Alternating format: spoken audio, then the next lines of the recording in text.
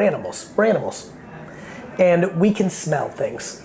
And I just think we're all very good at smelling when someone's not being authentically, when people are actually bragging, right? And so, look, if I had 2 Emmys, you would know it. It'd probably be right? Like, it's okay. You should be proud of your accomplishments, but don't force it. That's all. Don't force it. And I think that's really worked for me. Like, I'm happy to talk about my stuff, and I'm happy not to talk about my stuff. There's plenty of times I'm on a podcast, they're like, plug your new book. And I'm like, eh. And other times where I'm like, the book. And like, if it doesn't feel natural to me, then I know it's not gonna feel natural to you. So there are natural times in your content and your conversation and the way that you roll that you can integrate those 2 incredible Emmys, and there's other times where you shouldn't because you know you're forcing it. And you're forcing it into a comment. If somebody was like, how's the weather? You know, it's funny you say that. When I won my 2 Emmys, it rained. That's very different than if you're talking about content, you're talking about, hey, today, and Gary, you know, the golf, we think it should be from this angle, but like, look, not that 2 Emmys mean anything, but like the reason those won was because we were coming from a aerial, and like, you see what I mean? Those 2 you gotta feel it. Hey Gary, Joey here from the Coral Reef Talk, and I'm developing an online course, and I have an email list that's been growing by offering a free aquarium checklist, but how often do I need to send emails to the entire group so that they're interested whenever the online course drops? That's a great question. Joey, a couple things that I'm concerned about. One, when you acquire emails from a free thing like that checklist, it'll be interesting to see how quality the conversion is, but obviously it's a very narrow niche, and so it should do pretty well. How frequently?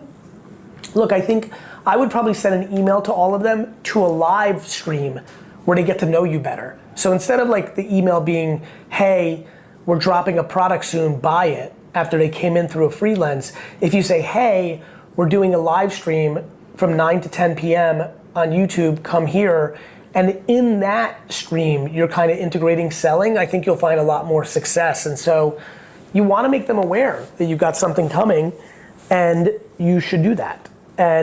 But how you do that matters, the tactic. And I think the tactic of driving them to live streaming and getting to know you better, I think will convert them better in the long term. So you don't just go from free thing to buy my course, you go from free thing, checklist, to spend some time with me on live stream, to the sale. And so I think find that middle step. Hey Gary, if you had a new kids YouTube channel in 2024 based on positive moral values, how would you go about marketing that channel? Well, since I do have that exact thing coming with VeeFriends cartoons coming soon, I can tell you that, you know, pre-roll YouTube is a big factor. Organic TikTok is another factor.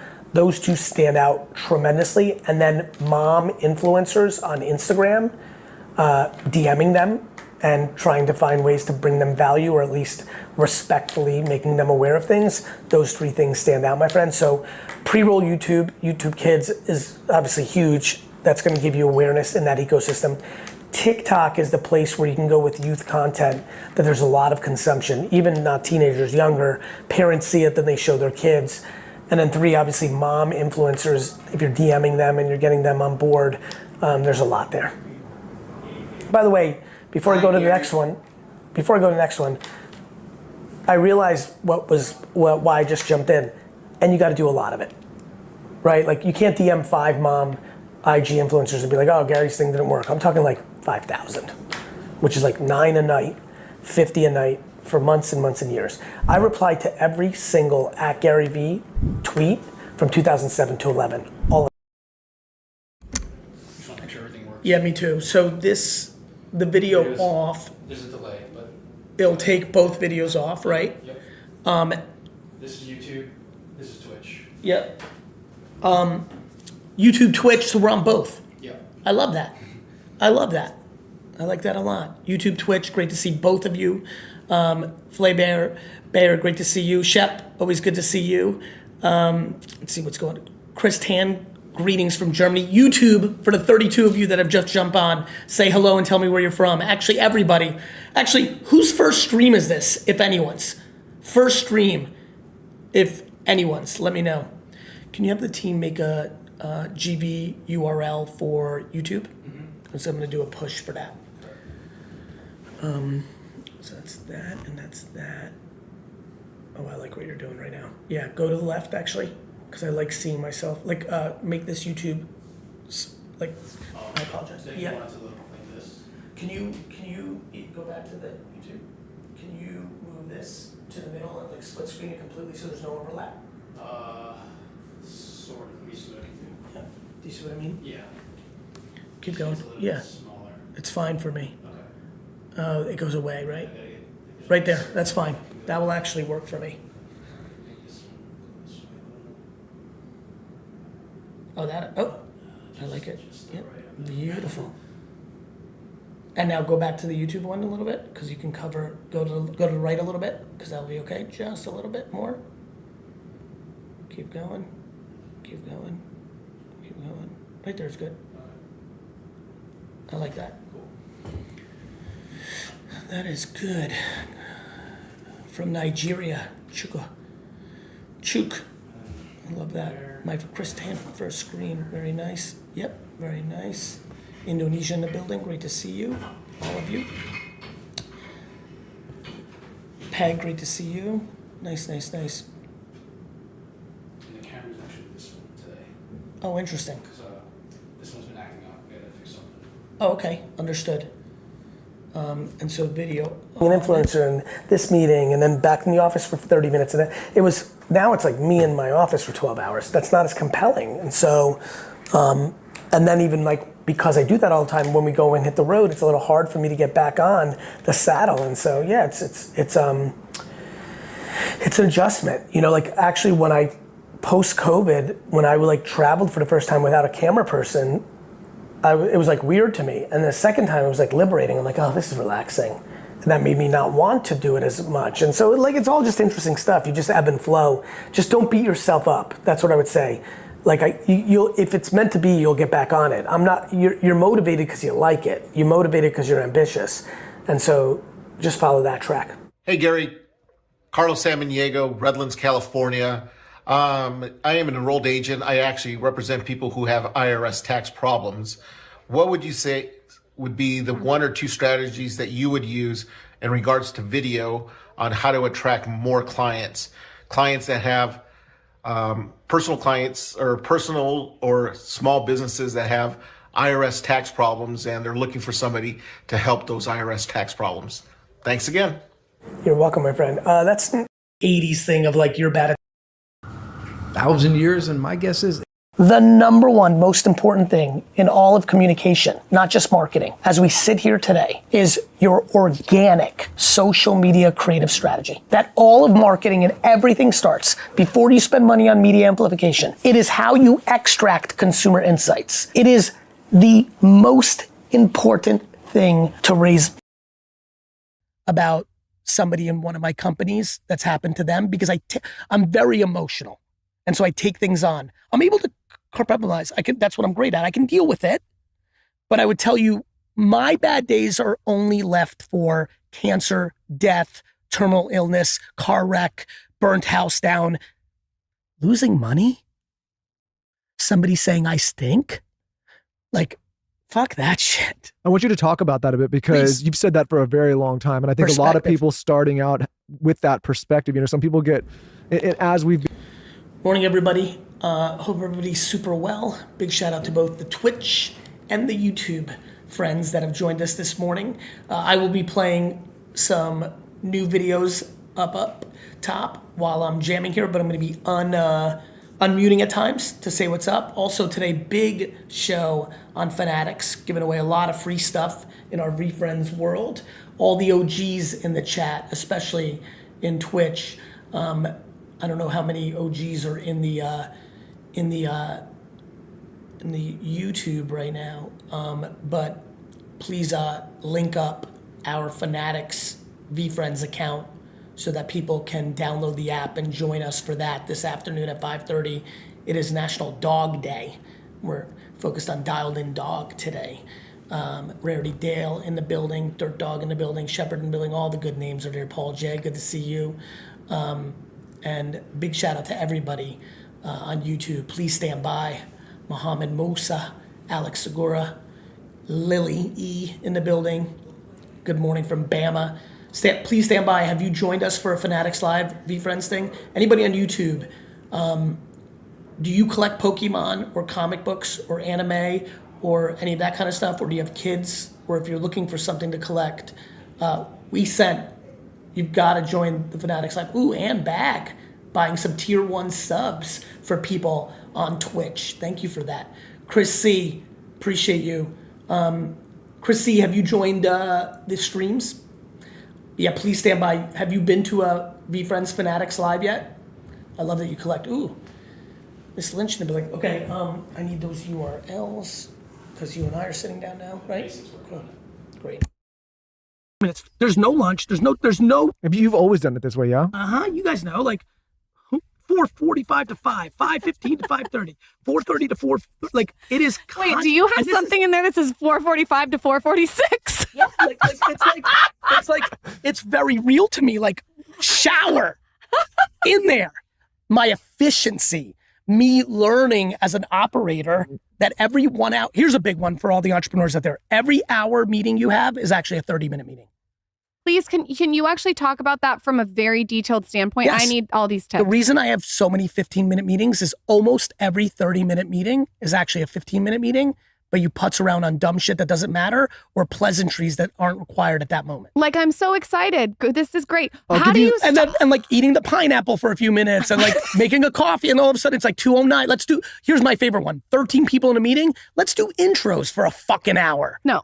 I mean, like, fuck that shit. No. I give you an example. I was speaking to some banks the other day, and they were trying to schedule hours every time. Like, no, 30, because the point is like on the hour, everyone does the round of introductions. How was the weekend? And you also lose momentum in the conversation. It's like, let's just get to the point. How what do does you everyone hard need? stop It's like it, going though? to the gym for an hour, but not doing a single exercise properly. You don't have to hard stop it because people Yeah, get to but the I point. want to know how you get out of 12 to 12:15. Someone's still talking. What do you do?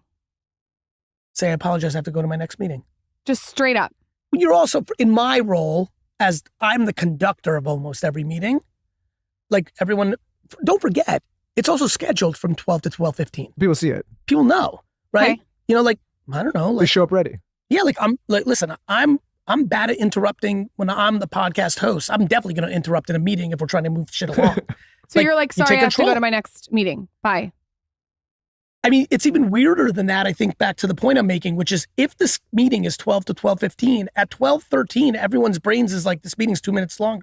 Like, there's no, like, it's not like someone's going to pontificate about anything. Like, I don't know. Okay. I'm gonna take those 15-minute meeting tips. And it also, what I like about seeing your calendar too is you can tell you've also carved out time that's personal. Yes, of course. Now, I don't do a whole lot of personal between like 9 a.m. and 7 p.m. Like, I'm like a minimum day for me is 10 hours of operating, no lunch. I barely go to the bathroom. It's 10 hours, right? Right? Every day. And by the way, that's the minimum. There's plenty of 8 a.m.s to 11 p.m. and all that. Listen, I love what I do, but I'm in or I'm out. Like on the weekends, I'm see ya. Vacations, see ya. Jets game, double see ya. Like you could tell me the world's burning down. I'm like, this game's not over yet. You know, like I carve out that time. And I've definitely evolved and it ebbs and flows with your personal life of like, there's times where you could triple down on work. There's times like you find different variables in different chapters of your life. There's no, I also have no ideology to my work ethic. Like I'm also comfortable changing my mind tomorrow and never working again. It's a fluid situation. Like it is what it is. I focus on one thing, enjoyment, satisfaction, happiness. And currently this is working, but if it changes, it changes. So when people come to you at this point, you've talked to thousands of people and they say, Gary, I'm not happy with what I'm doing. I don't like my bid. I don't have passion. Like what is the main theme that you're recognizing with those people and what is the response to them? Lack of accountability or optimism. And they're looking for answers, but often what they're looking for is affirmation for their excuses. And the reason they like me is I don't want to do that for them because everyone else is doing that for them and it's fucking them up. What most people want is for you to agree to why they got unlucky or why it's not going well. If you look carefully at what's happening, a lot of us are creating entitlement and nepotism for people we love by acknowledging things that aren't true. Like, for example, the thing that's really playing out in society right now is the real pandemic is non-accountability, right? So right now you have an entire, let's just use our country for a little bit. It's Biden's fault. It's Trump's fault. It's Republicans' fault. It's Democrats' fault. It's my spouse's fault. It's mom. Now the other big one. It's mom's fault. It's dad's fault. It's everyone's fault. What about this? Like the thing that I'm usually trying to be, like usually where I go, depending on the tone and tenor of the person. You know, some people love a gym trainer that like really grinds you. Like, you know, like people like that. Other people like one that's a little bit more like your therapist/trainer. Everybody likes different things from different relationships. What I tend to try to do is look at the person that's coming at me, whether randomly at an airport or somebody I really care about, and be like, what style of communication can I give right now that brings them the most value? For some people, it's like, look, that's real trauma. Like if somebody comes to me that I don't know. And like, this happens to me a lot. Like that, I don't know them, but they consume my content. And I'm like, in line to get a coffee and they're like, Gary, can I speak to you? I'm like, you know, I'm pretty me. I'm me. Yeah. I'm like, sure. They're like, look, man, like my dad was an alcoholic and like sexually abused me. I can't be like, yo, bro, who gives a fuck? Like, that's not appropriate. You need to come with real compassion in that moment. That's something I can't fully understand. I'm not all knowing. I'm like, to me, that needs extreme sympathy and passion, and compassion. But if that's a 45-minute convo, not a 1-minute convo, then at some point the story with that person, especially if it's the 18, let's say it's an employee and I'm in hour 18 over 3 years with them. At some point in that convo, it starts to transition into like, you are aware that other people have also gone through this traumatic experience and through therapy, meditation, health and wellness, mentally and emotionally, physically, they've been able to get on the other side. Humans are remarkable.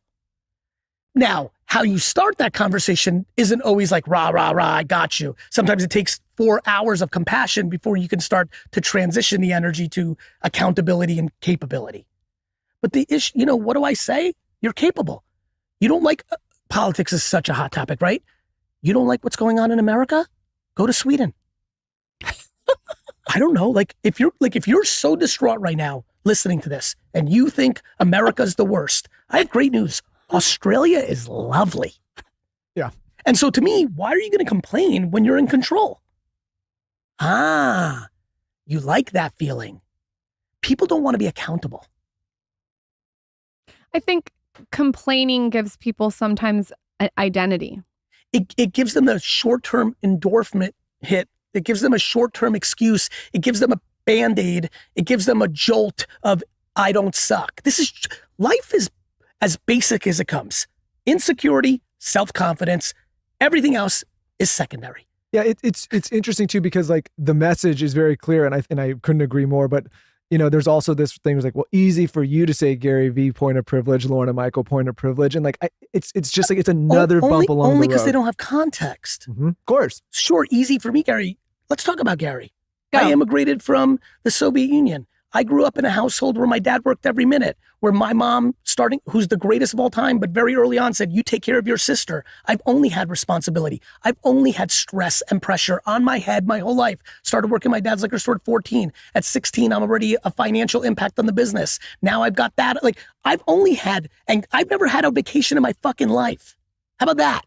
I didn't take one as a kid, and by the time I was grown and I went, every vacation I've ever taken in my entire adult life, I've had to think about responsibilities that were happening while I was on the fucking beach. So I promise you I wasn't on fucking vacation. Yeah, that's one thing. So thank you, enjoy, like fuck you. How about you, fourth kid in your family, never had the responsibility, everyone took care of you in the fucking family.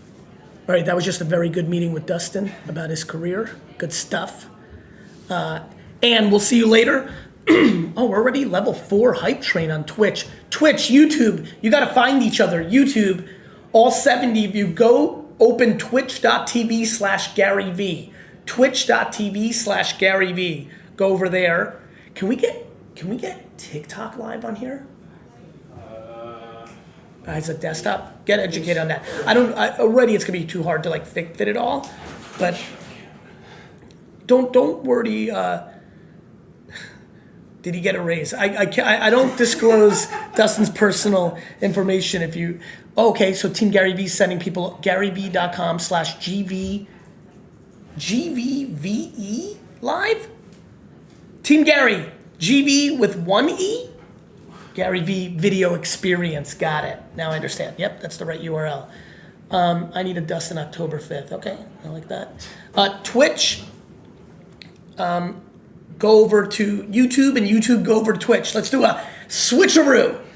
Excuse me. A switcheroo right now. YouTube people, that is your VCon was amazing. YouTube, that's your thing.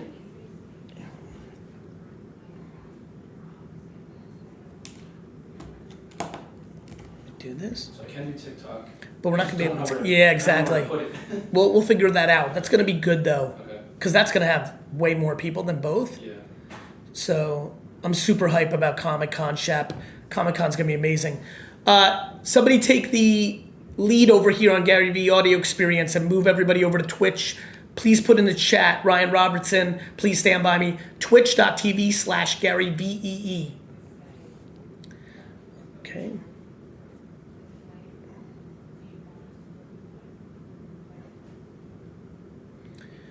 GaryVee, GVVE live.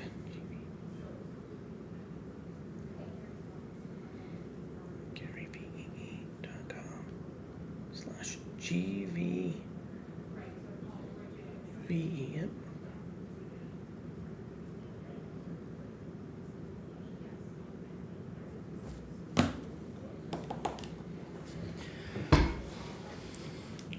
Good morning, Instagram. All of you on Instagram, come and join me on YouTube. Hang out with me live all day in the office.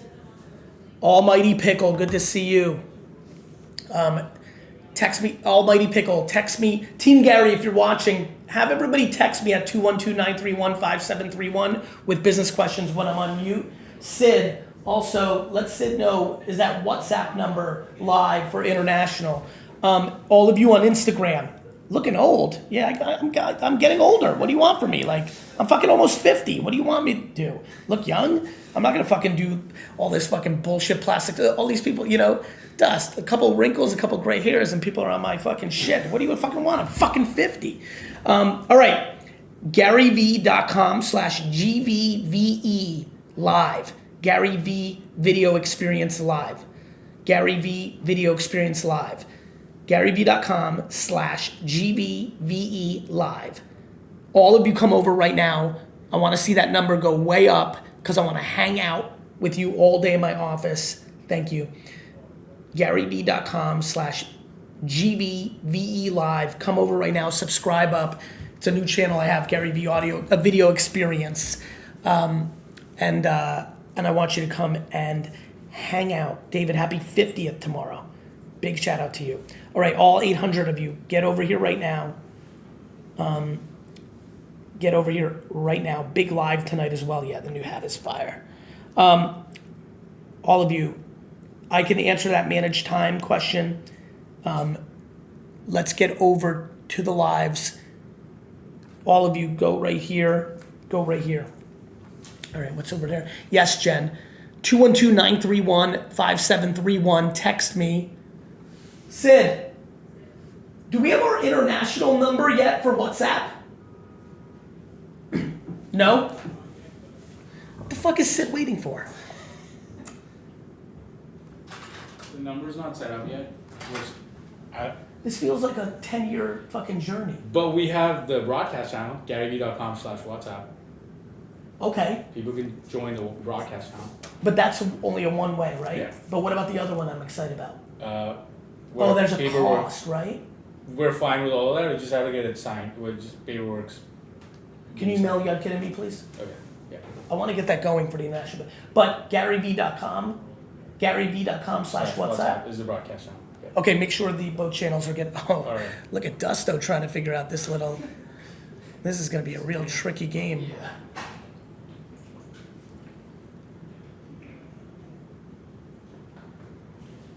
That's interesting, Dust. Dust, actually, I only need the chat.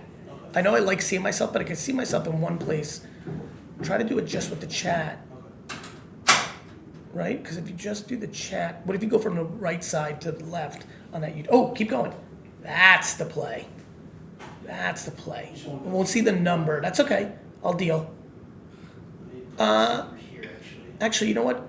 Make Twitch go to the far left. Yeah, where's their number? Where's that number? Do we even see that number? Go to the right. TikTok, good to see all of you. Yeah, that's 241 right there at the top. yeah, that number I like more. Twitch number I can live with now. I think put Twitch all the way to the far right. You mean left? Yes, sir. That's what I meant. Thank you. Oh, cool. You can go very far because their number stays there. Keep going, keep going, keep going. It's the only one that's Keep going. horizontal. Keep going, keep going, keep going. Beautiful. Right there. Love that. You can go to the left of that. You can go, oh, it doesn't. That's interesting. Yep, that's fine. I like that.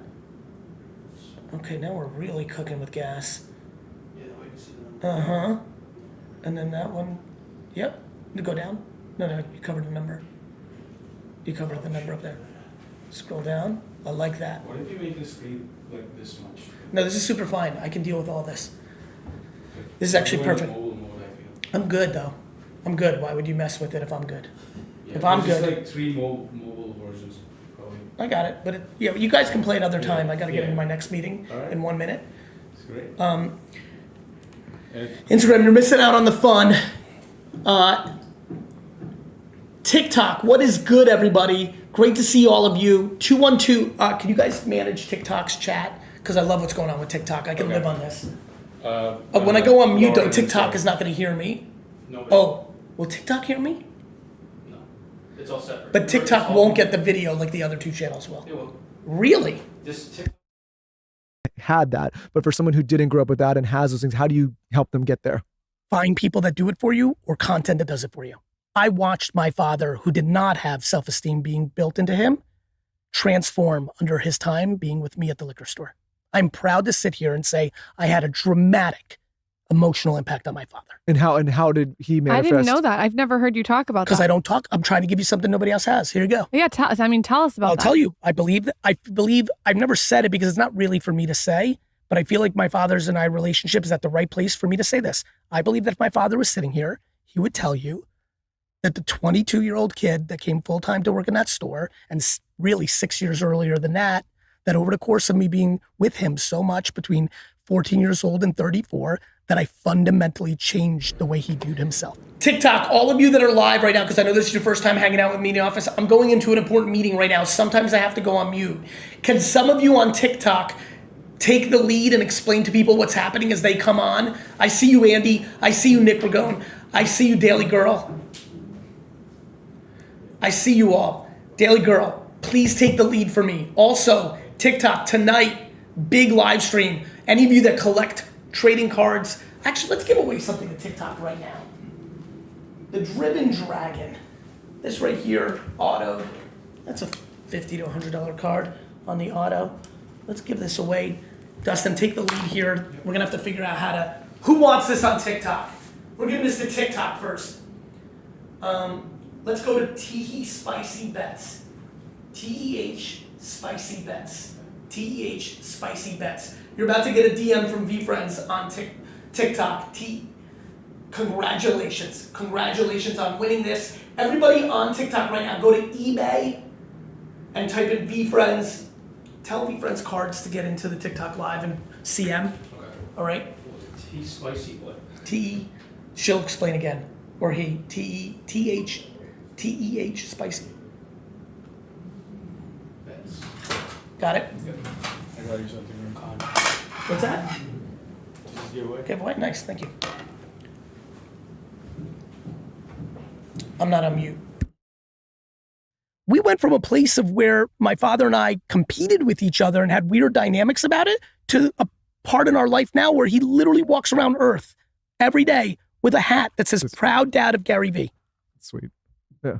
And he brings up something I said to him all the time. So this is his cute. favorite thing to say. Oh. Well, it's not that cute. I love it, but he also has 2 other children. I prefer my dad mix it up a little bit, but like my dad always brings this up. He brought it up yesterday when I spoke to him in between meetings in San Francisco.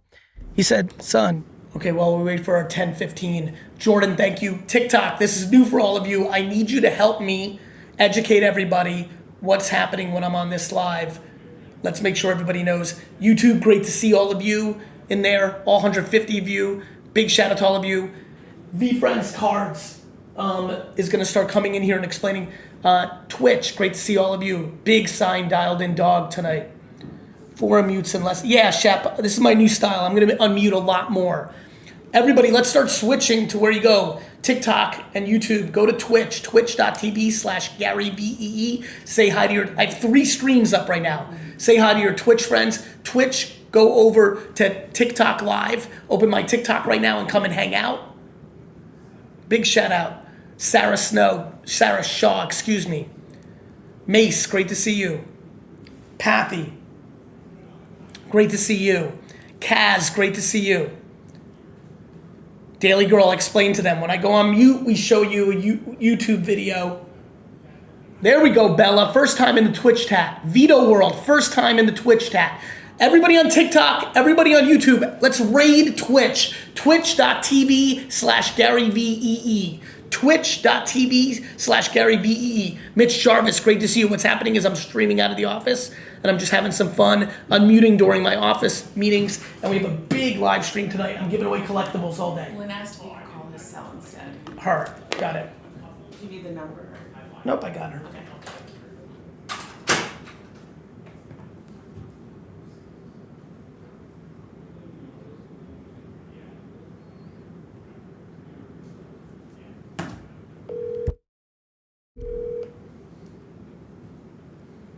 Hello. Hey, Lynn, how are you? Hey, Gary, how you doing? Great. How was your weekend? I'm sorry. No I worries. can't hear. Yeah. I don't know if you had other people joining or it's just us. Just us. Happy to help. Oh, good. Thank you so much. So, for my dad, it was, he was thrilled because the business went from 4 to 10 to 17 to 25 to 30. I fucking annihilated it. Changed the course of our lives. You brought it online, right? Is that brought it big, online. Okay. That was the whole punchline. But he lost his identity as the man. And I didn't want him micromanaging because I'm like, I'm fucking giving up my fucking 20s for you. Because I also had my own resentment. I didn't own any piece of the business and he wasn't paying me a lot. I love when people are like, don't listen to Gary Vee. He inherited a winery. I'm like, okay, let's start from the top. It's a wine store in New Jersey. I inherited nothing. And as a matter of fact, there are very few people on earth that will give 150 hours a week for 12 straight years, give up their entire childhood, all their fun of their 20s, and work every day to build a business for their parents. Very few. I sit in very rare air. When people try to razz me at don't listen to this guy, I'm like, you don't know, you're complimenting me because I sit on an island with very few other human beings. It's interesting to watch you and know you for as long as we've known you, though. When you talk about your parents, you get very emotional. I do. And I look at it as still to this day, making your parents proud is probably one of the biggest driving factors in your life. 100%. And not only is that true, I just love them different, Well, that's what I was saying. My dad's 80 now, and we talk about this, and Lauren's lost a parent. And when you start to think, oh, you're going to lose this business, you're going to have a business, all that stuff it pales in comparison. When I think about losing my dad, and I'll get emotional if I think too much, or with her, or losing her, that's the stuff that oh, dude, it's why I'm happy all the time. And it's why, bro, it's why I'm constantly happy. Because you have that, yeah. Yeah, because if I woke up today and nothing, when I tell you, even looking at my phone after this interview, I'm only looking for one thing. Is everyone good?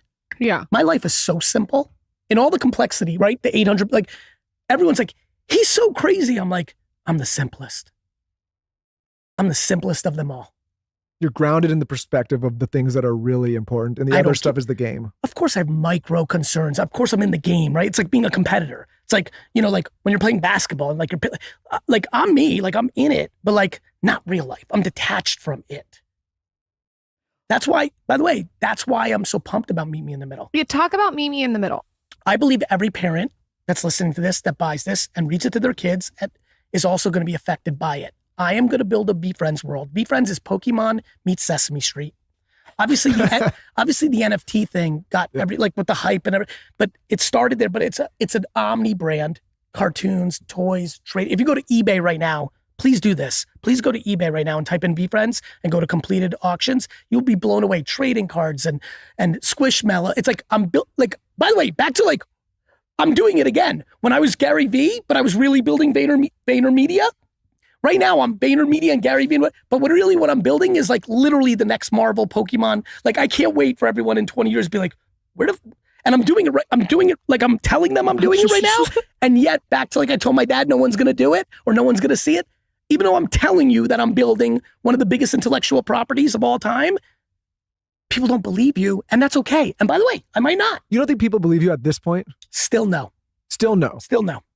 Maybe if people believe me, everybody would run out and buy you. How many VeeFriends Series 1 NFTs do you have? Yeah, Michael, how many VeeFriends? I don't have any VeeFriends Series 1 NFTs. Okay, so let me, but I don't have any. No, that's okay. That's okay. But listen, I don't have any NFTs. That's right, comma. If you believe that I was building one of the biggest intellectual properties of all time, I should have gone in. And you would know that you should go after this interview and go to OpenSea and buy a VeeFriends Series 1 because that will be the ultimate collectible. That will be like comic book number 1. So no, I don't believe that people. You have to go buy it now that he just said it. I'm sure the price has gone up. No. Actually, it's a great time in NFT land. Everyone's confused about NFTs. NFTs are forever, but everybody thinks NFTs are Beanie Babies. NFTs are stuffed animals. Only 1% of NFTs are going to be good. Let me ask you, if this is the wrong analogy. Go ahead. I was explaining. Someone was asking about and talking about this, and I said, okay, if you look at the watch market. There's certain periods. There's people that love watches. You may put zero value. Another person may put $1 million. Correct. Value. What about art? Yeah. Or there's art. people that buy $8 million pieces of art. I'm like, I don't even want a poster. Yeah. What about sneakers? The thing that everyone just thinks that NFTs are all art, all watches. 1% of watches are worth money. Yep. 1% of trading. You know how many trading cards have been made in the last 100 years? Quadrillions. But Michael Jordan's rookie card's worth a lot of money. What people got confused about is they coupled all NFTs into one thing. Everybody was confused. Not all NFTs are going to be worth money. The 1% of NFTs are going to be worth money because they're going to be digital collectible art and collectibles. VeeFriends Series 1 is something I'm going to try to make people give a shit about. If they start by reading about Patient Pig when they're 5, by the time they think Patient Pig is cool, as they go up the ladder into comic books and animation and anime and movies and toys and collectibles and trading cards, that made them bring them to the ultimate collectible, which is the first one, the VeeFriends Series 1. Now I better get on OpenSea. How do you have the energy every day? What are the wellness and self-care? No one asked you this. I know you sleep a lot. Okay. Well, are you like juice? Like, what are we doing here? Nope. Nothing. I actually don't consume a whole lot. Like coffee? Yeah, I like coffee. Okay. But I'm very funny with coffee. It's like full cup, drink a third of it, throw it out, it gets cold. Like, okay. Right, Dust? Like I'll probably get through 1 or 2 cups of coffee a day, but I have like 9. They're always there. You know, it's funny, back to childhood, I always had tea because I'm a Russian family. We always had tea around constantly. Constantly. There was always tea. Got home from school, 3 o'clock in the morning. Want tea? Tea. Not like water. Like tea was a big thing in Russian culture. Russian tea room, like that kind of stuff. So I think something happened that's like comfort for me. I always need a hot beverage around me. There are times when I have full cups of coffee and tea. I don't even take 1 sip. The concept of it being there is warming to me. So yes, I drink coffee, but no, I think my big ones are sleep's huge. That was why I always laugh when people are like, Gary's going to get you burnt out. I'm like, I'm the one fucking tell everybody I'm sleeping 7, 8, 9 hours a day. I've never been like there's moments to sleep 4 hours. Like if you have a big project coming out, when VeeFriends was going, I was fucking not sleeping a lot. Like I was in it. But that's a couple weeks. Like I sleep a lot, but the reason I'm good is I have deep peace of mind. I'm not anxious. So like everyone's like, I'm going to cold plunge and I'm going to ground and I'm going to meditate and I'm going to Joe Dispenza and I'm going to do all this stuff. You talking about Lauren? Yeah, and Mona, like and everyone and Mona, and everyone. Yep. And I'm like, yeah, I just already know. So there's no like healthy breakfast. There's no workout you do every day. There's I work out every day. Electrolyte water. I want to talk about this for a second. I have no idea what that even means. I've heard of electrolyte water, but if you told me for $1 billion, Gary, tell us what electrolytes is, I'm like, one of the rare some moments, marketing thing they came up with to sell more water. Like there's one thing you haven't done for us yet, and that is play couples therapist. And what I tell Lauren all the time, because similar to Mona, she's always telling me to prime with all these 18 things, and what I'd say. All right, streams. I'm midday. If you're just joining from Twitch, YouTube, or TikTok, where I'm live on all of you, first of all, share it up, share this up, get homies over here. This is behind the scenes of real business life, just in meetings all day, streaming out of my office, hanging out with you. When I'm on mute and I'm hanging out, I'm playing videos from YouTube. Please educate everybody. on what's happening. If you're an OG and hanging out all day, when people are joining and saying what's going on. Mankind 5150 on TikTok, what's good? Jared Jacobs, what is good? Daddy Girl has been a monster in here. Daily Girl, thank you so much for all your love. Yes, I have a new book, Day Trading Attention. Let's link that up. It's a monster. I also have a new kids book. But we're not here for that. We're here for VeeFriends, my Pokemon. We have a big new show tonight. I'm also just giving away, this is one of the bigger characters, the Heart Trooper. It's one of the bigger characters. Please link up eBay in your chats. I see you, Twitch Army. Great to see you as always, Twitch. YouTube, over 100 plus in here. So pumped to see all of you. Mancho, Victor, great to see you. Chris C, great to see you. Boozy, Mancho, Alina, love to see all of you. We have a big show tonight on Fanatics Live. VeeFriends Cards is in the chat on TikTok. Follow VeeFriends Cards right now. DM VeeFriends Cards on TikTok or Instagram if you have questions. Or if you have any business questions at all, can everybody put up this phone number on all three streams? 212-931-5731. 212-931-5731. To ask me any business question, text me. Okay, I got my next meeting in a minute. Thank you, Joseph. Joseph Coppola. Patrick, good to see you. Been flipping Pokemon TCG, thanks to you. Patrick D, have you gotten into VeeFriends yet? VeeFriends cards, have you gotten into them yet? All of you need to find this out. As a matter of fact, we're giving away one of these for free right now, the Heart Trooper. This is going to somebody on YouTube, and the winner is, and the winner is Cameron Race. Cameron Race, can you please email me your address at Gary@VeeFriends.com, and I will send this to you. Cameron Race. Cameron Race, Sid. He is emailing me. Congratulations, Cameron Race on YouTube. He's emailing me right now, Gary@VeeFriends. His address, I'll forward it to the VeeFriends team. The new link is GaryVee.com/stream. GaryVee.com/stream goes where? YouTube. For YouTube. All right, Twitch, TikTok. I want you to join Cameron Race. You're welcome, Cameron. Twitch and TikTok. I want all of you to raid my YouTube live right now. It is GaryVee.com/stream. STREAM. I want all of TikTok and all of Twitch to raid on YouTube right now. GaryVee.com/stream. And if you go over there, say first stream. If you're coming over, say first stream. First stream right now. Trevor B, good to see you. Mars Zanette, good to see you. Rarity Dale, there he is. The gift goat in the building. My email is Gary@VeeFriends.com. VeeFriends.com. Please stand by me. Great to see you. Magoo, good to see you in there. Steve's Wood Carving, good to see you in there. Andres V, good to see you first stream. Curie Yellow. Spartan Chick 619. VeeFriends cards, let's get you into the YouTube stream so that you can link up. Everybody's got to download this. I want everybody to leave this URL right now and go there. VeeFriends.com/live. VeeFriends.com/live. I want to see a TikTok. I want to see a YouTube. I want to see a Twitch. All of you. All 500 of you across all these channels. Say it right now. VeeFriends.com/live. Download the app. And I'll see you later. Educate everybody that I'm playing a video while I'm on mute, but you can see I'm unmuting a lot. The world is changing. 1 second. I believe the way that people get into a better mental place is by consuming practical optimism. Not delusional. I remember when The Secret came out, everybody kind of like misunderstood that book. They were like, if I just sit on my couch and pray for money, I'll get money. I'm like, I didn't read the book, but I was like, I have a funny feeling that's not what the book says. No, practical optimism. I talk about a lot of optimistic things, but it requires action. When you read the new book. I know, tell us about that. Day trading attention's hard.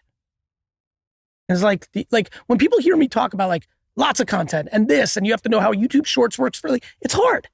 Same with what we're talking about now. It's hard to tell your mom who you've been enabling for 40 years that you need to cut her out a little bit. I don't mean cancel your mom. I mean regulate.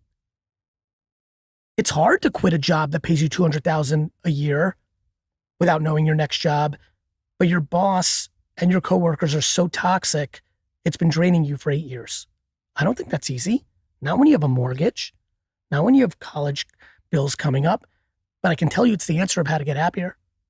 The point is it all starts with you, and you have to take extreme accountability for your own life and look around and really look at the content you're consuming, look who you're around, and actually say you have the power. There's not one person's excuse that I'm willing to listen to for a sustained time. I'll be there for compassion up front, but eventually we're going to have to talk about what are you going to do about it. My friends, there's a lot of you doing this. Listen, if you're listening right now and you're 35 to 65, I'm going wide. You're in the era of where you have to stop blaming your parents for everything. Here's You're why. even younger. Yeah, and look what I'm doing. I'm being very empathetic. I'm starting just at 35. Yeah. I'm That's old though. I get it, brother. And I'm with you, but I'm going to be incredibly compassionate. Okay. If you're 35 forget about the 25, 28-year-olds. You're still kind of like, most people on earth, 35 to 65, continue to blame their parents for what hasn't worked out.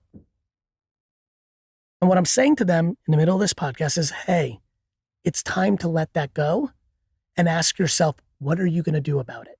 Because let me give you an insight. Your parents, they had parents too. And I love that you love Grandma Fran, but Grandma Fran's the one who fucked up your mom for you to be mad at your mom. And oh, by the way, before we shit on Grandma Fran, I don't know if you know about great Grandma Gertrude, but she fucked up Grandma Fran. And so like this lack of compassion or empathy for our parents who also got fucked up, and this inability to be accountable for our ability to fix our fucked up, like you have generational shit, be the one that stops it. Or just be a contributor to the shit that's bothered you your whole life. Either you're a part of it or you break it. Yeah, you know, it's so funny. You mentioned your dad was 44 when you guys were working together. And I think about now having kids of my own. My mom was 22 when she had, she's like 22, like, and you're blaming these. Yeah, you're blaming these. She's doing. You're blaming these people. I was on the bar with my tits out at 22. Jesus, you're fucking lucky that your mom was like even responsible. You still kind of are. No, but That's why he likes you.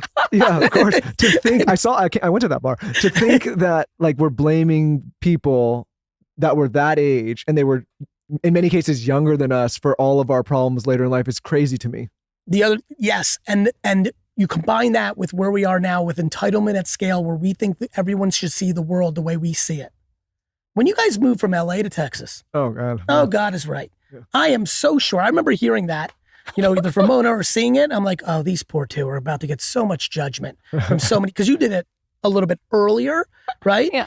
And I'm like, look, everyone's allowed to do, like, I don't understand the audacity of thinking your opinions on other people's lives are like right. Oh yeah, we got lots of shit. Or like, just think about, I mean, we've done Same people reach out and ask me how I like it and which neighborhood to live in. At this point now, we're approaching, it's always that. It's what, always that. 800 of these. And we've had people here and here, That's all right. sides of the political spectrum. And it's so funny because we have somebody on the right, people get really flustered. We have someone on the left, they get really flustered. I'm like, listen, we just want to listen to people and understand what makes them tick.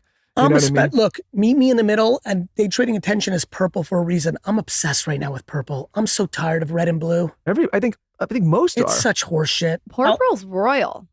It is. Purple is royal. I also think the other thing It's that a blending happened, of the colors, what really bothers me the most about the extreme red and blue of our society? We lost civility in it. Oh yeah. We're just so nasty. And politicians are to blame. I'm so upset with our politicians. Their lack of civility towards each other completely trickled down.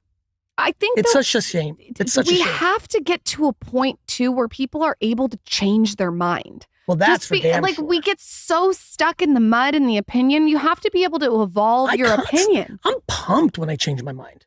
It's amazing. I love it. I mean, it's growth. There's no room to change your mind anymore. You know what the scary part is? People change their minds on things to be fully red and blue. I've watched friends in my circle. I don't, by the way, on the record, I don't judge my friends that are red or blue. Yeah. I really don't. No, I'm super purple. And I'm like, because I'm purple, I'm like, I get it. I don't like that. Like it goes, I voted for both parties in my whole life. Like I'm like pretty fucking purple. I just hate the idea of like having to pick a side without knowing what the issues are. Well, the part that really fucked me up was like 5-6 years ago when it was really starting to get full momentum. I was like, oh, people are changing their minds to be red or blue. Yeah. I literally watch people change their mind on abortion or gun control or big issues. I know them. I'm like, I know what you've thought about this. I'm like, wait, you feel the peer pressure to be fully one or the other, that was sad. The extremities pulled everybody in. We'll go back. By the way, the 1960s were like this. Like, it ebbs and flows. It ebbs and flows. Side note, I though, always believe in people. Think about how many bad business decisions were made because of that as well. Oh, God. Like, look, business to me is a whole different game. you're a By the media way, guy. Well, here's my thing. Everyone now asking their businesses to be political is the funniest shit I've ever seen. Please go off on that. You I'll go know, very I off on want that. you to go off on this because Businesses are not capable of it. of course. Businesses don't have the luxury of what media, governments, teachers, academia, like businesses have to either live or die. It's merit. Businesses are like sports. Like, businesses have thousands of employees that see it both ways. What would you like them to do? I want to speak on Texas. Crazy. Running this company, half Texas, half LA during the pandemic. Well, you're in fake Texas. Austin is not necessarily Fake Texas. Texas. Real Texas That's people true. will look at this and say this isn't Texas. Yeah, exactly. But it was funny because you like half the company says, if you do this thing, we're out. The other half of the company saying, if you don't do this thing, we're out. And I'm like, guys, like, I'm like, everyone, my point of view is like, everyone should be out. I'll start all over. How can you appease everyone? Carson knows we've done it. I sat down and said, listen, if you guys like, if people got to go, they got to go. I can't micromanage everyone's personal life. And by the way, I also am empathetic to everyone. Of course. I get it, but like, anyway, listen, back to Meet Me in the Middle real quick, because I really know that there's a lot of young parents here and I'm pumped because I think a lot of them will pick this book up. My favorite part is when they read it to their kids, they're going to have their own ahas. We're going to read it tonight to our kids. No, that's not the real one, is it? The We real don't have the one. real one. No, we don't. No, Oh, we you have gotta the get the fake. real You have the one. fake cover We one. got the fake. Yeah, it's not out yet. What's the I don't newest even one? have it. I was like, fuck, how'd you get it? I don't even know what the fuck's in it. Oh, wait. There is stuff in it. Oh, it is the real one? You can't Oh, give it fuck, this. I want that. Anyway, like, I'm so We'll get it. We'll excited buy to it. read it We're to gonna my buy it. kids. We'll pre-order it. thank you very much. Yeah, we'll buy it. Day trading. How many? How many? 1,000? We'll buy it. And give them to all your listeners? We'll Or buy like some. We'll buy a bunch for the 40,000? listener. 40,000. What are these How many books listeners go- do you have? What are these books? Hopefully not 40,000. Oh, we have 100 listeners. No, just kidding. Good. We could do a giveaway. I'm kidding. We Go can ahead. do a giveaway. No, we could do. I'm really genuinely That joking. actually could be fun. I'm genuinely joking. If you Go want, ahead. but do a giveaway. I'm not joking. Buy 5,000. No. All right, here we go. Day trading attention, how to actually build brand and sales in the new social media world. What can people who are listening expect? What value are they going to extract? Whether they're a creator on day 7 of being a beauty influencer or they're the CMO of Coca-Cola, Okay. this is the modern Bible on how to be as good as possible at marketing. I believe this has a dark horse chance of being the signature book. I don't know what the signature book of TV advertising was in 1968 when TV had just passed radio. Maybe like Ogilvy on advertising. Yeah, exactly. something like that. I don't know what it is. I don't want to speak as if I do. My hope when I wrote it, and I think it has a 5% chance because it's hard to pull off what I'm about to say, but this book has the potential to be the true Bible blueprint architect for the next 5 years of like social media marketing, which I believe is by far now the most important form of marketing and advertising. And so I wrote it with the intent that if you are literally doing 100,000 a year selling nail polish because you're making good TikToks, I can win for you. If you're the CMO of Coca-Cola or BMW, I can win for you. And the most interesting crowd, you too. They're now, unlike when I wrote Crush It, even unlike when I wrote Jab, Jab, Jab, there are a lot of people that actually know what the fuck is going on. Yeah. I wanted to write a book for even that set that like, I just know that you two, and you're in it, and I'm watching you from afar and I know what's going on. Like when you really read it, you'll be like, fuck, we're not doing that. Or shit, that's why our fucking... I already found 5 things I'm not doing. You know what's Really? so funny? Yeah. You So mentioned that. I also think that like you get comfortable. You even said it. You get comfortable on one platform and you want to settle in and you want to get cozy. I constantly want to be challenging my perspective and my point of view, and you always seem to do that for me throughout all your books. Thank you. I'm also in a great place in my career right now. Not only am I still GaryVee, who wrote Crush It and all that, but now VaynerX is huge. We're 2,000 people. It's global, right? Like we're huge in Asia. We're huge in LATAM. We're huge in Europe. We're big. We're spending billions of dollars in media on behalf of clients in social. Spend more with your media, but You know what I mean? Like we're going back and forth. Happy to look at it. But we are really, really in it, and I'm at the helm of that. So it's almost like my dream of what I wanted to do, which was if I'm the emperor, like in Star Wars, of social media, if I build the Death Star, VaynerMedia, that can point at anything and blow it up, and that's what I've been doing for the last 15 years quietly.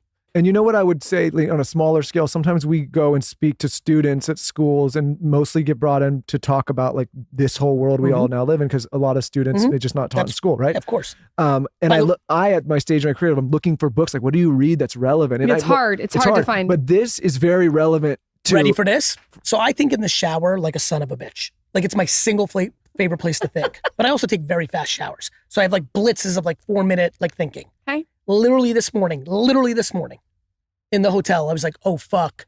I need to get serious because I knew I was doing today a bunch of book stuff. I was like, fuck, I need to get serious with college professors. This is the curriculum book. Yeah, this is the curriculum. Yeah, this is the curriculum. Yeah, by the way, I did a great like, job with that on maybe Jab. One of my books I went ham on. Thank you. I don't remember. This is the one I'm supposed to do. But I love this from like any stage, and even for Lauren and I, we will get value from this now. And there's not a lot of people you can go to that know their shit in this space. Does that make sense? 100%. Like you can read about a lot of great executives, but they haven't done it in this way. And even me, who's putting out a lot of good content every day to help everyone good, a book, I can really sit down and like nail it because you're getting clips of me, hot takes, quick thoughts, but I was able to go platform by platform. I mean, for example, you two would explode on LinkedIn organically. Oh, you're right. Organic clips of this podcast on LinkedIn would fucking crush. Taylor, you listen to that? Like, and that's not something I think is top of mind. Like, that's not how people are thinking. Like, this kind of podcast on LinkedIn, what are you talking about, Gary? Yes, because there's a lot of attention on it. There's a lot of young professionals on it. And some people don't like social media. So the only place you can fucking find them is LinkedIn. I'm platform agnostic. I can't wait to be on this show in 20 years and say, you guys are still doing social media? Like, I don't give a fuck about social media. Be the next thing. I give a fuck about attention. Where's the attention? And one day that's going to be in VR or AR or some shit we don't even know. This just, by the way, if I wrote books in the early part of my career, I would have had a book called Email is King. Right. I would have been like searching for search. Right. You know, I would have been like doing like websites are wonders. AdWords for days. Yeah. I'm putting it out there that one day, could be in 10 years, but I'm putting out positivity that Skinny Confidential is going to hire Vayner for my product line. I love it. I'm putting it out there. GaryVee, thank you for taking the Thank time. you. Love you guys. I'm going to do a TikTok with you for 2 minutes. I want to make sure I'm fitted into your schedule. Go watch my TikTok. Where can everyone buy your book, your kids' book? Where can they find you? All the things. If I have not accomplished that yet, then I've done a bad job. I think everyone listening to this is going to be very capable of finding whatever they want to find. Good. So I appreciate you for that, but I'm going to leave it at that. One of my last things to say, you just reminded me, favorite things you ever said. One time someone asked you a question, you said GOOG. I used to use that as a good shtick in my keynotes. I was like, because I would talk, I was realizing when I was giving talks, I'd be like, I'm like, okay, what you got to do on LinkedIn? And people are like, well, how do you make newsletters on LinkedIn? I'm like, I got you. I remember the first time I did it, it was a huge crowd. Might have been South by Southwest. I just remember it was a big ass crowd, 10,000, not like 100. And I was just like, all right, everybody take out your pen. I'll be like, here we go. GOOG. This is career students. But Gary, how do I run ads on TikTok? If you don't know that you can Google that, then we're in big trouble already. Forever student. Forever student. Thank you, Gary. You're the man. Thank you. Love you, brother.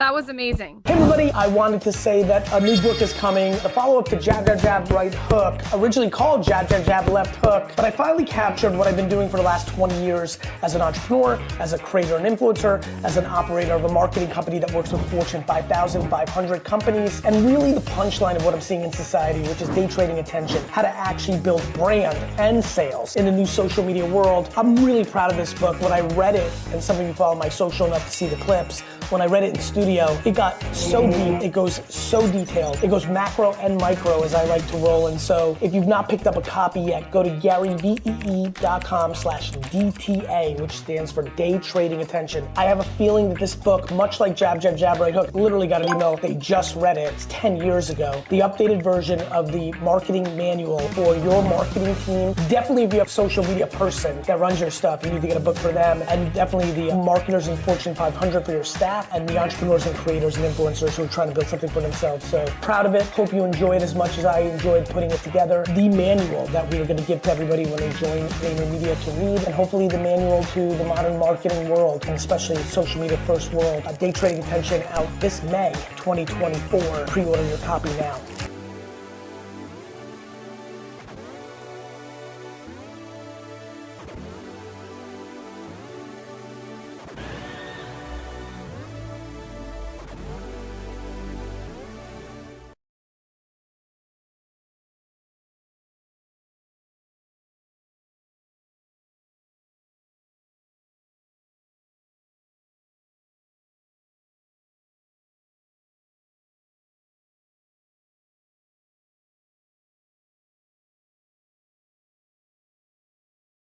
Humans, when they're a team, co-founders, parents, when they're a team. Yeah. If one of them's all the way over here and you're struggling because you want them in the middle, what a lot of people do is they go too far in the other direction. Yeah. But what you're supposed to do is just go in the middle. Meet in the middle. That I thought was like profound parenting and co-founder advice, which is like, however you want to look at it. If you as the partner feels like your partner is all the way to one side and you want your kids or your startup or your business or your team to get to the middle, what everyone kind of naturally does is goes too far to the other side. Yep. And this is really what happened in our society, by the way, collectively. Yeah, you double down. That's right. Instead of you being the person that went right to the purple or the middle. Attention is the #1 asset. Hi everybody, 3 minutes ago, we decided, the doctor and I decided instead of doing what we planned on doing, which was she was gonna be on my podcast and I was gonna be on hers, we decided to do a joint podcast, and I'm excited about it. I mean, we're so similar. Why not? I agree. Great. Why don't you introduce yourself to my world, and I'll do the same. So my name is Dr. Lisa Pressman. I'm a developmental psychologist. I'm the host of a podcast called Raising Good Humans. I wrote this book, The 5 Principles of Parenting, and I'm pointing to it. I don't know why I just said that. That's right, we use video too. Oh, As everybody who's listening, Maybe I'm sure I'll you use understand video. that podcasts get filmed sometimes, and we clip it up, so go ahead. Okay, I'm a assistant clinical professor at Mount Sinai, where I'm the co-founding director of the Mount Sinai Parenting Center. When did the book come out? The book came out in January. And obviously for your audience, they all know how great it's done, but for my audience, as you all know, like parenting is such a essential part of how I see the world, and I think we're in a nice time where I think we're starting to put pressure on some of the conversations that have been accepted in the last 20 or 30 years, which I think is healthy, which kind of leads into meet me in the middle. I have a kids book coming out here in July for everybody in Elisa's audience. I know my nation knows it. But the title of the book is Meet Me in the Middle. And my latest marketing book that just came out, Day Trading Attention for all the entrepreneurs, has a purple cover, which is a nod to the middle. Oh. I think the world has gotten way too red and blue politically, but also in marketing.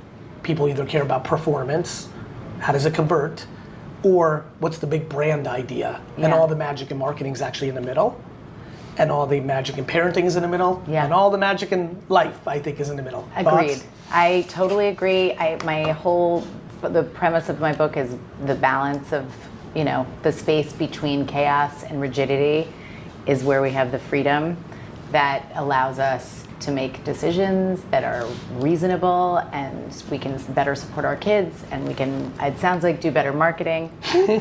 And I feel like we are in a time where if we don't find our way into the middle, we're gonna implode, so. Yeah, so I think for both audiences, obviously your audience has heard more of this from you, and my audience has heard my versions of how I think about it, but definitely nowhere close to as deep. And so actually to that point, right off the bat, I think so many of you that listen to my podcast, I think it's been very clear that when I touch on parenting or the lens that I look at it from, there's a lot of reciprocation of interest, all the emails, all the DMs. It's why I continue to talk more about it. For all of you, I couldn't recommend you going out and getting the book because I'm surface level touching on it. This goes into quite a lot of depth, and so please go do that. What does the book cover, and or what even might be more selfish, because I love the speed and how the world turns, what, if anything, has not philosophically changed since January, but temperamentally, culturally, Like, what's the state of the union from your perspective on parenting? First of all, I just want to say that I'm surprised, pleasantly surprised, that you do get a response when you talk about parenting, because I haven't really spoken to very many dads in this context. You're the only dad podcaster that I've spoken to, unless I guess I spoke to a news one, if that counts. But so it hasn't been, so I've been curious, like, don't dads get pretty obsessed with dadding? But I wondered why that conversation hasn't happened. And I think part of it is because so much of parenting and the philosophies that people are hearing sounds so exhausting, over the top, minutia oriented, and I don't know, just a little extreme. And I think that the world is ready to come back to the middle on that front. Yeah. So I think that might help, but I do imagine that people hear parenting and think, oh my God, like, how much more information can we get? And can we just go back to the basics? Yeah. And what do you think from your perspective? Because listen, I think probably, so I love touching on parenting. I've been writing a book in my head. This is how I write books. Mm-hmm. Like this last book, Day Trading Attention, was really being written out in my head, mm-hmm. meaning the pillars, and then you go put pen to paper, sure. right? I've written 7 business books. They move pretty quickly. I've been talking to my community about a book called Perfectly Parented that I've been writing in my head for a long time. And I already even know how it starts, which is, of course I wasn't, literally the opening line to the book, of course I wasn't perfectly parented. Right. But for my whole life, I've been trying to reconcile why, in a world where I understand many things that my parents did that were quote unquote not ideal from my perspective, why have I been unable to carry any weight on them in lieu of the reverse, which is my borderline obsession and gratitude for all the things they did do well, and why is that an extreme not norm? That is the opening to that book. Why aren't you hearing from people that they are grateful for the parenting they received and for the gifts of that parenting, the imperfect parts, the mistakes, and all not that only stuff? Me, I'm one human being. Forget about what I'm hearing, though I'm very fortunate because I get so much information from the kids and the parent. I get it a lot. Yeah. Not only why am I not hearing it, when I go out into the wild and do what I do for a living, which is I'm a human anthropology cultural strategist. I read the world. I spend hours a day consuming information, whether it's 4chan or Reddit, whether it's blogs, and obviously social is an incredible database of truth. Correct, but I'm glad, of the truth of how people react to things, to your point, truth, fair. But when someone likes something, agrees or disagrees, adamantly disagrees, fights, tears down, or pontificates, or celebrates, it's all there. Yeah. Less today. 10 years ago, people didn't know people were watching. Today, we are more aware that so people are posturing. Yeah. I think one of the biggest issues in parenting, universally, is that people posture for acceptance from their peers and society in lieu of doing the right thing for their kid. The greatest anxiety from kids that I get is my parents want me to get straight A's in Horace Mann, not because they love me, but because they want to brag about me to their fucking friends. Oh, I'm sorry. I'm so sorry. Did you? I'll have to beep that out. You got. Please beep that out. But I think it's a great point of me. I'm glad I got to use it there because boy, the level you meant of it. it. I meant it so. I mean, it is destroying the trust between parents and kids when kids feel that they are a product for their own parents' self-esteem, aka insecurities. That is the elephant in the room. You know, my approach is so much more compassionate. By the way, there's nothing I'm more empathetic to in the world than the desire for that. No, that insecurity dictates behavior. Yeah. When I tell you I so understand why a parent does it, and when you're lucky enough like I am to be a parent, you know you love this thing in a way that makes you not be able to breathe. But that doesn't separate the fact that we need to have an honest conversations with ourselves of how much do we treat our children as proxies for our own thing versus parenting them to guide them to their thing. And I think there's a third part of it, which is I don't feel like I'm enough of a person if I haven't done all the things for the kid, and how that manifests is through these like achievement outcomes. I love you for that. That's right. Without understanding that usually the overcorrection of that is what leads to the thing you're worried about. Totally. Yesterday alone, these 3 questions came up in one of my parent groups. The first one was a worry about a kid who's 13 who doesn't want to play club sports anymore. It's a worry for the parent. That's insanity. I was like, why are you worried? They've made a decision that it was too intense and it's not for them. Only 7% of high school athletes, so they've already been committed athletes, go on to college to play college. So at 13, it says a lot if like they realize this is not for me, this is insane and intense, good for them. And by the way, it might not even so epic, comma, they might not even be out because of it's insane and intense. What a lot of kids, so here, let me give you an insight that I love. The amount of DMs I get on TikTok from 13-year-olds that use the word toxic, burnout, insane and intense just to get their parents to back off. Yeah. When in actuality, they're just bored with tennis. Yeah. It's over. They don't care anymore. Right, it's a very appropriate Like a thing age. that was super normal in the 80s and 90s, which is like, I don't like hockey anymore. Yeah, and everyone's like, okay. Like, everything has become so magnified, Yes. as if a decision to quit, even if you're so good, and this goes back to proxy. Is that parent worried because they like the social aspects of them being on a team? Do they just enjoy it? Do they just, I can speak for, I desperately enjoy watching my son play basketball because he's really good, and it blows me away that he's so much better than me. Yeah. And like, it's fun to watch because I like sports, but to Whereas I was so excited when my daughter quit. to your point, like on the flip side, going to school, if he wanted to quit, I'd be like, yes, drop out in 5th grade, let's go. Like every parent, but I think that what I'm interested in there is the surface level is confusing so many people on the depth. Yeah. And kids are smart and they weaponize words.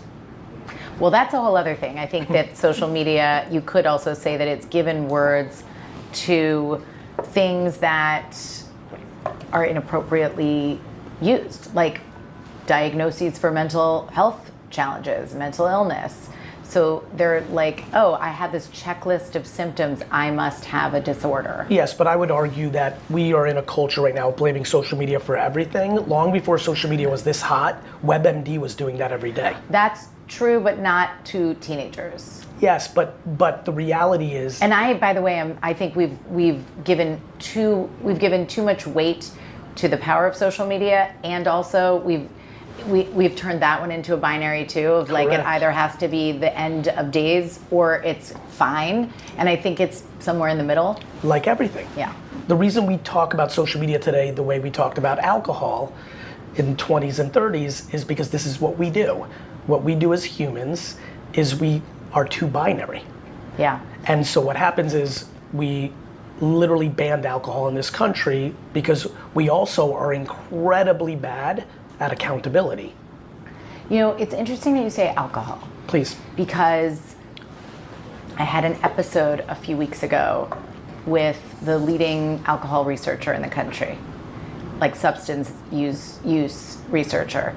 And I have not had this much of a response to an episode of like I have a pretty chill, peaceful, mostly mom audience, some dads, some grandparents, some caregivers, Got it. Blah, blah. Nikes, they didn't call me and cold sale me. I desperately wanted them because the biggest companies in the world really do brand. Is this really happening right now? This is really happening. You're trying to educate people on how not to hire you. Doing the right thing is always the right thing. Be the roofing magazine for the town and neighborhood, not the guy or gal who sells the roof. I actually am very concerned about people that are over-reliant on search and Google. My brother and my fiance both use 100% ChatGPT. The ultimate long-term is branding. Brand is impossible to measure. Brand is like love and God. Attention is the #1 asset.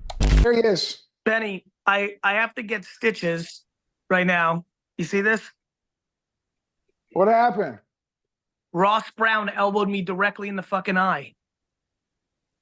Did you lose were you playing VeeFriends Uno edition or something? Did you lose? No, we were playing basketball. It was going well. Why don't we get into some Q&A while we're waiting for the doctor? Let me see what I can pull off here. Are you being serious?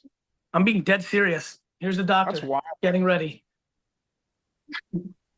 Actually, I'll have Dustin. Only GaryVee has the doctor. Yeah, we could just, maybe we could, yeah, it's good. Joseph Hughes, what question do you have for my main man Gary? What's up, Gary, man? So good to see you. Thanks for your dedication and doing this from your bedside there as you're getting ready to get stitches. So appreciate you, my man. We've got a few hundred people here. So as you may know or may not, we ran a marketing agency for 7 years. 2019, we transitioned over into an education company or a marketing training company because we believe, and what we've seen is that small businesses need to understand the DNA of marketing. They cannot just blindly outsource it. So our clients, our community are the folks that get it. Most of the roofing industry, however, still does not understand why it is so critically important to have some marketing DNA and some people and some tools inside your company to build your brand, to day trade attention. So can you speak on that for just a minute? Yeah, so team, getting new customers comes in two ways, marketing and sales, right? You're either a sales organization or you're a marketing and brand organization. And so the reality is that in this industry, a lot of you are just in sales, which is amazing. I don't begrudge sales. I love sales. And so that's fine and that's great. But sales is what you do when you don't know how to build brand. Sales is what you do when you don't do marketing, right? Because what ends up happening when you build marketing is it comes to you versus sales where you go to them.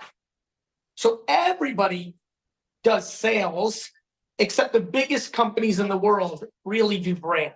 Like these Nikes, they didn't like tag me or call me and cold sale me. I desperately wanted them. What everybody's goal in here is that in your general area, your city, your county, your state, you need to be the default roofing company that everyone thinks about at all times, always, period, end of story. That is the ultimate goal. That only happens if you do branding. That happens if you are constantly top of mind. This is why car companies are constantly running TV commercials and billboards. They have no idea when you're ready to buy a fucking car, but they always want to be top of mind, so you pick that. So the reason everybody needs a sales organization is it's the better version of doing business and selling stuff, right? Marketing organizations are the key. Sales is great, but building brand is the key. And a lot of you are reliant just on Google AdWords, which is really digital selling. And the reality is that Google itself, with ChatGPT and Perplexity and all these AI things, so if you're in this room right now and you get most of your leads from Google, you better wake the fuck up, because the next 5 years, all consumer behavior is going to start shifting to AI bots. And that's a major deal. So look, I just can't push hard enough on building brand, because it's the historic truth of building businesses. And brand building is now done on social, and social is free for reach if you're good at it, which is insane. Of course, you could spend more media dollars on it, but the fact that it's also free, because of the way the algorithms work now, so now becoming great at content has become 10 times more important. That's awesome. Let's go to Jamie Samide next. VP of Marketing, Fortune 500 company, Beacon Roofing. Jamie, what's up? What's your question for Gary? Hey, Gary. So spent 10 years at Procter & Gamble, so definitely am vibing what you're stating about all these things. I think the interesting thing for a lot of our contractors is to get their mind shifts that the average homeowner, I think, would only buy a new roof every 1 to 2 times in their life, right? Yep. Yep. So how can they think differently than, say, a retail experience where I'm going to the grocery store every week or I'm buying wine every month? This is something that a homeowner only does once every 20 years. So how can they think differently about how important and magical that moment is during that marketing to sales process? Yeah, I mean, I think you know this, like whether it's mattresses, we've worked on Casper, whether it's cars, we've worked on Ford, longer lead time once in a blue moon purchases. It actually requires branding in a different way and more. Again, this is why I will continue to triple down on. After now, yeah. Okay, God damn it.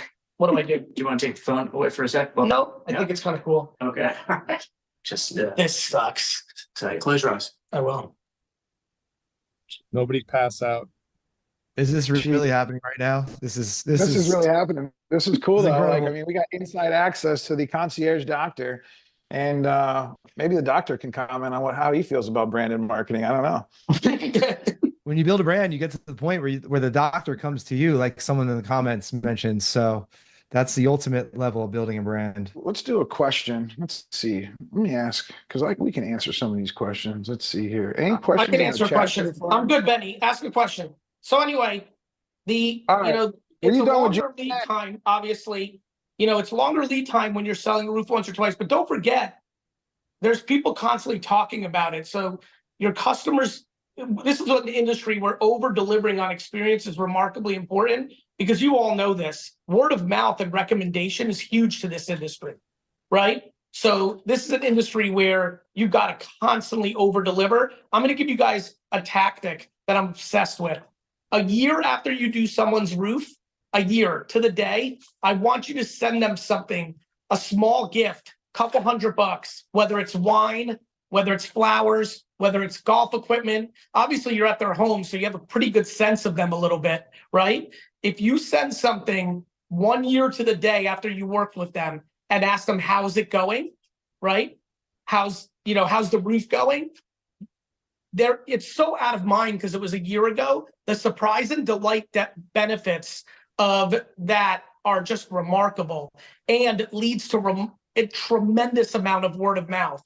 So if you're doing that, especially if you go unique, like you were in the house and you saw they had a bunch of Marvel memorabilia everywhere, and you go buy a $300 comic book and you send it with a note, how's the roof treating you? That person's going to be so overwhelmed. They're going to tell that story 13 times. And one of those 13 times, somebody's going to be like, oh shit, I need a new roof. I actually think the thank you economy, Benny, is potentially even more impactful to this crew than day trading attention. Actually, together, they're the real, this is really funny. So that's where we're at with that. I definitely believe that the gifting strategy is really good. I'm not sure if you know who John Rulin is, Gary. Giftology. He wrote a book on giftology. He's a friend of mine. I do know him. He's done some I stuff do know with John. VaynerMedia in the past. I dropped John's link. I dropped John's link in the chat because he's got a really cool, and he loves that whole idea of gifting, like a special, especially something that's nuanced from like finding something in the home that they might be interested in, whether it's sports. You told a story one time where you sent somebody a jersey that bought a case of wine. Remember? You want me to tell that story? It's a crazy story. Tell the quick story, and then we're gonna get to Q&A. So I was writing this book, thank you, 11. I wanted like a great example of why I believed surprise and delight was a driver to retention and growth. And so I told Brandon Warnicki, who still runs Wine Library, that the next time somebody orders wine on our website and we could find them on Twitter, to follow them and figure out what they love. And it took a couple of weeks, but we found a guy with a unique last name. We were able to identify and confirm that it was that same guy on Twitter. And we realized that he was a huge Chicago Bears fan. Brandon called me. I told him to go buy a Jay Cutler signed jersey on eBay, who was the quarterback at the time. Ironically, the gentleman that bought the wine bought something very inexpensive. He bought a case of cheap Pinot Grigio. We probably made $35 in profit on the whole sale. I told Brandon to buy a $300, $400 signed jersey. We sent him the jersey with a note saying, thank you for shopping Wine Library for the first time. We hope you enjoyed this. I thought the guy was going to call the next day losing his mind. Weeks go by and we don't hear from him. We did a bunch of little things like this, trying to get examples for the book. I'm all pissed. Like a month later, I'm like, I can't believe the Jay Cutler one didn't work. A couple weeks later, I'm boarding a plane and Brandon calls me frantically, and then he texts me, call me. I call him. He goes, you're not going to believe what happened. Sorry, it's okay. I said, the Jay Cutler guy, called or bought something? He goes, no. I go, God damn it. He goes, better. I go, what? He goes, a guy just placed an order in Texas for $6,000 worth of Burgundy, very high-end wine. I'm like, okay. I go, what does that mean? He goes, wait. He goes, now let me tell you what the note said in the gift note section. He said, Wine Library, this is my first order. You have a tremendous Burgundy selection. This is amazing. I want to talk to somebody about more Burgundy. P.S. My buddy in Chicago told me about the jersey that you sent him a couple of weeks ago. PSS, I'm a huge Bruce Springsteen fan. That's how it works. That's awesome. All right, let's get a Q&A from some of these contractors. Giovanni Ramirez, unmute and ask your question to GaryVee. Hey guys, how you guys doing? So good, man. My question, well, I kind of want to say something first. I just want you guys to know that I think it's pretty legendary that Gary, you didn't reschedule this, even though you're getting stitches right now. I think that's the definition of no excuses at this point. Thank you, my brother. Getting it done. But I hope all is well. And my question was, if you were a single family residential roofer, what platform would you choose to run the proper content strategy? And like, what would your content strategy be? I'm obsessed for this industry on Meta, specifically Facebook, believe it or not, even though Instagram's great too, but I'm obsessed with Meta. You've got the right buyers there. Facebook's targeting is incredible. Especially when you start learning media on top of just organic content, it gets really crazy. So I would become as great at Facebook marketing as possible, both organic and paid. But the reality is you want to be on as many platforms as you possibly can, and you could use the same video on every platform as long as you slightly DJ it and change the copy, maybe the hook, maybe the title, because obviously on TikTok it's a little different vibe than it is on LinkedIn. The content I think would be about, my big belief is in this industry, you're trying to educate people on how not to hire you. Like that would be my strategy. I'm the roofing guy that doesn't want you to ever need me. I'm going to teach you things that you should be doing to protect your roof. And that is building so much value that all of a sudden builds an incredible reputation, right? Doing the right thing is always the right thing. So if you're out here making unlimited videos of what people can be doing after rainstorms, after, what they could be coating it with, how do they maintenance it? How do they detect it? How do they, could you imagine making content driving around a street and pointing out things on roofs that they should, just become a public service, right? Character, and it will lead to unlimited business. I started a wine show in 2006, and all I was trying to do was get people to stop buying bad wine, which led to people buying wine from me. If you're out there trying to help people get 2-3 more years out of their roof, well, now you're a monster, right? And what if you're making content telling people how not to get tricked to pay more for a roof than they are? You guys know this. There's a lot of bad advice. There's a lot of I wouldn't call it bad actors, but you know this. Some of your competition, maybe even some of you, if we're being honest, are maximizing the fee when there's ways to minimize it a little bit. What if you're the guy or gal out there making content? Like, imagine making a video that's titled 16 questions you must ask before you buy a new roof. That's massive. Thank you, Nate. I do think it's good. Like, be the roofing magazine for the town and neighborhood, not the guy or gal who sells the roof. By doing that, you're the most valuable character in the game. I think all of you intuitively know this is good advice, right? Think about how people fear overpaying for a roof and all that stuff. You're building reputation that way. And don't forget, I've been saying the same thing for 15 years, 100 different ways. So even if there's only 7 to 15 different things that matter in your game, there's a million different ways to say it. There's a million different places to say it from, on top of a roof, on the garage, on the driveway, looking up to the roof, different slang, different platforms, different adjectives, using pop culture. Maybe there's a big tornado that happened and you make a piece of content that next day referencing the tornado. Let the world be your context, but stay true to the core message. Thank you for that question, Giovanni. How about Nate Schweppe? Nate Schweppe, unmute, ask GaryVee your question, buddy. Welcome welcome to the inside, buddy. Yeah, Schweppy, get in here, brother. Schweppes, what's Appreciate it. Epic opportunity. So my question is not really marketing or branding related. So just give you a real quick backstory. I've been in business about 14 years, kind of been a one-man show the whole time, and, fluctuated around $1 million in revenue. And so the question is, I've kind of plateaued, and I've gotten to a little bit of a comfort level. I'm not really comfortable enough that I want to stay here, but I'm not really uncomfortable enough that I want to make major changes to get to that next level. So how do I do that? How do I find that motivation to push to that next level? That's a great fucking question. I think you're going to be forced into that because of how the world's changing. So I think ultimately what's going to push you, buddy, is fear. Because there's no such thing as being in the middle. Businesses are either on the offense or on the defense. You may not see it, but based on your words, you're currently declining. You know that, right? Yeah, I agree. Yeah.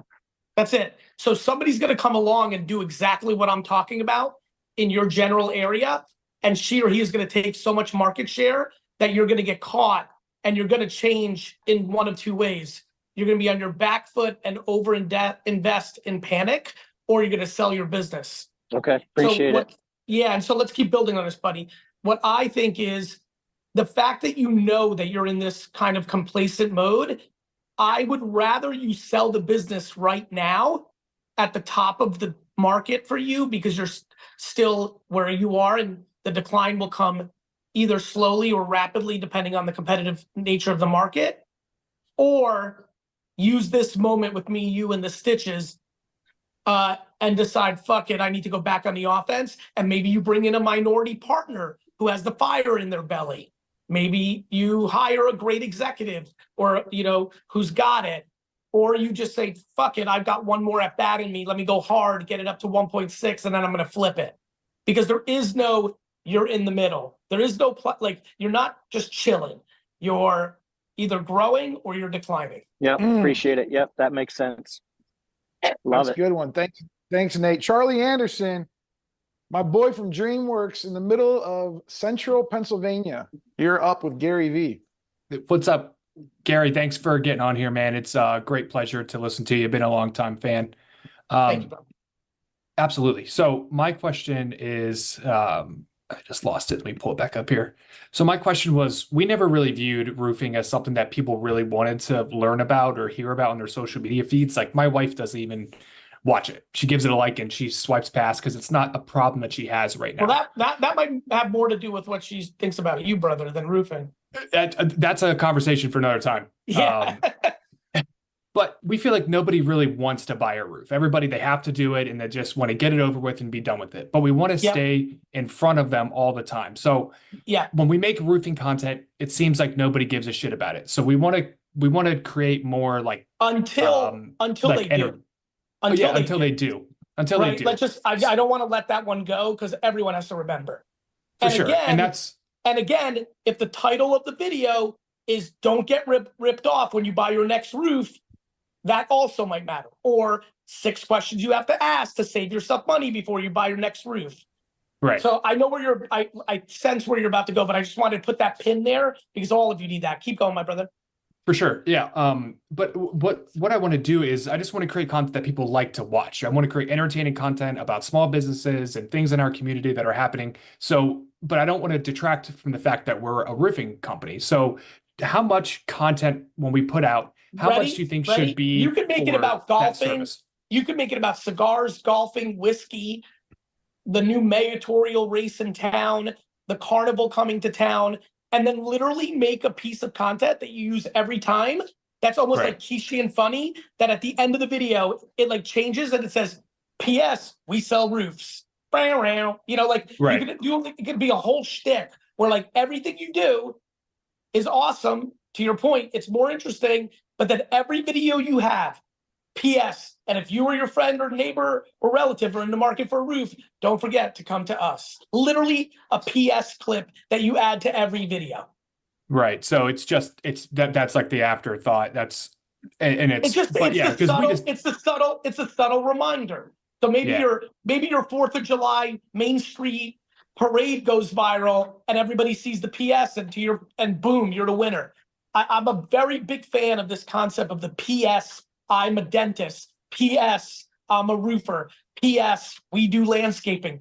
PS, we have the best pizza in town. I think the PS edit at the end of content that's everything local is a monster need for local SMBs. I coded it. I like that. PS, I like that. PS, we're a roofer. PS, I do stitches. We gotta get that doctor some publicity today, man. This is gonna be a good one. Thanks, Charlie, for that. Of course. Thank you. Long Island Joe, Joseph L. Shadley, coming to speak with GaryVee.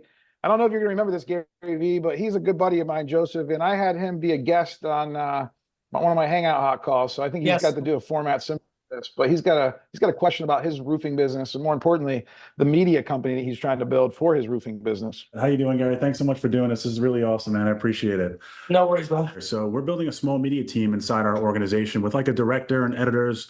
We create content for a handful of people in our organization, like sales reps and operations staff. And we're currently tracking leads by asking people if they've seen our videos to kind of measure success. But besides the leads, like what other metrics would you recommend looking at to evaluate if our team's doing a good job and if we're on the right track? Reach of the content. So you're looking in the platform of how much reach did the video get. So I'll just use my Instagram, for example. So yesterday, my post with my dad, two carousel, right? Image, then video. I hit view insights. I'm sure you've seen that before. And so I'm able to see that this reached 233,000 people, right? That is giving you a great indication if we're making content that is good for the platform. The platform is deeming the content good, right? Next, you're doing click-through, right? How many people are actually going to the site? So I may reach 1 million people, but only 100 come to the site. Or I may have 223,000 people I reach and 20,000 come to the site. Obviously, the second one, the content was more narrow, but it did the job we care about most, right? You're basically looking at reach, click-through, and then conversion. You can get every piece of content to how many people did it maximize reaching, how many of them filled out leads, and then all right, let's get this party started. Twitch, YouTube, TikTok, I am back. Just had some meetings with some fancy institutions, an internal meeting with about our Pepsi client, giving you the update. Big show tonight at 5:30. If you don't know what I'm talking about, everybody that's an OG to the VeeFriends live streams on Fanatics Live, please share up right now. Go to VeeFriends.com/live, VeeFriends.com/live. Big shout out to everybody on TikTok. Let's give something away. Let's give something away. All right, I got it. My new book. This is it. This is a copy. That means this. Let's judge it over here. Yeah, this is. My new book. Yeah. Actually, this one. Let's do this. This actually would even work for more of you. 12 and a half, the mindset book. I'm giving it the auto right here. Here we go. Oh, look at Dustin. Dustin, quick on the thing. Let's give this away. Who should get this? Should TikTok get this? Should YouTube get this? Or should Twitch get this? Let's figure it out. Everybody give me an answer. Who should get this? Which platform? Oh, interesting. See what the TikTok thing did? You're fixing that? What would happen? See that top box? Does it not go away? This one? Yeah. No, because that's where the YouTube video plays. Okay, no worries. I like it. No worries at all. No worries at all. All right, TikTok's going in heavy, saying they should get it. TikTok's going nuts. Twitch, nice and slow over here. Twitch fam, all of you over there need to start sharing the URL to your families, your groups, your Facebook groups. Let's see what oh, you moved YouTube. I need to see that number. Thank you, sir. YouTube is coming in nice and hard. Kim Bro Nader's in there. Sid Mata is there. Very good. Where's the number? I don't see it. There we go. Okay. I think we're going to go TikTok. We are going to go TikTok. And who should get it? Who should get this? Daily Girl. Daily Girl should get it. She's been on fire. She's crushing it over there. This goes to Daily Girl. Dustin, you want her? Daily Girl, you going to DM Daily Girl? Yep. You're gonna DM her? What's your? Dustin, not Justin. Dustin, not Justin is about to DM you, Daily Girl. Free signed auto book, 12 and a half is yours. All right, tonight, for anybody who's watching right now who has, actually, if you have children or grandchildren, or nieces or nephews, put their age in the chat right now. If you have multiple, put 12 and 9, 6 and 4. Like, give me the ages on every platform. Kimbro Nader, do not be sad. There's gonna be many more giveaways. We hang out live. I'm coming post Labor Day. I'm gonna be streaming in my office. I'm like really committed. I like this 3-way setup. And I'm gonna be unmuting a lot more. As you can see, my mute count's amazing right now. Like normally it's way less. So I want everybody who's watching right now to text me 212-931-5731. Let's do that. You can see it on top of my TikTok. YouTube, can someone in YouTube put in this number? 212-931-5731. 212-931-5731. All right, bunch of you have it. We have a kids book. Can somebody link up my new kids book? Dust, can you go out there and find out if there's a kids book that I can sign and give away? Yeah. But all of you have the kids work from home. Chels, good to see you. Top Treasure, like anybody who collects, does anybody here collect Pokemon and don't know what VeeFriends is? Does anybody here collect Pokemon but has no idea what VeeFriends is? Reply Pokemon. Reply Pokemon if you're one of those people. You collect comics or Pokemon, but you don't know what VeeFriends is. Only if you don't know what VeeFriends is. Only if you don't know what VeeFriends is, put Pokemon. Okay. Jason the Bus. Oh, there's a bunch of you on TikTok. Tonight, big show. All of you on TikTok, type in VeeFriends.com/live right now. VeeFriends.com/live. VeeFriends.com/live. There's a lot of nieces and nephews. You got the kids book? I'm gonna give this away. Who wants the kids book? Reply kids book. Signed kids book. Watch this. I'm gonna do a double auto cover, because if you don't know about the new kids book, check this out. You get Eager Eagle story, and you get, let's go with Carly Brings the Hope. Carly Brings the Hope is the winner. Carly, just reply yes, so Dustin can take a picture. Carly Brings the Hope. Carly Brings the Hope is the winner. Carly Brings the Hope is the winner. Carly, will you join us for the VeeFriends Live tonight? Type in VeeFriends.com/live. Carly, will you join us? And have you joined us before for our VeeFriends Live that's going on at 5:30 today?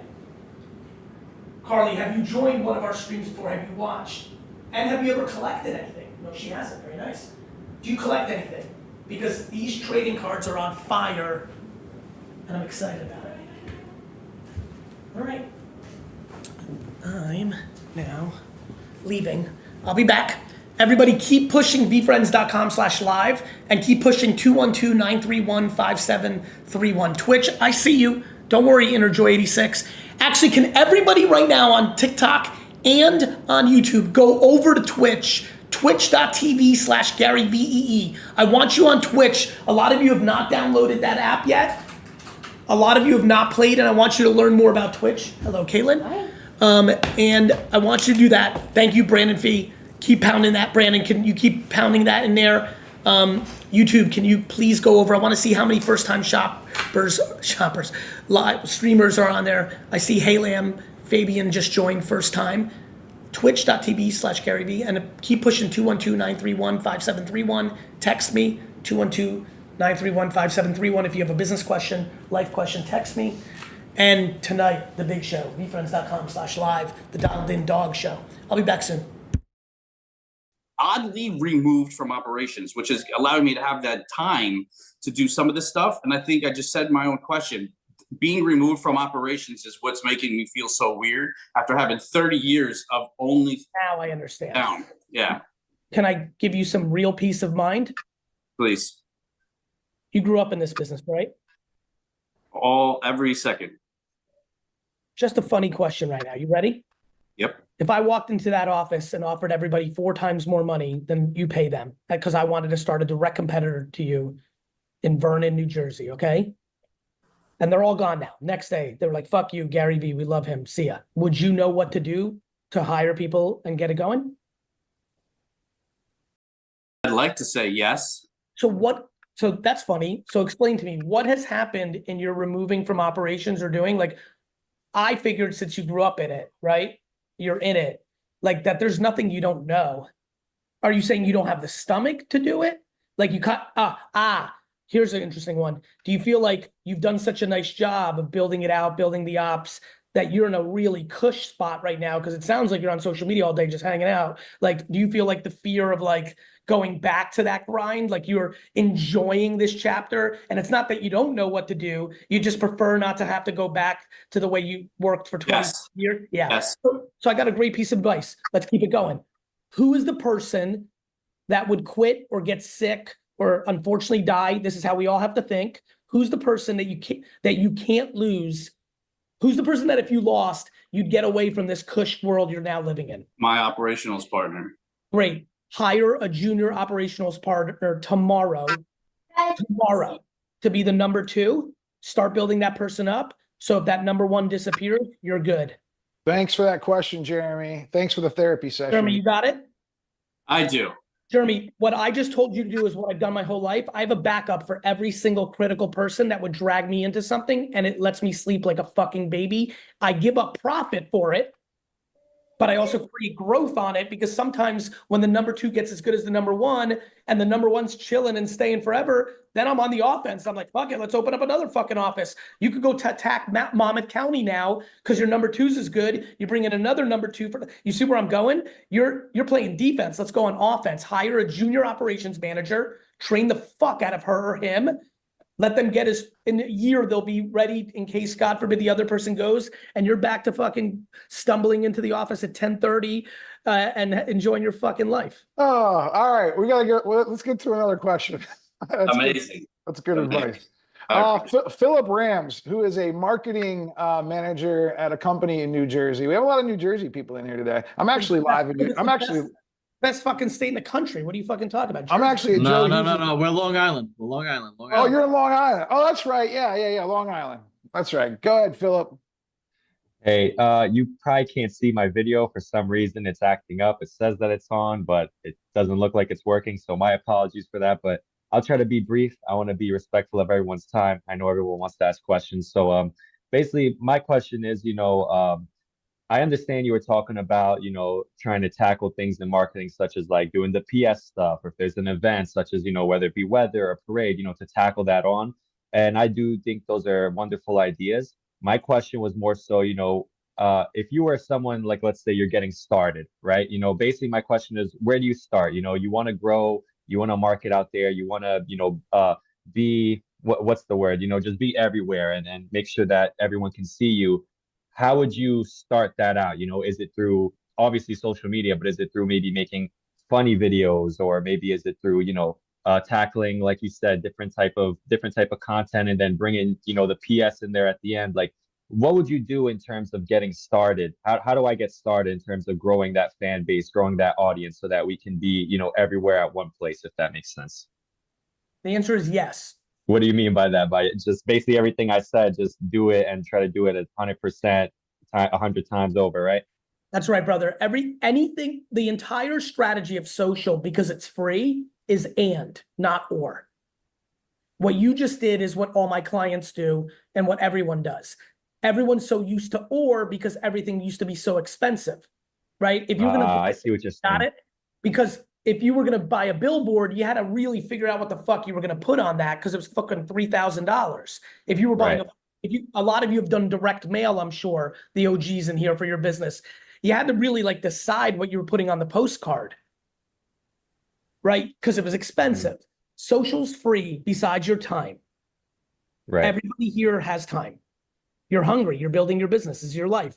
So every platform and every concept that comes to your mind, and then you're going to find what you like better. It's like working out. What should I do? Run, cardio, this, yoga, weight? The answer is yes. But then as all just do it all. Yeah, and I don't know how, obviously I'm rethinking if I should be playing basketball every day. But, I think that you need to figure out what works for you. And so the whole game, the thing that's stopping most people is insecurity of being on camera, or not being able to come up with ideas. I see. I feel like I'm just more so in a scenario where it's like, I feel like we've all been there, even if it's not like, for a business, right? Let's say you want to make like, I don't know, like different types of videos, you get a little bit down on yourself when you see, oh man, I keep making content, and I'm getting only like maybe 200 views. And it's like, how do I reach those thousands? How do I reach that, I get it. I get it. Like I fucking been doing chest exercises for 10 years and I don't have definition. My body wasn't built for, honestly, some people do it for a week and they look like Hulk Hogan. Like everyone's got different shit. But right. the reality is that here's my point on that, brother. What's the alternative? Right. I see what you're saying. Just throw all the darts at the board, right? And for everybody here who's done it for 100 times and they still get 100 views, that means you suck. So you got to mix it up. Like what you're doing. Get creative. Work. That's right. I think the PS thing will open it up heavy for people. If you know that you can make videos about Bridgerton and then say, PS, if you need a roof, I'm your gal, that, it could, the PS thing. So would you say that's the key? I think PS is the cheat code because then you can fucking make videos about anything, parenting, the summer, anything. But I like the idea of the first part. I want all of you to become the most trusted roofing entity in your state. If I had my way. Yeah, I think that makes a lot of sense because now instead of us being question that I don't know, is there a lot of referral business? Matt did on YouTube. You are watching me hanging out in my office live, normally on mute. Right now I'm having a new business conversation with Kaylin. But to make it not boring and completely on mute, I'm playing a video from my YouTube library up above. And then randomly, like I'm gonna do right now, out of nowhere, you never know when it's going to happen. I'm just giving away collectibles from VeeFriends. Go to eBay and type in VeeFriends to understand what's happening here. Like literally randomly, Matt, I'm just giving away, for example, this signed slab. And I'm giving it to you, Matt did. Matt did is getting this.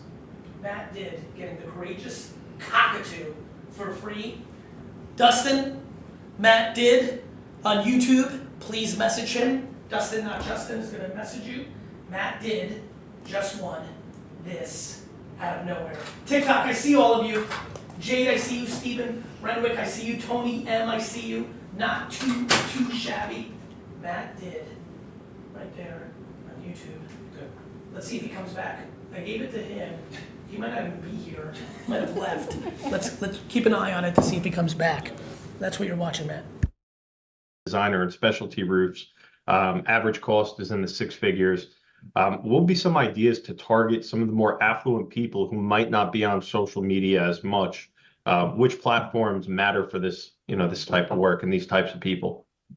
Rich people are on social media. This has been the greatest misnomer of the last 5 years for people. All right. Half the reason people go to the Hamptons is to take a photo and post it on Instagram. I saw that white party you were at just the other day. Those were very rich people. I think, brother, I appreciate the question, but and this, I'm not saying this is a razz. I'm saying this is like as a frustration of the world, and I want to get everyone over the hump. Mm-hmm. The what about affluent people question is 2016 talk.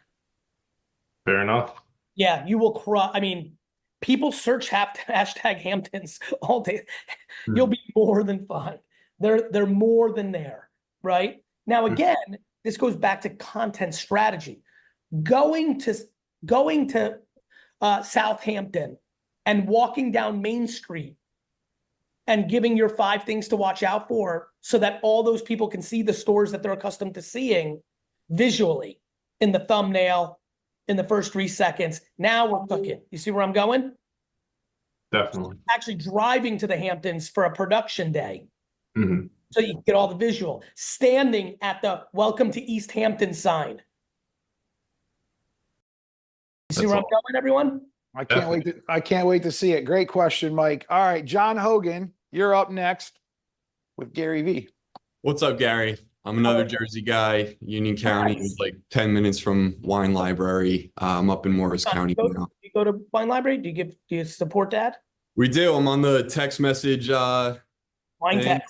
Yeah, wine text, all that. By the way, anybody on this call that buys wine on the internet, like bullshit places like wine.com or whatever the fuck, if you don't sign up for Wine Text, I'm very upset. Good deals on there.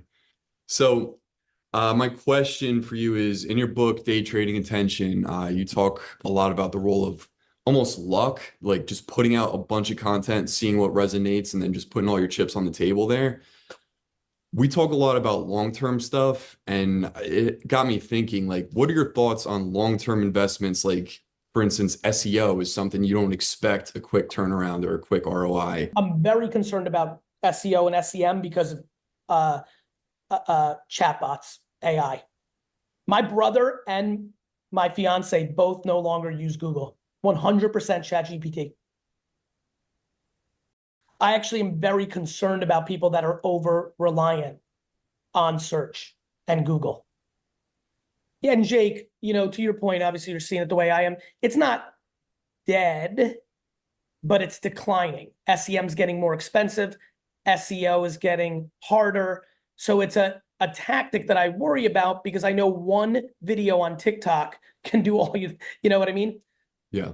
So double down on social. SEM is search engine marketing. When you pay, SEO is search engine optimization, right? When you're organic. That's what was so awesome about search in 2000 when I was building it. It was like social. Do the right things on your website, show up first for free, crush. I did that. That game now is social. Okay. Awesome. But listen, long term, the ultimate long term, John, is branding. Right. Right? You're in here quoting. There's quotes of things I've said 7 years ago in here. That's called branding. You know what I mean? So like branding, your face, not blue letters. I want to see your face. Adam Rossman's hat.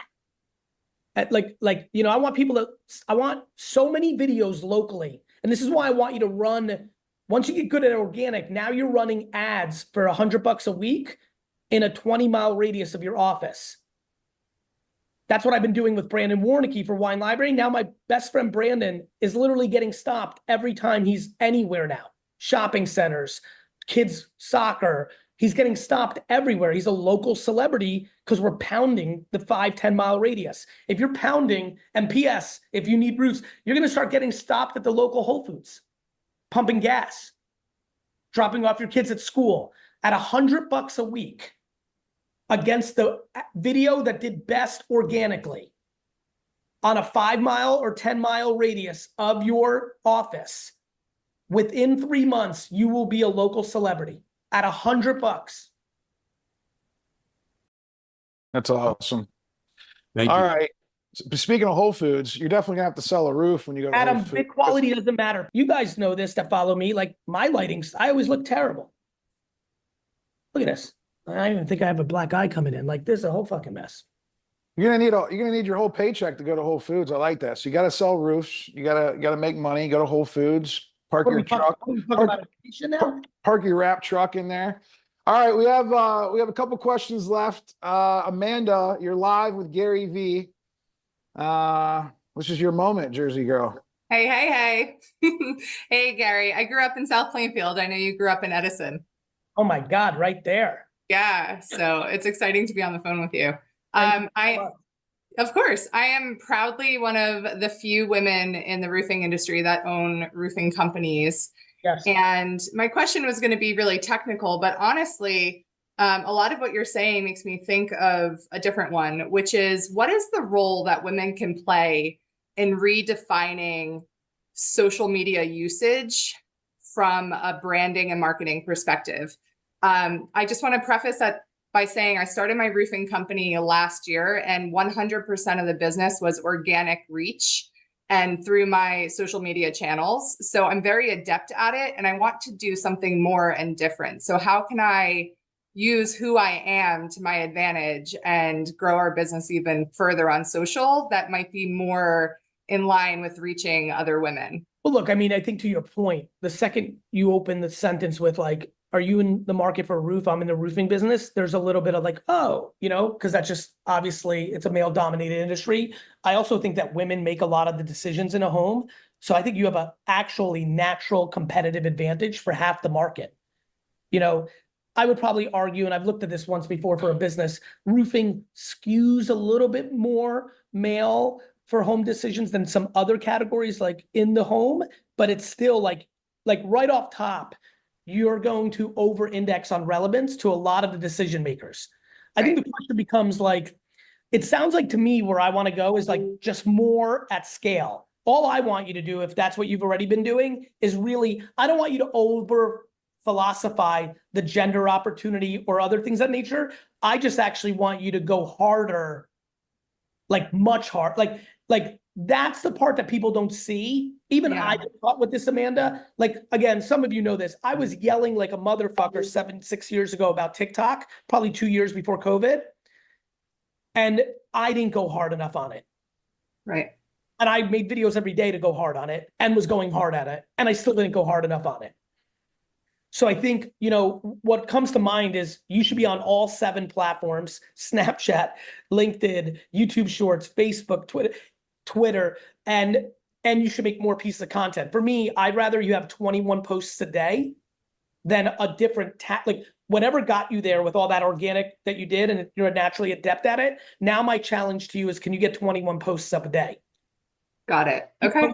Day on all 7 platforms. Could be the same video, right? You only have to make 3 videos.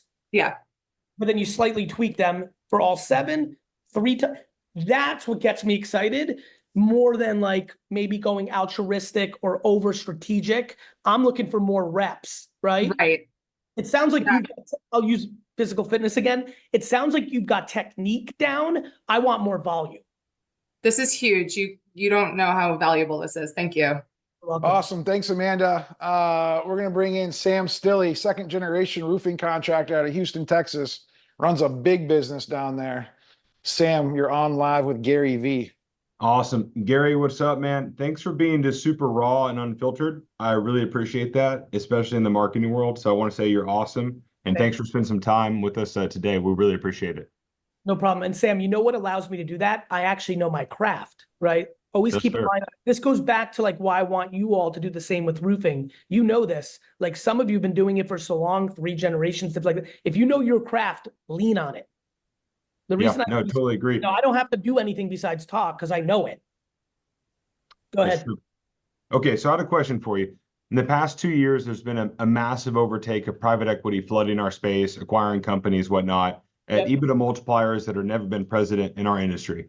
Yep. The one thing, obviously, when you're doing a multiplier on an EBITDA, obviously you're taking into account several factors, but I'm sure brand is a small portion of that. How do we as entrepreneurs or business owners in this group, just for market evaluation or even understanding what our business is worth, how do we show that value of the brand that has been there for 5 years, 10 years, 20 years, 50 years? And is there a way to show a dollar value that's worth it when we're under $100 million in revenue? That's a great fucking question, brother. The answer is this will make sense to you. Brand is impossible to measure. Brand is like love and God. So because it's impossible to measure, you can imagine it's impossible to value. Just the fact that your brain thinks about valuing it will give you negotiation power if you ever go there. Sure.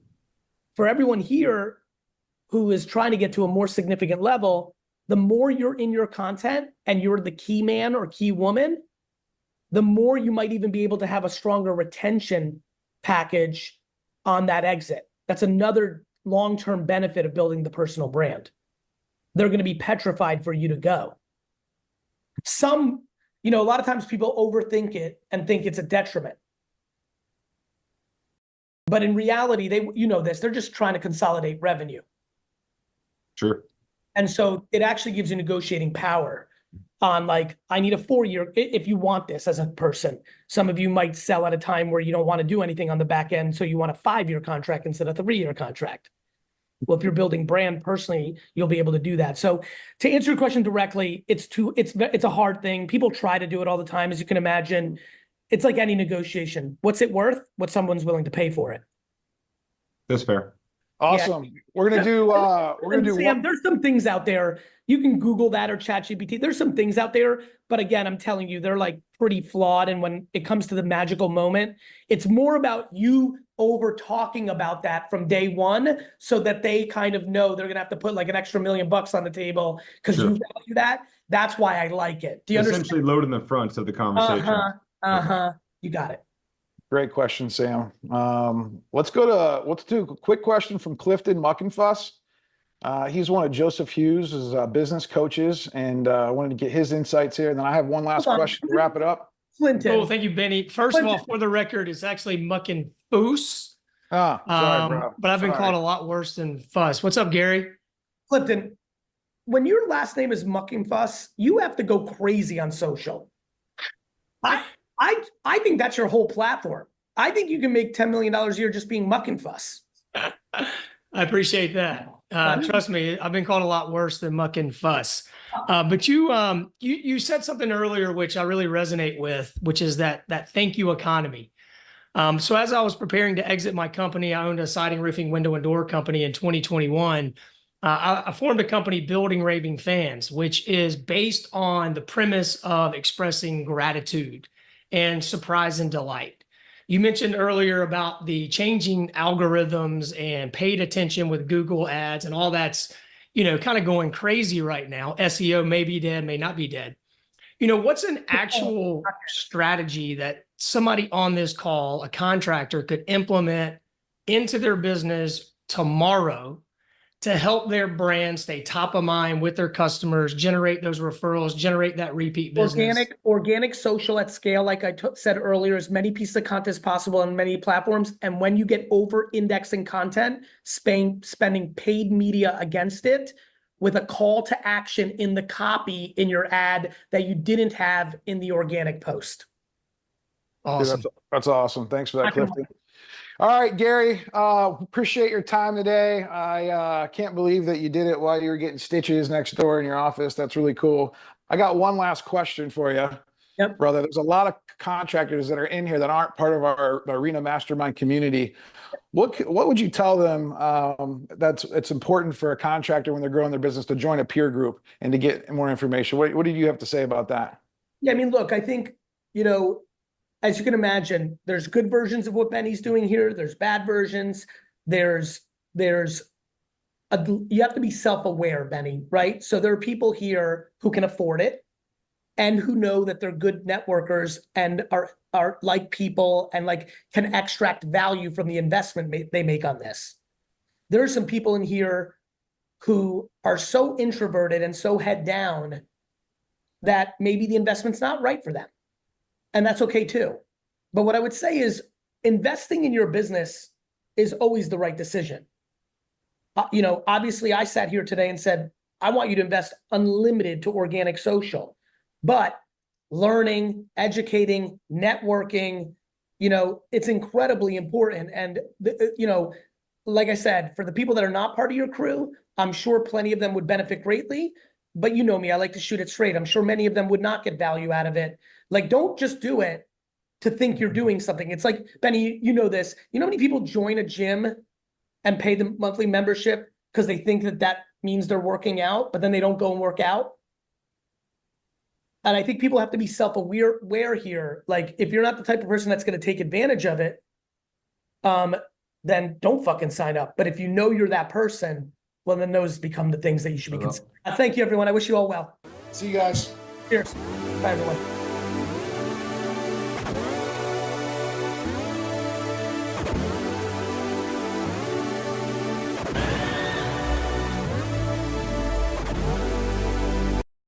I think AI overall, though, is far bigger than people realize. People are scared of it. There's so much fear of I'm gonna lose my job. The robots are gonna kill us. And that provenance moment of truth is about to come very handy because AI is about to make a lot of fake stuff. There's already videos of me on the internet of me saying things in my voice that I didn't say. I'm thinking about becoming a music artist. I think I can be good at music. One problem, I can't sing for shit and I'm not musical. It's pendulum swings. Technology in, technology out, and I think I will use AI to actually make hit music. I really believe that before I'm done. I would argue food styling and commercials is more fucking AI than AI. What is up, everybody? It's Gary. I'm live in my office. I'm streaming from my office more often. Big shout out to everybody on TikTok, YouTube, and Twitch. Great to see all of you. If you have any business questions for me, text me at 212-931-5731. If somebody in the community can type in that number for everyone to see. I'll go slow. 212-931-5731 if you have any questions. Number 2, thank you for joining me. Let me give some shout outs here. Share that snap. Great to see you there. Mace, good to see you on TikTok. Callie Rusa, good to see you. Maz, good to see you. Stephen Renwick, holding it down in here. KC Photo Film, good morning. Metal Hippie, what is up? Christoph, good to see you. Sergio AD, hey. Michelle, Pretty Collection, good to see you. Nancy Berry TV, first time here, thank you. All of you, go to VeeFriends.com/live. I've got VeeFriends collectibles that I give away here during the day. Let's give away a card right now. Here is Aspiring Alpaca. I'm giving this beauty away right now for free on the stream, on Twitch, TikTok, or YouTube. I'm gonna sign it. Little auto. Go to ebay.com and search VeeFriends to get a sense of what's going on. This one goes to Steve Renwick. Steve Renwick is the winner. Steve Renwick on TikTok is the winner of this giveaway. Good to see, good to see, good to see all of you. Shep, good to see you on Twitch. Scarlet Wolf, good to see you on Twitch. Jasmine, great to see you. Mace, Steve Renwick. He's gonna say hi right now. Steve, there he is. Sent. Right there, Steve Renwick. Dustin, not Justin's about to DM you for an address. We'll get that out to you. Love you, thank you for being here. TikTok, keep sharing, comment like. Give me some hearts. Let me see what's going on here on YouTube. That guy didn't come back, did he? I found his Instagram and DM'd him. Very nice.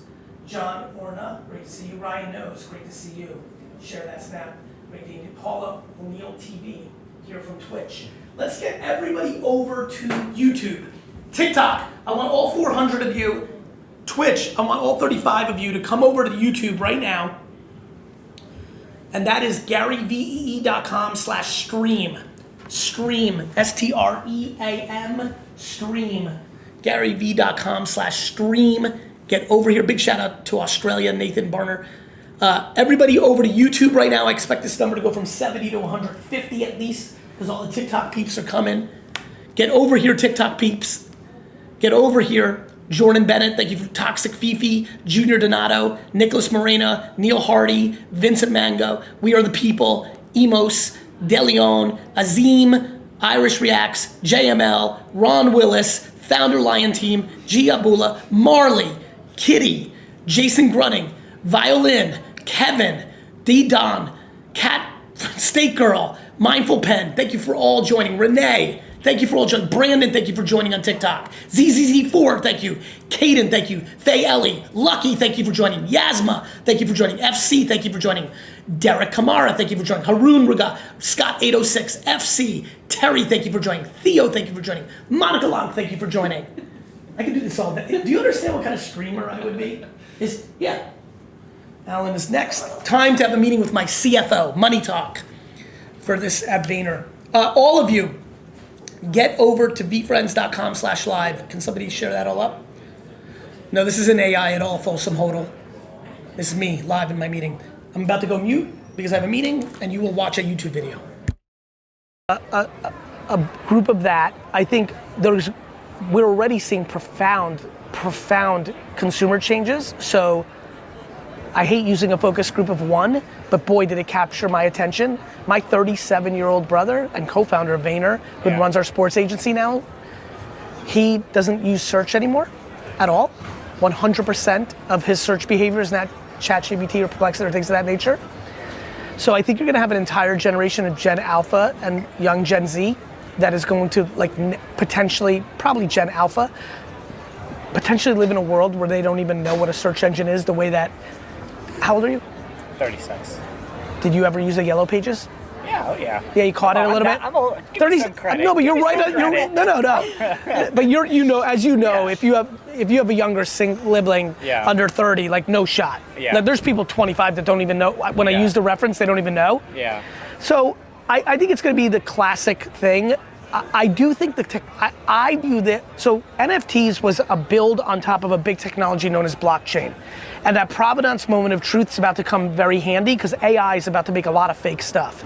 There's already videos of me on the internet of me saying things in my voice that I didn't say.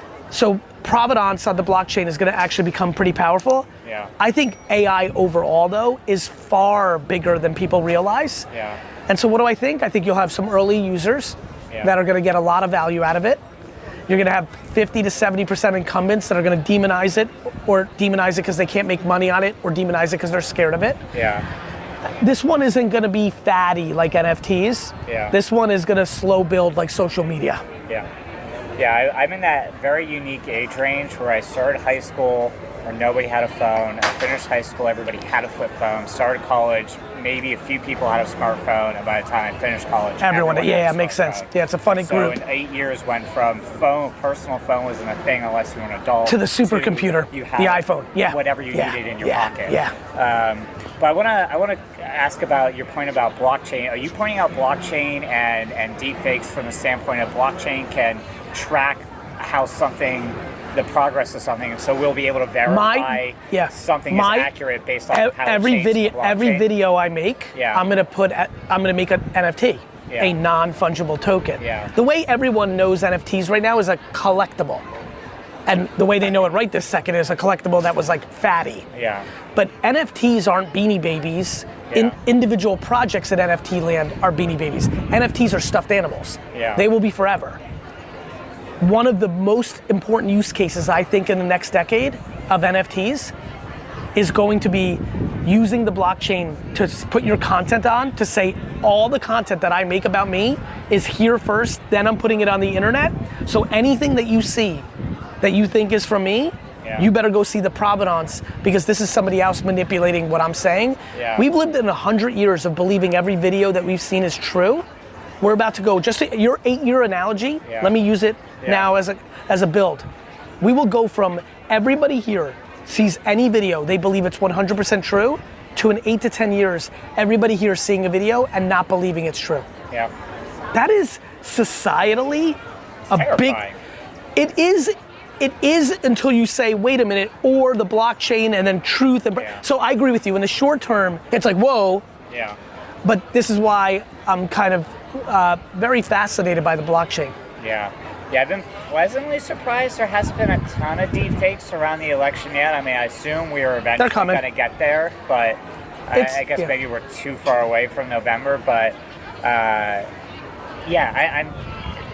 I'm curious how you see the perception of how societal's perception of generative AI is going to change, because I think we already saw the first bit of it with the Apple ad, where even though it wasn't touting AI, it was crushing art. And I think people view AI as, we don't want it to replace art. So are you optimistic that people are going to put up a fight and save arts and not give in to just, well, anybody can create any kind of content using AI and that's it? No. Do you know that everyone thought a canvas piece of art was not art hundreds of years ago? That if you did not do art on an actual building wall, that wasn't real art? There was an incredible fight that art on canvas was fake art. One of my good strengths is history tells me the future. This is my second cool Yeah, okay. And you can see how my brain works a little bit, and this is what I see new things like this. I'm like, let me get educated. It's not like I know all this stuff. I do the research, right? Sure. And then it becomes part of my life. So I think this industry, actually this is a good parallel to the overall industry, and it's the answer to your question. I believe one of the biggest shortcomings of our industry is that we like or, not and. Sure. The answer to your question is and. Yeah. There will be incredible room for originally created human art. Yeah. But there will be incredible room for generative art. Yeah.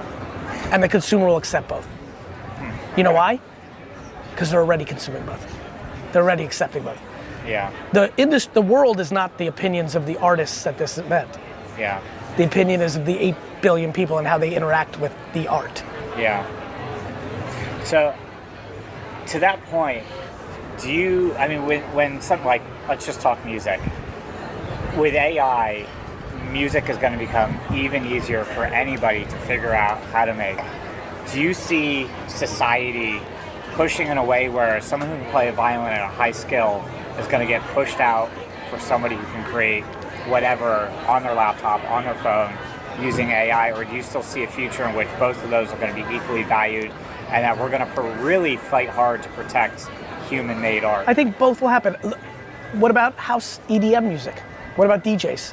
Yeah. I mean, everybody told us electronic. What about auto-tune? Yeah. T-Pain fucking had every hit song for a 3-year window. I'm very bullish on and. I think to your point, like I'm thinking about becoming a music artist. I talk in the way that would work really well for music. I'm very, I'm good for interviews, right? Like it's how my brain works. Analogies, snippets, headlines. I think I can be good at music. One problem, I can't sing for shit and I'm not musical. I got that in common with you. And me. I can play mean saxophone, can't sing Can you? a little tune to Can you? sing. Yeah. That's pretty cool. Wow. So I got nothing. Yeah. Other than I think I can write hooks and have bars. and I think I will use AI to actually make hit music. I really believe that before I'm done.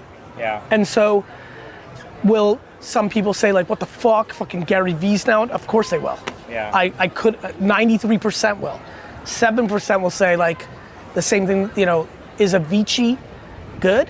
Some people think Avicii's the best. Yeah. Other people think that he just took other people's shit. Yeah. So is Andy Warhol the best? Yeah. At the time he was the worst. Now we think he's the best. Some people think he's the best, some think, and so I'll go back to my and. I think that let's talk about technology. I couldn't believe more in social and the phone. Do I believe that now that we've had 15 years of it, that a lot of people enjoy putting their phone in a safe for a week and not being on a phone? I sure do. It's pendulum swings. Yeah. Technology in, technology out, and so this, look at fashion. Yeah. Every 20, 30 years, are we supposed to wear tight jeans or loose jeans? Yeah. Like, so that's, I think that's what's gonna happen with music and entertainment. Yeah, I mean, I think we've seen to an extent with social media. I mean, if you would have told me 10 years ago that by 2024 I would have pretty much given up sharing any part of my life on social, which is a thing that a lot of people are starting to buy into, I would have said you're crazy, but I think we eventually also just grew tired of sharing our lives constantly. I lived the life the whole time. People are very confused when I don't think people realize how I played it. I've never shared a single thing about my personal life. Yeah. It makes so much sense to me. Why would I want to give up my privacy? Yeah. There's nothing more valuable. Yeah. My relationships, my family. I'm one of the most prolific content producers of the last 15 years. Yeah. With zero of it being about my personal life. So I understand that. So I saw that coming from a mile away. Yeah. Putting my children in my content? What if they don't want it? Yeah. Putting my relationship so that the world... Didn't anybody see what they do to Brad and Angelina? Like, why are you giving the world... Obviously we're not all famous, but by the way, when your life is small, when 30, 40 people, your relatives and your friends are your world, their judgment on your relationship is powerful. Yeah. Yeah. So let's start to bring this a little back to marketing. Let's do it. Have you, when you talk with your clients and brands in general, have you started to see brands figure out where the line is on where they want to use Gen AI? One more time, my friend. Have the brands, your clients, started to draw a line in terms of where the line is on Gen AI? So, for example, Dove has said, we'll use Gen AI, but we will never generate a human being. Got it. No, we think that our recommendation to our clients is don't jump out too fast. Yeah. That would be like, there was clients, it's buried in history now, that said they would never use influencers. They only believe in real celebrities. No, our conversations with clients, my conversations with clients are very heavily predicated on the following, which is, you don't need to make an official statement yet. Sure. We're like, this is very profound technology. Sure. Bill Gates said the web was a fad. he's a smart man. You don't, Just a little bit. You know, you don't need to be out in front. Let's take a beat. And so that has been our recommendation. And I think that's the right thing. Like, it's early. Yeah. Ready for this? I'm on the record that's saying Dove, at some point in its consumer brand journey, will make generative people. Okay. Because, not that I believe that anyone at Unilever is a hypocrite or is stupid or is wrong, but in 27 years, when it's a different regime, and generative AI human content is incredibly important, I don't think that Dove is gonna wanna give up market share. Very fair.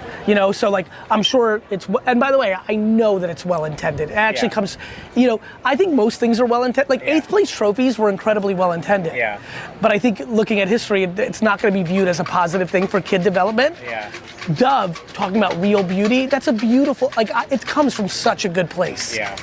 On the record, I don't see any scenario that in 35 years they haven't done it, because there'll be a competitive disadvantage to a business. Yeah. I mean, even in instances where, so I was talking to the CEO of, he was the CEO of OKRP, and now he's part of Berkeley OKRP, and he said, I have restaurant clients who they'll let us use Gen AI for anything except the food. 100%. Because they're chefs, they only want to show things their chefs can actually make, and even if they use Gen AI to perfection, nobody made that burger. Let me take the counterpoint. Yeah. Every single commercial that Burger King shows the Whopper looks nothing like the Whoppers I get at Burger King. That's a good point. Food styling is a thing. No shit. I would argue food styling and commercials is more fucking AI than AI. Yeah. I haven't seen a fucking Whopper in my life that looks like the ones on TV. Yeah.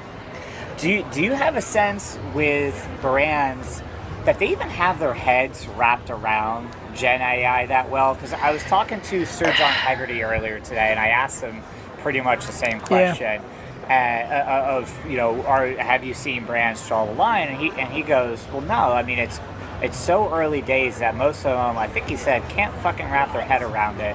Or don't, I forget exactly what he said, but he basically said they don't know what they're doing. It would be irresponsible for them. As someone who came into this industry and has been in it now for 15 years, I'm so glad that Sir said that, because I've always liked him a lot, actually. I always have. He's a smart guy, and he's right. That's absolutely my take. I said I think it earlier, Madison Avenue versus Silicon Valley. With all due respect, and this is an incredible community, deep technology knowledge is not what's happening here. This is sales and marketing. And so, I don't think they have their heads wrapped around it. And by the way, there's a lot to get through with copyright and trademark law. Yeah.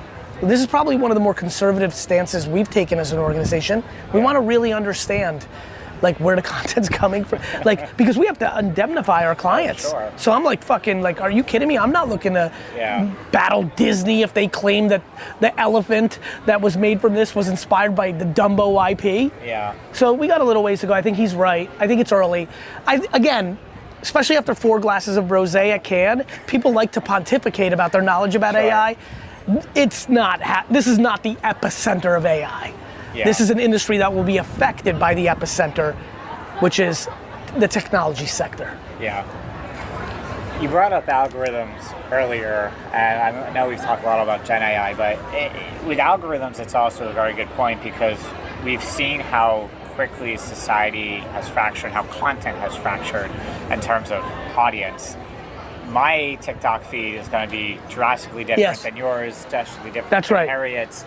And so we're losing a sense of community, because we're slowly growing into, I'm fans of these people, you're fans of these people, you have no idea who they are. I would argue that is a false POV in the society right now. Okay. Let's take it back pre-social media. You chose to watch Fox, and I chose to watch CNN. You chose to read the New York Times, and I chose to read But the options were much fewer. Yes. Now there's a million different influencers, and 72 may end up in my feed, and you might have 2 of the same ones. Just because the options were fewer. Do you know what the average amount of channels people watched when they had 36 channels to choose from in prime cable era in the 80s? 3. The options were fewer. Yeah. But I still didn't watch food TV. I watched ESPN, and I watched when the Jets highlights were on, and I turned off when the Broncos highlights were on. I think that this is a demonization of modern technology that is a misnomer of human behavior. Yeah. The fragmentation has existed forever. Yeah. People always read the books they want and read the newspapers and watch the TV and listen to the radio. Yes, to your point, absolutely, on fewer options. The misnomer is we didn't take advantage of those fewer options. I'm not quite that point's not landing for me. 'Cause, Please. You know, if back in, say, the 90s or 80s, when you had fewer options and cable TVs first exploding, we saw, amount of people who watch a program far higher than today. So that if is you correct. went into the office, that is correct. You likely had a number of people correct. who you could talk yes. to about something. Yes. And so what I'm saying is more, it's fragmented so much that I could go in the office and there's no guarantee that any single person I'm a buyer on. Yeah, that I'm a buyer that's on. What I was the I'm a full buyer. I'm a full buyer of that. But I would say the nuance there is that that the genre of it would be within the same realm. Meaning, you may know of a hip hop artist that's emerging that I don't know. Yeah. But we may both like hip hop. Yeah. Right? And I would actually say the discoverability of that game is real. But to your point, the extreme fragmentation is well taken. Yeah. And I'm a very big believer in that. I don't think it's focus groups of one. Yeah. But we've definitely, to your point, gone to smaller groups of interests. Yeah.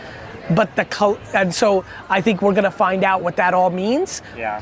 To your point, we all watched MASH. Yeah. Now we all watch humor in 87 pieces of MASH that add up to one MASH. Yeah. And to your point that I think you're making is that has the potential to make us not be as connected. Yeah. And I think that's real. Yeah. I know, I get excited when my wife shares a TikTok that I've already seen, because it's like almost a shared experience of like, oh, I've already seen this and I can laugh at this already. Yeah. Where's it gonna go from there? So do you see a tipping point in which at some point we are all driven back to maybe more communal I think so. Yeah, I think so. I don't think in the short term at all. Yeah. You're 36? Yeah. Back to like guessing, this I definitely don't know, but if I had to bet the farm, you're like, Gary, I'm sorry, you have to bet. Yeah. When you're 68, I think we're still in the very beginning of fragmentation at scale. Yeah. Yeah. Honestly, I do think loneliness is a big concern of mine of fragmentation at scale. Yeah. Absolutely. I believe that there is absolute early indicators to that, but I also think that requires human accountability to be more multidimensional. Yeah. Like to be more selfless, not selfish. I have my interests, but let me be curious and selfless and open to my friends' interests so that we connect. I'm very fascinated by this convo. Yeah. I spend a lot of time thinking about this. It's actually, by the way, why I think everyone has marketing wrong. Yeah. The idea that you're gonna make a 30-second commercial and you're gonna pump it on television and it's gonna work is fucking delusional in the truth of the world. Yeah. Final question, because we're pretty much at time here, is just, with streaming TV and the ability to really understand who that person is you're showing, have you guys begun thinking about using AI to create God knows how many versions of that ad to show each person the way you're already doing with your Vayner volume model for social and everything Yes, else? we have, but we do believe it is still a trademark and copyright issue. Yeah. And we will not go full generative AI over production until there's more this goes back to why I think Dove is well intended but a little premature. Yeah. It's early and we have a lot of things to figure out. Yeah. Cool. Cool.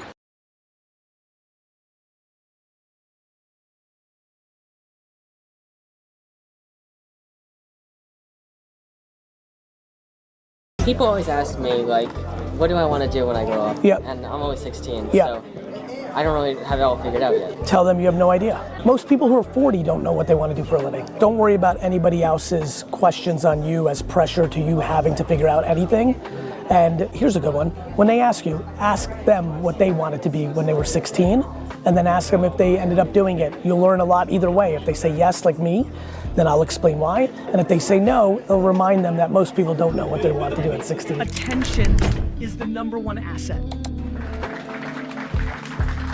Let's start at the beginning, Gary. What inspired you to draw the original VeeFriends characters? Which was the first one you drew? And what made you want to turn it into a story?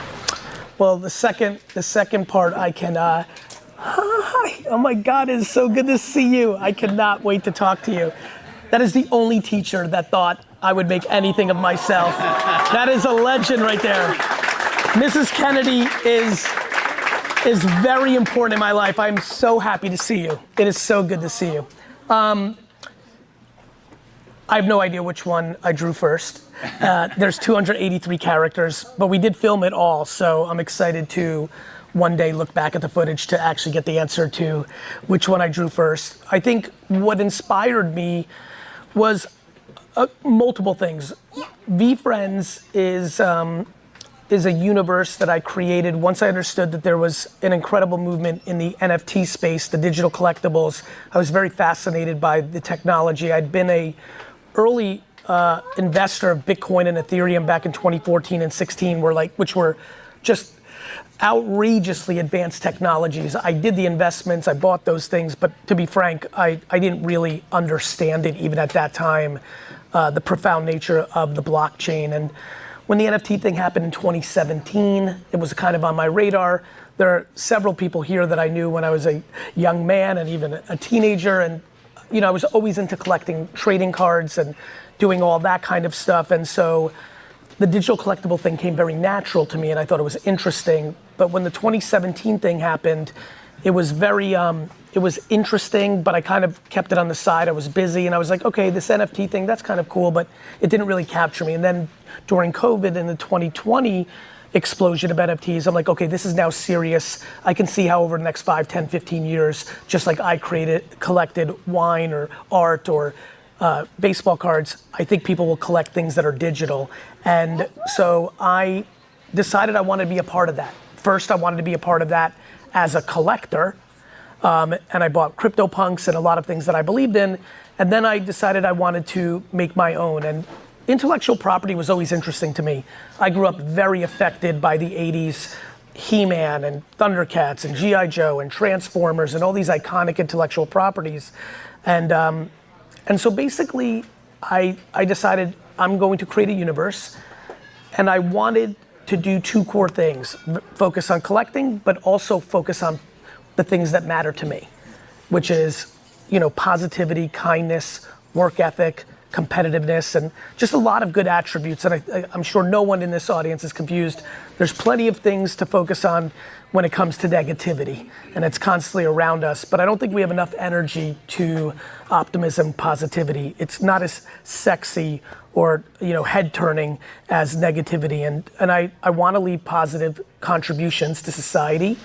My currency is positivity, and so I wanted to create this world. I also knew that at that point in my career that I was doing an effective job reaching people, call it 16 to 90 between TikTok and Facebook, but there was no ability for me, GaryVee, especially with my cursing and my style, for me to really reach under 12. And I kind of viewed VeeFriends as a vehicle that I was going to be able to use to get even younger down the funnel. And I'm sure for the many people here who are either parents or have been parented, which is everyone, if you can start forming good behaviors at 3, 4, 5, 6, you're gonna have a much bigger impact. There's a lot of work that many of us have done here through exercise and therapy and meditation and reading and changing our circles to unwind some of the negative things in our life. So I think there's a really massive, I'm not sure there's a bigger impact in the world than being a parent. And I think the next thing you can do is impact the youth. And so I have extreme ambitions with VeeFriends, both commercially and selfishly. I want to build a very big business and build a next Marvel, Disney, something of that nature, but a lot selflessly. I think we can leave very good deposits, and I would argue that this kid's book is the first kind of real significant flag in the ground of trying to leave a positive impact. That's a great answer. Thank you.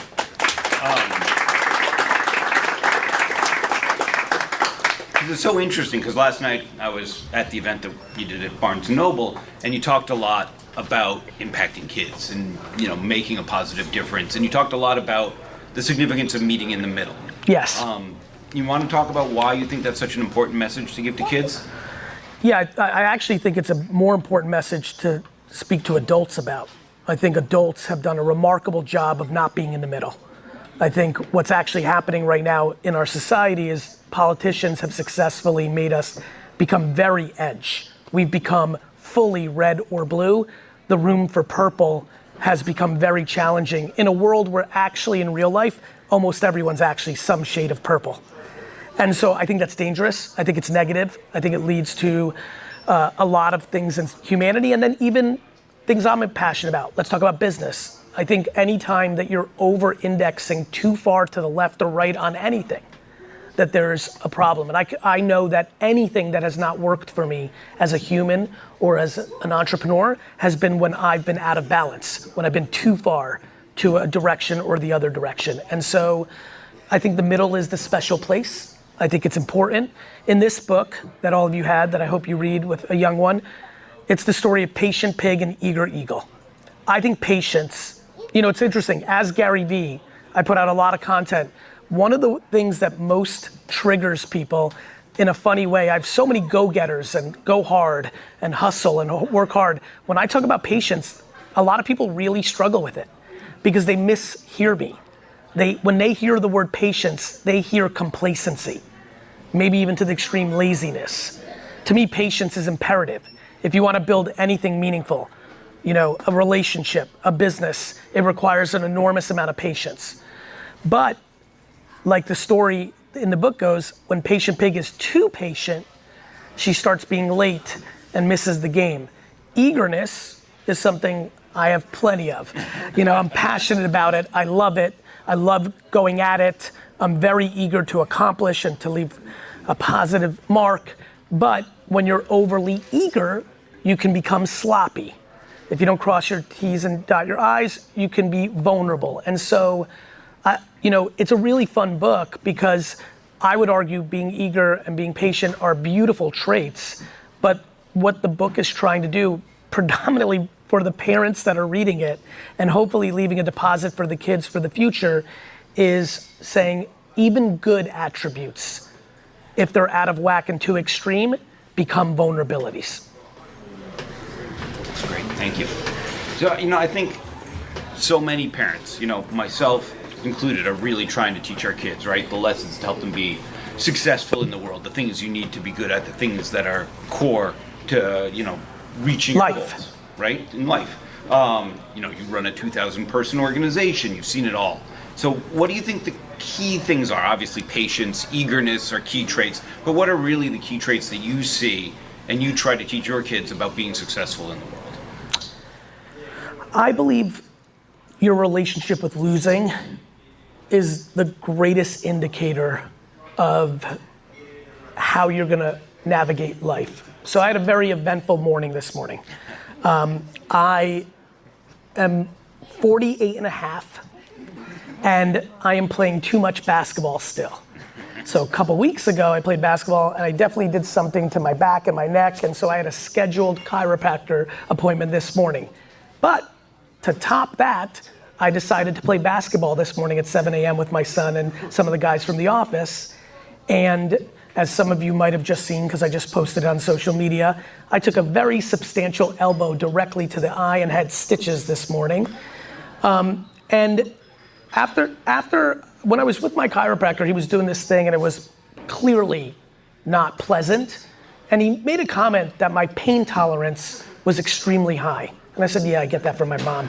And we laughed and we talked about pain tolerance. And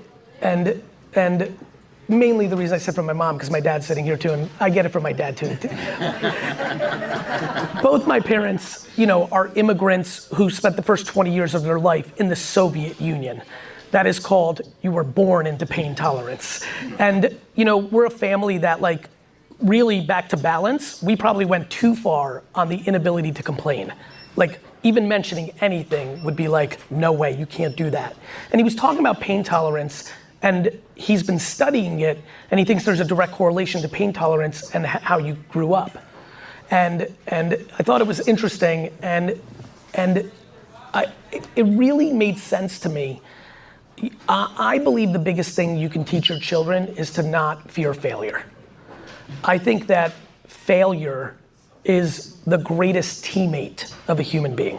And I think over the last 30 years, modern parenting has done a very bad job, subjectively, one man's point of view, on over-indexing, on trying to over-coddle every aspect of everything. It's actually so fun to see Senora Kennedy sitting here, my favorite teacher of all time, because where I was about to go with my sentence is, I also find it fascinating what's happened with teachers.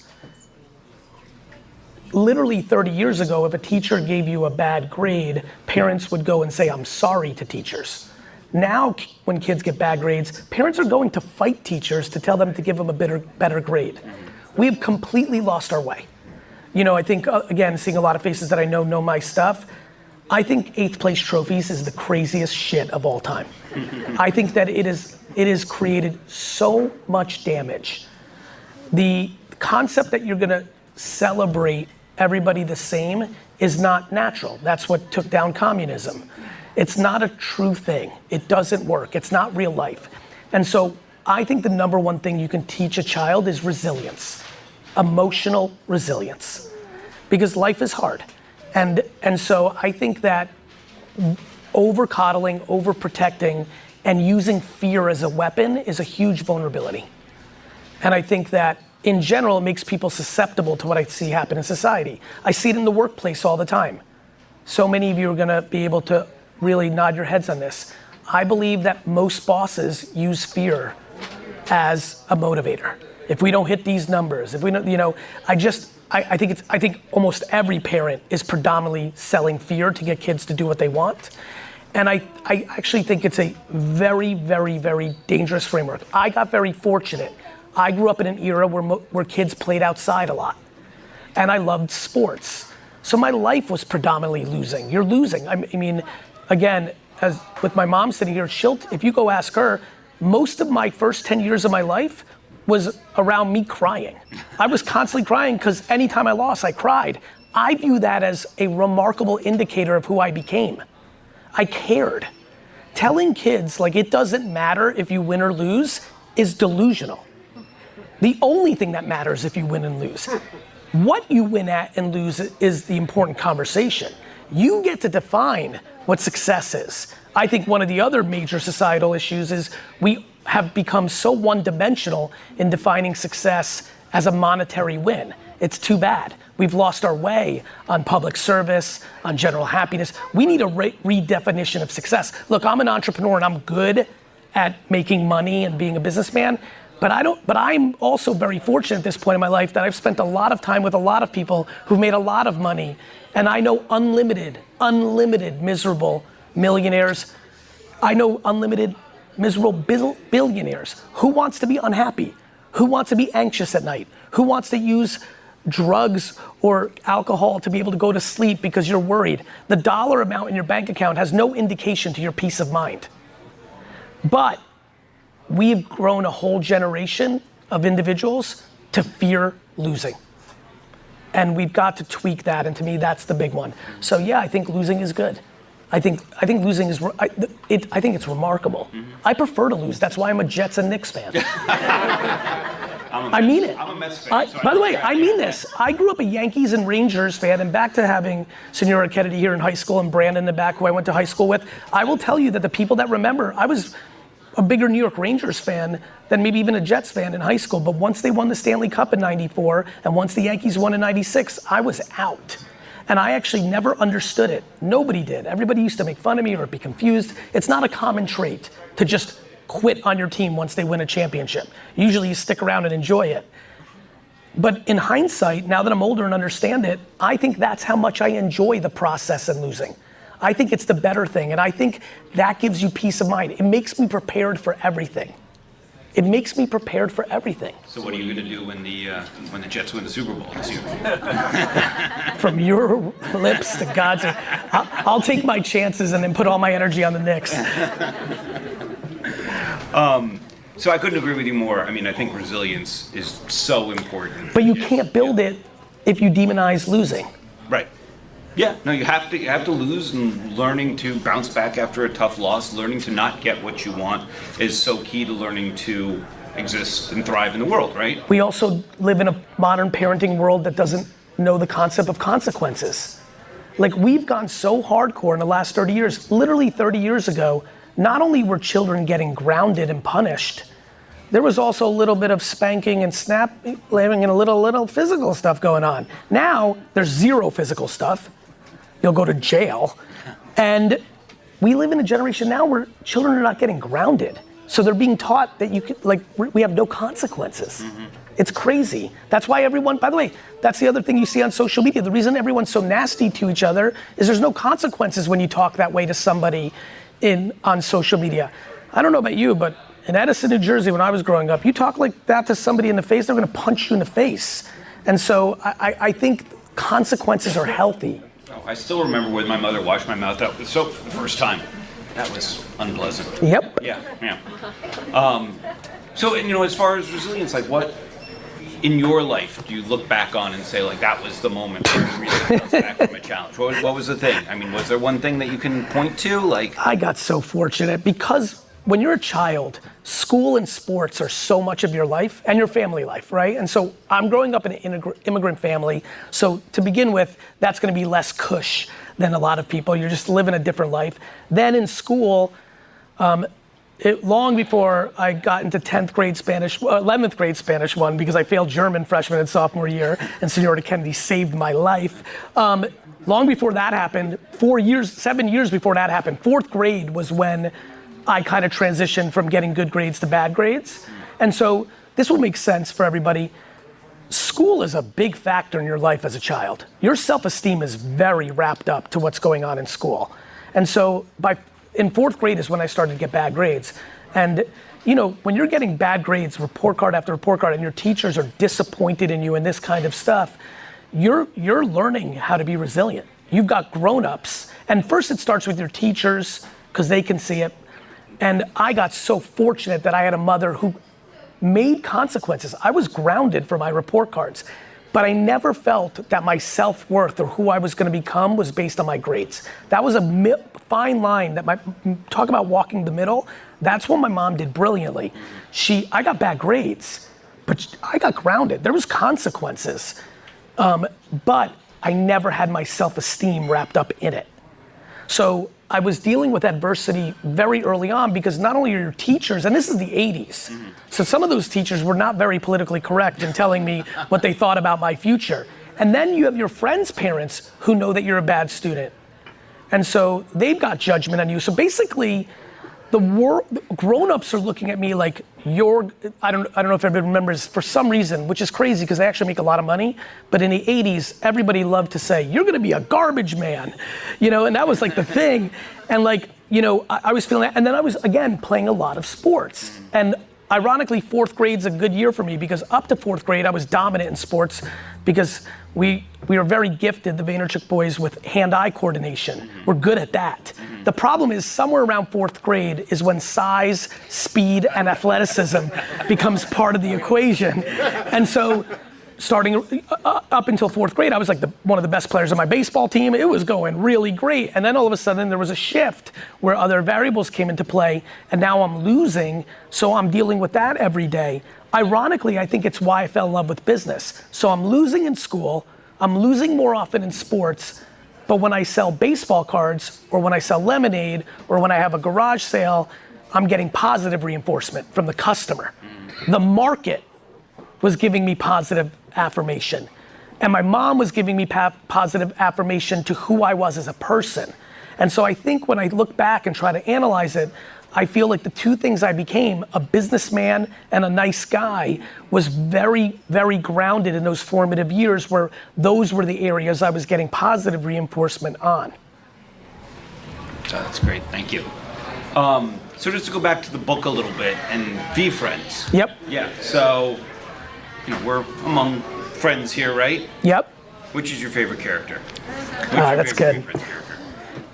How many people by show of hands have more than one child? Raise your hand. Who's your favorite kid? I know the answer from my mom and dad, but I think, I think for VeeFriends, it ebbs and flows. I will say this, I'm obsessed with Accountable Ant. I haven't really developed him yet. I'm kind of saving him for a project I'm working on. But I will say the thing that I'm very passionate about right now is the lack of accountability in society. We have become, talk about something we've lost. We have become remarkable at pointing fingers and not thumbs. It is literally, absolutely everybody's fault but one's self. It's the president's fault. It's the government's fault. It's the governor's fault. It's your boss's fault. I mean, I watch entrepreneurs blame the customer. It's the customer's fault. They don't get it. No, they get it. Customers always get it. They vote with their wallet. Like, if it doesn't work, it's 100% your fault. And so, Accountable Ant is very, very high on my list. I would also say that Empathy Elephant is very big for me. I do believe that empathy is one of the great superpowers of society. I don't know how all of you are wired and your DNA, but for anyone here who actually has the ability to feel other people, not have compassion for them, not feel sorry for them, no, feel them. When you have empathy, you can really do very special things. For me, empathy allowed me to be very caring, and I like that. I like being a good friend and a brother and all that, but more importantly, or actually far less importantly, but in hindsight, what I didn't realize was empathy also allowed me to be such a good salesman. It's very easy to sell when you know what they're gonna say yes to. But doesn't it make it a little bit of a challenge in business where you're competing against the liquor store down the road, Yeah, I mean, look, I think that comes into perspective. Now we're talking about perspective pigeon. I think perspective matters. It's fun to have my dad here. I think about the liquor store down the road. Like, him and I have a ton of similarities. Even though I love to razz and say I'm like mom. Like, my dad, as I've gotten older, I realize how much DNA I have from my dad. But we are very different when it comes to competition. We see it differently. I'm very competitive, just like my dad. I just believe that the world is abundant. I believe that when you're talented, nobody stops you. I've never felt that any liquor store in New Jersey or any advertising agency in the world or any other personality that makes content or any other intellectual property that's being built right now, I don't think any of them are taking my customers. I think I'm good enough to get as much as I need. And I do believe the world is abundant. And so I love competing, but I'm incredibly not fixated or concerned about competition because I think it's a complete irrelevant from someone who's capable of executing. Nobody has ever stopped me but myself. That's great. Thank you. So there's been a lot of talk about a lot of different things that are happening with VeeFriends. Do you want to tell us about any of the exciting stuff that the future holds?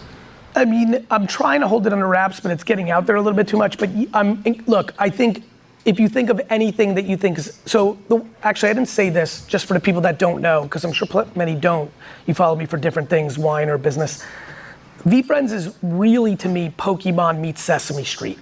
Pokemon from the collectible place. If you don't know anything about VeeFriends and you have eBay on your phone right now while you're waiting in line later, you should really go search on eBay VeeFriends. You'd be shocked what's going on with the trading cards, and some of you are wearing the hats, and it's crazy, and it's been so fun. As you can imagine, someone who grew up collecting everything, to have something that's now collected is like nirvana for me.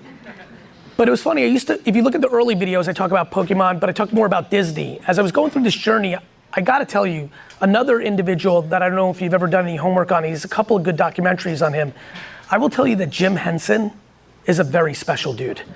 The more I dig in, I'm like, wow, I really get him.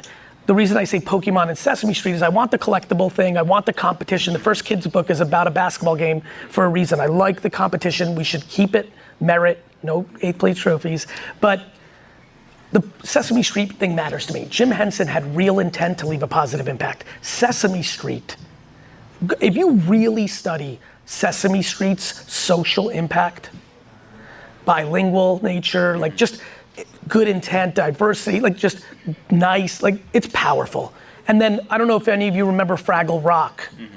I don't know if you know how creative works. Sometimes whoever's in charge will give a brief. You have to read the brief of what the agenda is. The entire brief, usually it's meaningful. The entire brief for Fraggle Rock, when he handed it in, was end war. 2 words. I just think it's so, what an amazing ambition. Let's start a kids show that will one day end war. I love that. I believe that if I achieve what I want with VeeFriends over the next 30 or 40 years, that the kids that are growing up, that are born today, that are part of Gen Alpha, will be less anxious. I believe there's a direct correlation to being in the middle and anxiety. And so I'm very passionate about that. So as you can imagine, any intellectual property, Disney, Marvel, you know, anywhere you want to go, the Smurfs, all of it requires cartoons. And so the kids' book is very exciting, and obviously you being in the publishing world, I'm very passionate about it, it's important, but I don't think I can achieve my goal without having a hit cartoon. So we're really excited about that. We're going to do that. When I grew up, it was Saturday morning cartoons and after school cartoons. When my brother AJ, who's 11 years younger than me, when he was growing up, cartoons lived on something called Nickelodeon. And that's where a lot of you were affected by cartoons. Today, as I'm sure some of the ones with young ones here, cartoons live on YouTube Kids. So that's gonna be an exciting platform to attack. We think we've got a really good take on it. I'm feeling confident, but it is a hits business. It may take a couple cracks at it to get there, but I don't believe that I can really get it to the stratosphere without having a hit cartoon and then hopefully one day a feature film. And I'm excited about going at it.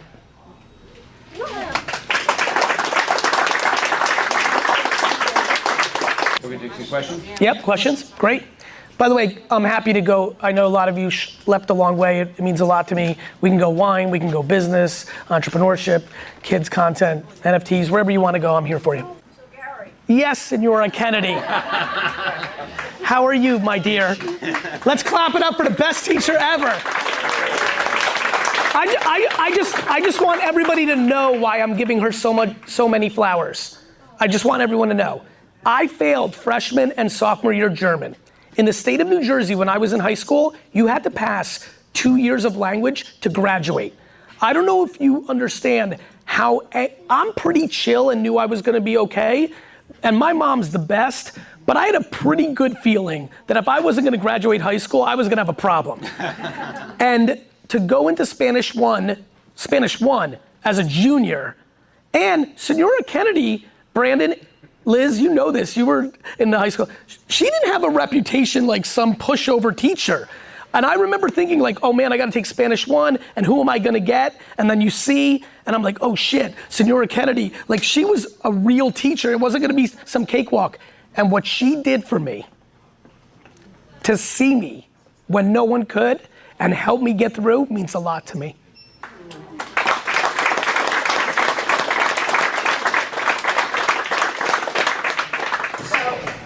I do look at your Facebook postings, not every day because it's a little too much. A couple of recent posts, Gary, especially one from your father. Yes. Okay, about your word is bond. Yes. And one about your reputation is currency. Yes. And whether it's in business or in your personal life, I think those words are ones to remember because that makes you who you are. 100%. It is really good to see you. Really, thank you for being here. Good to see you, Gary. Thank you so much, Senora Kennedy.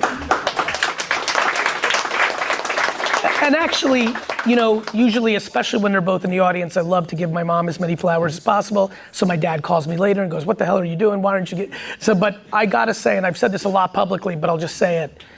I had such gift of gab and such ability to read, and I was so committed to selling my baseball cards or lemonade or anything else.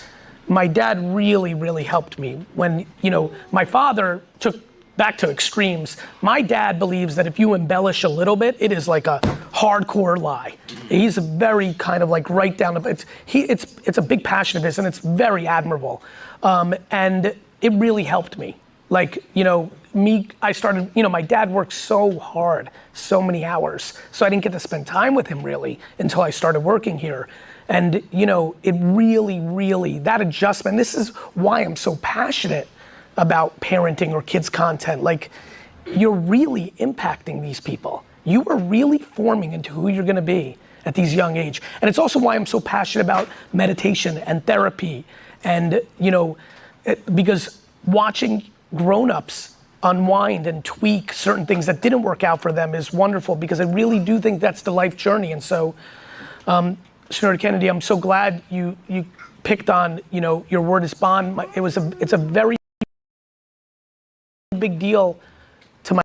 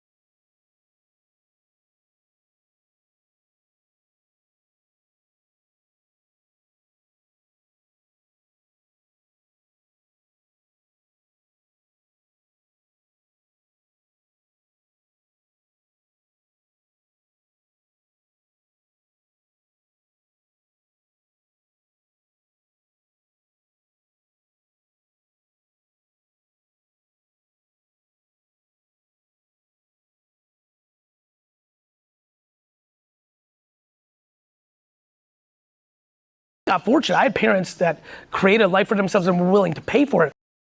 What about the parents that were shaming their kids to go to college and making them take on the debt for something that was never going to do anything for them? My argument was like, we need to talk about this. Honestly, the reason I don't really talk about it anymore is I think the world has figured this out. And this is also my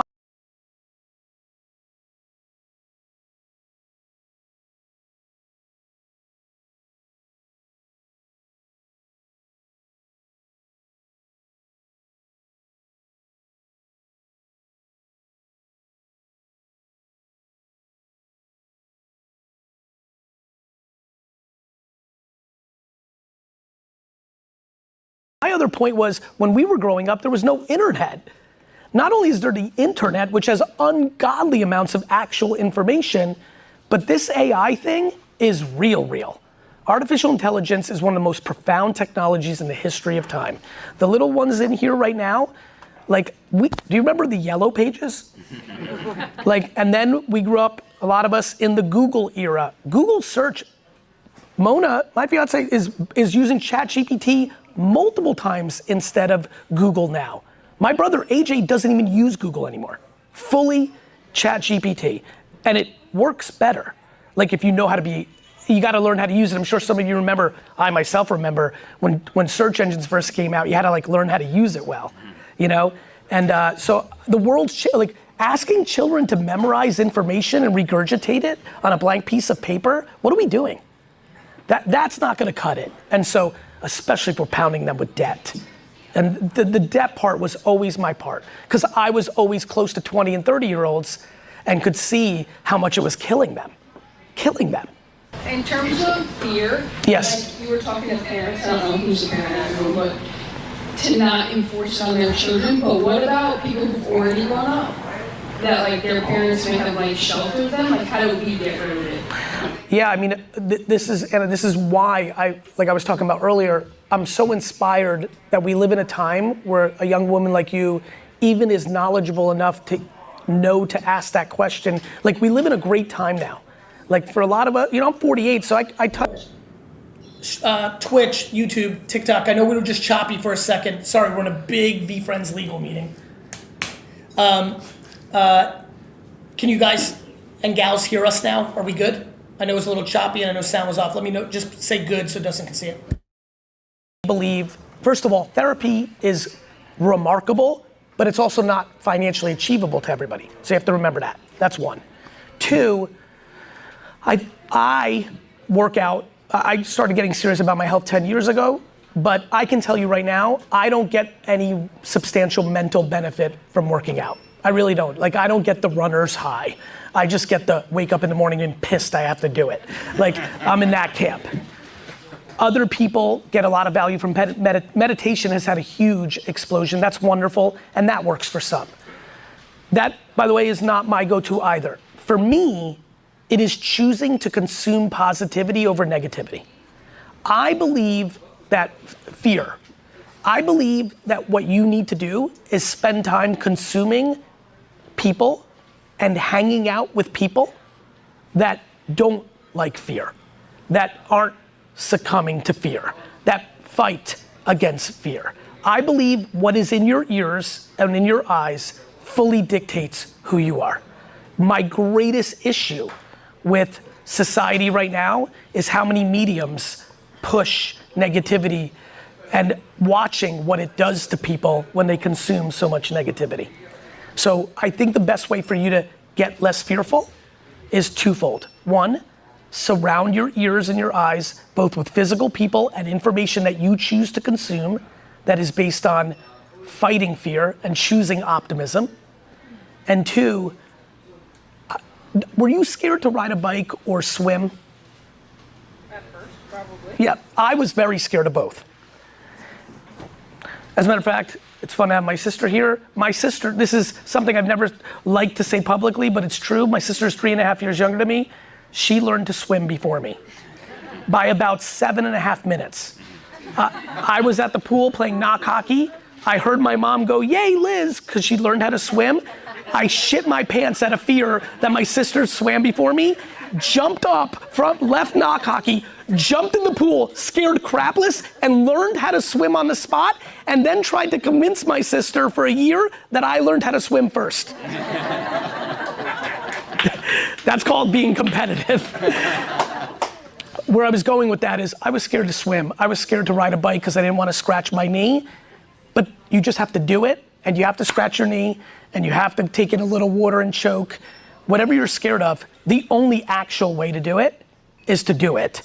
The thing that I think gets people to do it is by surrounding themselves with information and energy that gets them there, because I think negativity hangs out with negativity, and I think positivity hangs out with positivity. Yeah, thank you for that. It's a very big one, my man, thank you. If you feel like you might be skewing negative, or you wish you were a little more positive, pay very close attention to who you spend time with on the phone. I believe that negative people talk with negative people, and they just circle around each other, talk about everything is bad. And so I think changing who you spend time with and what you listen to has the single biggest impact on human beings. Hi, Gary, how are you? I'm well, my friend. What's your name? My name is Kyle. Kyle. I don't know if I can give you anything. Sure can. I knew I was going to see you at some point today. I have a bunch of old chess cards. I will take those, my man. Thank you so much. Thank you so much. Sure. Question I have is, I had twin daughters, I want to say a week before the pandemic hit. My girls were born March 2nd. In the hospital, those next couple of days trying to figure things out, came home, everything shut down. Last 4 years have been absolutely insane. I'm an insurance broker trying to build my agency, do a lot of independent work with a bunch of different carriers. I'm able to help out so many people in Philadelphia. I'm from Pennsylvania. Being an entrepreneur, building up your business and your brand, how has that impacted your family life? How have you juggled being a present father? Yep. I didn't grow up with my dad around. Yep. So the eager eagle and trying to deal with being the patient pig. Yeah. I'm that middle ground because I know I can go get it, but I know that I want to be there. So this is a super fun question that I think will bring a lot of value to a lot of people. So, couple things. First and foremost, I think a lot of you know this. I love talking about parenting and parenting advice, but I like to talk about it in the macro. I think actually one of the craziest things in the world to do is to tell someone else how to parent their children. They have no context. It's crazy talk. 1. 2, I think the greatest gift that parents could give themselves is grace. There is no confusion, I think, to anyone that parenting is an incredibly challenging job, right? You love them so much. Of course, fear is part of the equation. You're scared to lose them. You're scared for something to happen that's bad. I just saw my mom, and she's like, who's the guy that elbowed you? I'm gonna kill him. Then she's like, I'm 48, that's where her mind goes, right? So when you're parenting, it's hard. Plus, then it becomes circumstantial. I had a father who came to this country with nothing. We lived in a studio in Queens and had to build a life. So I didn't have the luxury of having him around. So when I became a parent, I was a workaholic too, but I was around more than my dad. And so I don't know, at the time when it was happening, I was like, I'm around, because my context that I grew up with was different. And so even though I knew I was working a lot and more than my contemporaries, by the standards of what I grew up with, I thought I was putting in a lot of time. My children are 15 and 11 now, and now you're in a place where you can start to understand, like, well, how do you feel about it? And probably 3, 4, 5, 2 years ago, I was like, you know what? I want to adjust and put more time in now, because once it's 18, we all know the story, right? I don't choose to beat myself up, even though I feel like I've wanted to adjust. I think one of the great mistakes that parents do is they beat themselves up. You're trying. You're doing the best you can. That doesn't mean don't be accountable and don't give yourself a pass. Where I'm going with is this. The fact that you're even asking me this question means your twin girls are very lucky. You're gonna try. But I also don't want you to beat yourself up because you're trying to build something for your family. This goes back to the middle. When people wear a badge of honor that they've never missed a kid's, volleyball game in 18 years, I think that's beautiful.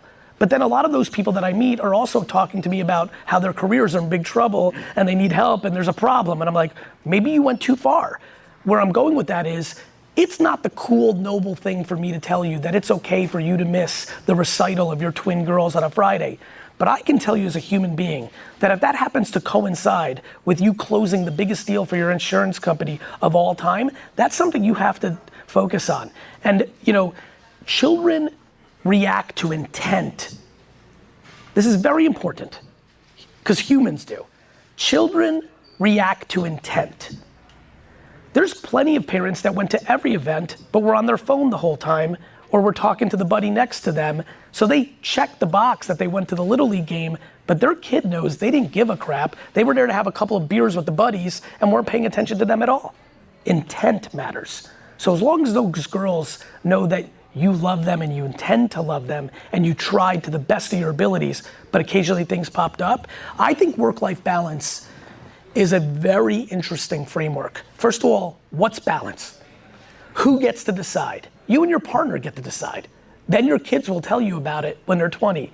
Even when you have the greatest parents in the world, you have plenty of feelings about what they did wrong, right? So there's nobody who's grown up who doesn't say, I wish they did this, or I wish they did that, or I have feelings about that. It's the most special bond of parenting, right? But I think that you can't beat yourself up. You're trying to provide, and there's going to be times where you have to make a sacrifice. And as long as you're deciding and you feel good about your decision, I think people would be very shocked how resilient children are to the occasional missteps of a parent. But I think the intent is the punchline. Thank you.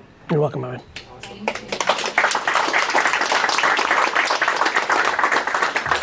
We're just going to quickly reset for the book signing and photo. Question for you. Yes. I'm going to school to be a vet, right? Yes. Like a veterinarian. Yes. But we also have a business of breeding dogs for 20 years. My Love parents that. did it, Yep. so I'm building it now. How do I bring them together? Yeah. Or don't keep them separate. Both will work. Okay. I think the thing you do is predominantly focus on doing social media content about both, and then organically, and see what happens, and let it come to you, and then make decisions on what to do with it. Out of your mind, what's first? Besides Instagram, I'm every day. TikTok, YouTube Shorts is huge. Okay. It's much bigger than people realize. Okay. All right? Yeah. Awesome. Question for you. Yes. Let me take a picture first. Okay. So I'm young, and I spoke to your sister about it because Yep. she just came up Yeah, I with saw it. you were talking. As a real estate agent, Yes. in the space where there's so much clutter, Yes. how do you, I want to become, everybody wants to be luxury, of course. But I have a problem networking because I don't drink and do all the things that networking. Drinking is not a requirement for network. Don't come up with an excuse. Like our society builds it as. Believe it or not, even in this business, I didn't drink. Okay. Golfing, hosting dinners. There's a million ways to make coffee. 100%. Okay. Don't let that get in your head. Okay. All right. Good luck. Hi. Hi. How are you? Good, how are you? Good. Hi. Thank you for coming. Can I ask Such you a some pleasure. advice? Of course, brother. So, people always ask me, what do I want to do when I grow up? Yep. And I'm only 16, Yeah. so I don't really have it all figured out yet. So Yeah. I just So want to ask you. Tell them you have no idea. Most people who are 40 don't know what they want to do for a living. Yeah, I promise you, first, don't worry about anybody else's questions on you as pressure to you having to figure out anything. And ask, here's a good one. When they ask you, ask them what they wanted to be when they were 16, and then ask them if they ended up doing it. You'll learn a lot either way. If they say yes, like me, then I'll explain why. And if they say no, it'll remind them that most people don't know what they want to do at 16. Thank you. Amazing. Nice to meet you. My brother. How are you? So, I saw you here last year, actually. Yes. So I have a question. I'll be a freshman in college next year. Yes. Do you have advice? I want to network as much as possible with professors and Yes. peers and stuff. Yes. What do you think about that? I think it's similar to what I said earlier. It's a game of lack of fear. You just ask. It's a numbers game. Should I actually join as much as possible? 100%. Yeah. And then if something doesn't work, you leave in, and if it doesn't work, out. You understand? Yeah. Thank you. I want to tell you something really fast. So we always talk about certain questions that you whatever, get to know each other. And Yes. One of the questions that you asked me was if you can have 3 people, dead or alive, and you can get together and sit down somewhere, who would they be? I got this answer. Both of my grandfathers. I do, because I've thought about it. Both of my grandfathers, because I didn't get to really know them. One was gone very early. My dad lost his dad at 15, and my mom lost her mom. I lost my grandfather when I was 3. I don't remember him. Yeah. So those two for sure. And then Randy the Macho Man Savage. Okay. He was my favorite wrestler. And I really, I'm sad that I never got to chop up with him. Yeah. That's it. Those are my 3. Awesome. Well, what I was going to say is you're one of my 3. You're very sweet. I got her to meet 2 so far. Yeah. So the last one I'm trying. Yeah. I'm very humbled. Thank you, brother. Yeah. Thank you. Thank you. Thank you. I love you. I love you too, Gary. You're amazing. You really are. I was thinking about June, correcting exams, and you came in my classroom. Am I going to pass? Am I going to pass? And I admire everything that you have done. You were just wonderful. And I thank you for the Facebook postings, because people just say, you really know Gary? I said, yeah, I do. You really know Gary. I love you a lot. Thank you for everything you did for me. Really. 1 second, sorry. 1, 2, 3. I couldn't wait to come here today because I thought, I'm going to sit in the back. It's so good to see you. I saw you right away. It made me so happy. Okay. All right, Gary. Thank you so much. And I resonate with you because you are a son of immigrant's parents. I'm an immigrant. I came here 10 years ago just to improve my English, and I opened my business. Good so for you. It's complicated. But now at the point that finally I got money, I'm pretty successful, but I feel guilty every time that I'm not working or that I'm spending the money that I earn struggling all the time. Any suggestion, Eddie? Because you say happiness is not correlated with money. Now I'm where I want it to be. And do you feel like you're valuing anybody else's opinions?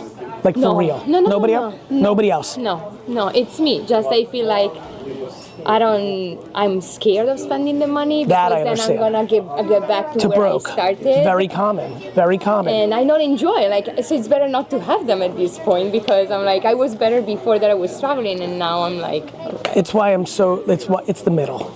You're right. You don't want to go crazy and lose it all. But to not be able to enjoy the fruits of your labor, that's also not healthy. So this is what I do, because I'm all. Hey everybody on stream, I'm making a point here in this big VeeFriends meeting. Can everybody right now, if you're into collectibles or trading cards, comic books, anime, nerd culture, or into collecting, can you all please DM at VeeFriends Cards, at VeeFriends Cards. Can you all DM them to learn more about VeeFriends Cards on Instagram? Go to Instagram and DM at VeeFriends Cards. And let me know, all right? Thank you. Man, the delay on this is huge now. Dustin, the delay is huge. I'm giving a talk right now. I've got all your attention, but if I was talking nothing interesting and nothing good and you were bored, then the ad didn't do well. This is what I tell my big clients. I can get you in front of people with paid advertising. They're like, we want to spend $10 million on this. I'm like, this video sucks. I can get $10 million worth of people to see it, but nobody's gonna buy shit because this video is a fucking commercial. You have to become remarkable at organic because it's free and it will grow your business anyway. But when you hit pay dirt and you've got something that's remarkable and you're into advertising, well, that's what you put your money against it, which means you're saving a lot of money on the thing that was always the hardest thing about advertising, which was the creative was the variable of the risk. Attention is the #1 asset. You're not at this event if you don't have a level of ambition and hunger or want for something to happen. This is a business conference, right? And so I think the thing that most excites me is what was just said prior to here, and then watching him execute this community over the last 5 years from afar. What I've always known is I don't think what I talk about is so profound. I don't think it's that complex. I actually equate how I see business and brand and marketing and sales and career growth similar to the health and fitness space. I don't think anyone here is confused. The way you get healthier and more muscle is not so complicated. There's a protein situation, there's a carb situation, there's working out, there's eating and working out properly. It is a very simple system, but if you're like me, it's incredibly hard for you to do it. I've been working out for the last 10 years of my life, and when I tell you I hate it every fucking day, I hate it. on the flip side, many of you in this room love, how many people here love to wake up or in the evening, like genuinely enjoy working out, they get a lot of love for it, they can't wait to do it? Raise your hands, raise them high, all right? A lot. Now, who's more like me and fucking hates this shit? 50-50. That's what I think is happening here. I can sit here and tell you exactly what to do to grow your business. The only thing that business relies on is attention. Before you can sell someone something, you have to have their attention to sell to them. Attention changed in our society over the last decade, and it made it easier for small entrepreneurs and individuals like us to compete with the biggest companies in the world. You no longer need $30 million in marketing budget to build a $100 million company. There are many companies in different sectors that have built 5, 10, 30, 50, $100 million companies on the back of 100% free organic social media. That exists. Now, less in mortgage and real estate, more, t-shirts, sodas, things of that nature, but no one here is confused. There are plenty of people who've built their entire business on the back of free organic social media. Many. No one's confused. When I wrote my first book in 2009, people made fun of me for this philosophy. Some of us were there in those events. I remember when I was there, when you were at those bookstores, when I had 30 people showing up in 2009, people thought it was crazy. If you go read the Amazon reviews of my first book, Crush It, in 2009, literally one of the comments is like, they gave me a 1 star.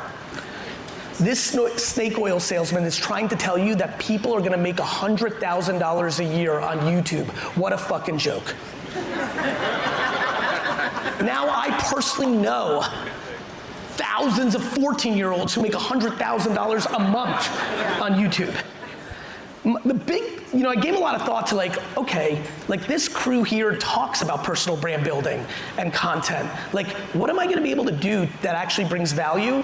What I'm trying to really do today is really a macro and micro execution. On the macro, I'm just asking all of you, do you truly, when I'm trying to shake someone who's half in, I don't care that it hasn't worked yet. That's my favorite one. Gary, at the airport, I always get rolled up on. Gary, I love you, you're a nice guy, but this fucking shit doesn't work. I'm like, because you suck at it. How many people here are really pot committed and getting substantial success from organic social media for their business? Raise your hands. Cool. Now, who's not? Raise your hands. Yeah, by the way, 90% of the hands that didn't get raised in the first part did not raise their hands in the second part. And I think about that stuff, it's nothing to be embarrassed about. To me, the entire part of that second group is yet. And the only thing that's required is you understanding that the first group that raised their hands are just better at it than you are. Not lucky. Not, this is my favorite one that you fuckers love. They're in a different market. You love that fucking excuse. Gary, you don't get it. I'm in the outskirts of Detroit. No, I fucking get it. There are human beings that consume social media in the outskirts of Detroit. So for me, it's like, okay, if I can get half this group to just get done with excuses. They came here. This was my opening line. You came here. You're here. So it means you want. So if you want, why not do the thing, even if you don't like the thing? I want to live longer. That's why I wake up and work out. I hate it the most. You want more money for your business. Thus, you have to take organic social media extremely seriously. The end. I don't care what your politics are. If you're mad at China, let that shit play out in the macro. It doesn't fucking really actually affect you until it does, and if it does, you're dead anyway, so who gives a fuck? So don't tell me you're not on it because you're mad at China.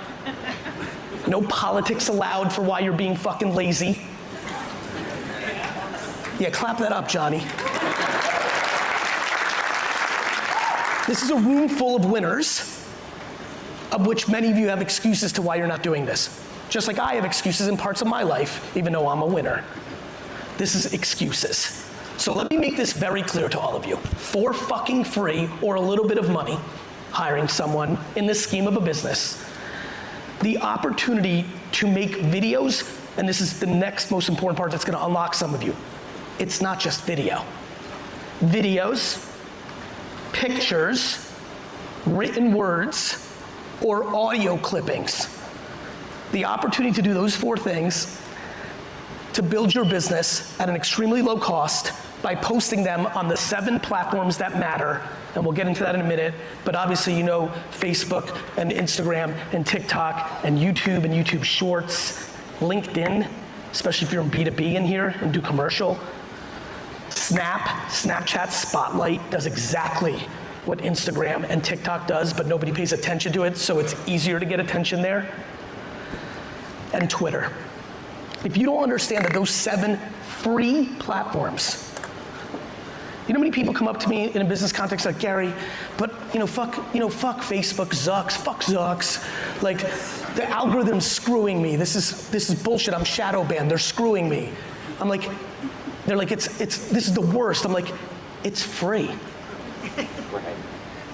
My friends, social media marketing, if you do it organically, is free. You don't get a billboard put up on the highway in your town for free. You don't get a full page ad in the newspaper for free. Google doesn't give you those search results of you showing up first for free. It's free.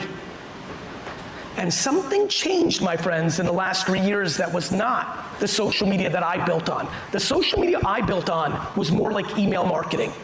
You would post a lot to get as many followers as you can, and a percentage of them would see your content every time. So when I outflanked most in 2009, 10, 11, 12, so when I was giving this talk in 2016, many in the room felt defeated, because like, fuck, Gary, you've got 7 million followers, I've got none. And I could understand why people in the room would be like, shit, 2 years before any payoff, that's a level of patience that most people don't have in their stomach in this room.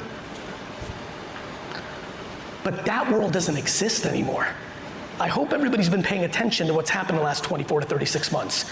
If you've been sitting here completely punting social for 15 years, good news, unlike most things in life, you don't have to pay the piper. Because what happened with the TikTokification of social media in the last 3 years is now every social network doesn't go based on how many followers you have, it goes on the merit of the creative itself. There are people in this room, I have 15 million followers on TikTok. There's somebody in this room that's gonna get motivated today, create a TikTok, make their first video tomorrow, and that video will get more views than the post that I will post that same day. That's fucked up and I'm pissed. But I can't be pissed because that's how the game is now. If that doesn't motivate you in this room, I have no idea what data will. The part that's most interesting to me is that I'm aware that a lot of you are lack the self-esteem and have too much insecurity of going on video. And I'm empathetic to that. You're stuck in 7th grade, like most adults.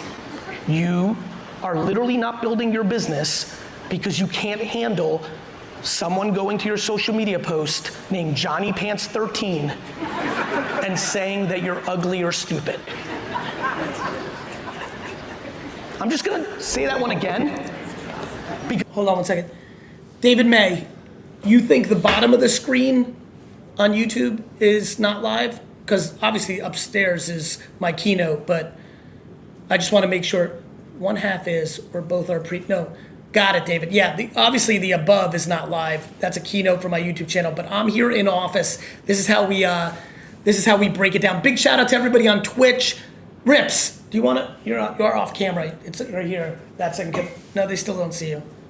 You should stand up and come over here and tell everybody. You have a 5:30 show. That's true. You should take advantage of this promotion. Look at all these people on TikTok. BTAC, Mama Shark, River Flow, Beats by Keith. Look at all these people joining. Tucker James, Gilbert J, O'Regan, Jacob, Maddie, Blue Raider, Trista, Hawhorman, Shackle, Antonori, User 12367, Rory, OG Headbands, Betsy, Mohammed Hassan joined twice in a row. That was weird. Let's go, Mohammed. Let's go. Movie critic, Janelle. VeeFriends.com/live. You're gonna get a free card and all that. Everybody go to VeeFriends.com/live. Sign up, get ready. Shepard is saying what's up to you, Rips. See, Twitch is on the far left. Wow, you got everything. That's where the OGs are. What's up? Red Moon Rising in the middle here on YouTube, and then we've got all this action on TikTok Shop. Let's get everybody on TikTok right now to hit a like, a follow, and a heart. TikTok, explode here because I want to see what it does to the algorithm. I need a full fucking explosion, TikTok. Thomas, Maddie Trainer, Jazz, every single person on TikTok. Comment right now, hit a heart, do something. Action. Logan Pennington, what's good? We'll see you soon. Remarkable at the craft, at being great at social media. I have a team that does, my content. The first 11 years of my career, I did all my content myself. Today, I have a team. That team costs me between $4 and $5 million a year. Just for my social media content team, non-ads, just the creative. That isn't to discourage you, because guess what? Plenty of times I look at the team like, fuck it, I could do this all by myself better.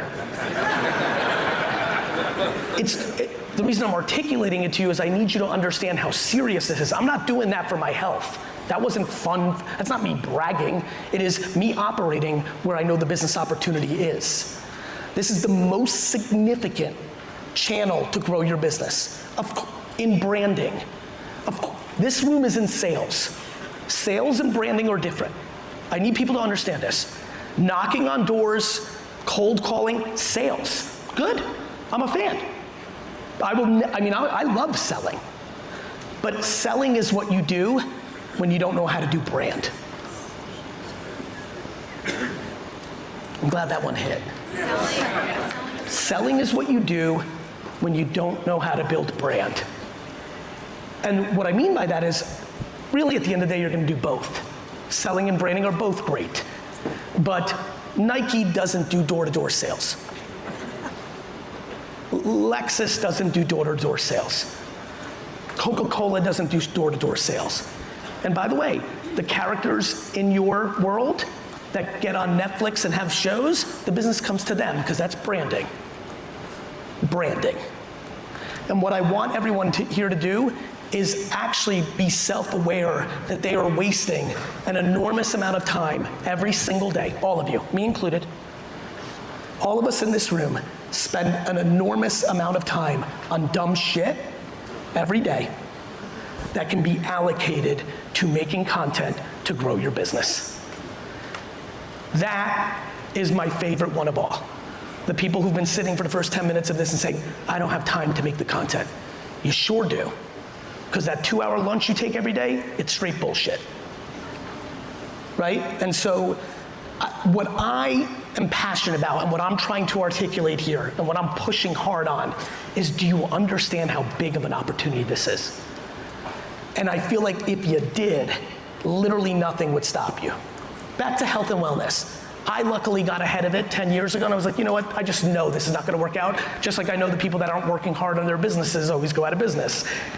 But normally a guy like me, or the hands that just went up that it doesn't come easy to, the time they get serious is when they have, a heart attack and luckily survive. Or they go to the doctor and they tell them that they're gonna die in 2 years, or they're diabetic or what have you. They get scared to address it. What I'm concerned about in this room, very frankly, is right now I'm asking you to do it out of offense, and I believe over the next decade that I'm gonna ask you to do it out of defense. This is a very important part. How many people in this room are retiring within the next 7 years? Hold on, and I don't mean you're gonna fucking crush it and buy a jet. I mean, you're fucking old and you're finished. All right, what's good, everybody? Want to say what's up. David May, good to see you. Share that snap, good to see you. Riverflow Cuts, good to see you. Neefy, great to come on board from Twitch, thank you. And let's go serious here on TikTok. Riverflow's over here as well. Mace, great to see you. Grammy Pop Tart, Accidental Investor. And now we got a bunch of people joining. Derek, Accidental Investor. Daddy K has just joined. Jorge, Mohammed Hassim, User Moon Moon, Insomnia, Crazy Heffa, Lisa, Bill I, Jay Braz, Jeremy M, Calum, Dexter Pill, Tim, TM, The All In Nation, Rachel, Nolan 100s, Cito Ramirez, Michael Gratzman, Miss Mariah, Dieter K, Rachel Brand, Nadine is in the building, LJ in the building, Ricky P in the building, Andy Too Tall, Tyami Thomas, Andres. All right, I gotta jump, VeeFriends.com/live. If everybody can leave a comment right now, get everybody over there. Red Moon Rising, let's go, baby. I gotta go to my meeting here. It's a meeting with Volvo. They will do bikinis and all that stuff and OnlyFans, but they will do everything. They will sell sneakers, they will sell wine, they will sell books, and they will sell real estate. And they will sell mortgages, and they will sell everything. My friends, I believe what technology is doing is eliminating everybody except the people that can build brand. I really mean this. And I beg you to take this conversation serious. At the bare minimum, if you do not have brand building content on social for you, do it for your business. If you're such an introvert and it's a small office, create a fake character, create a mascot.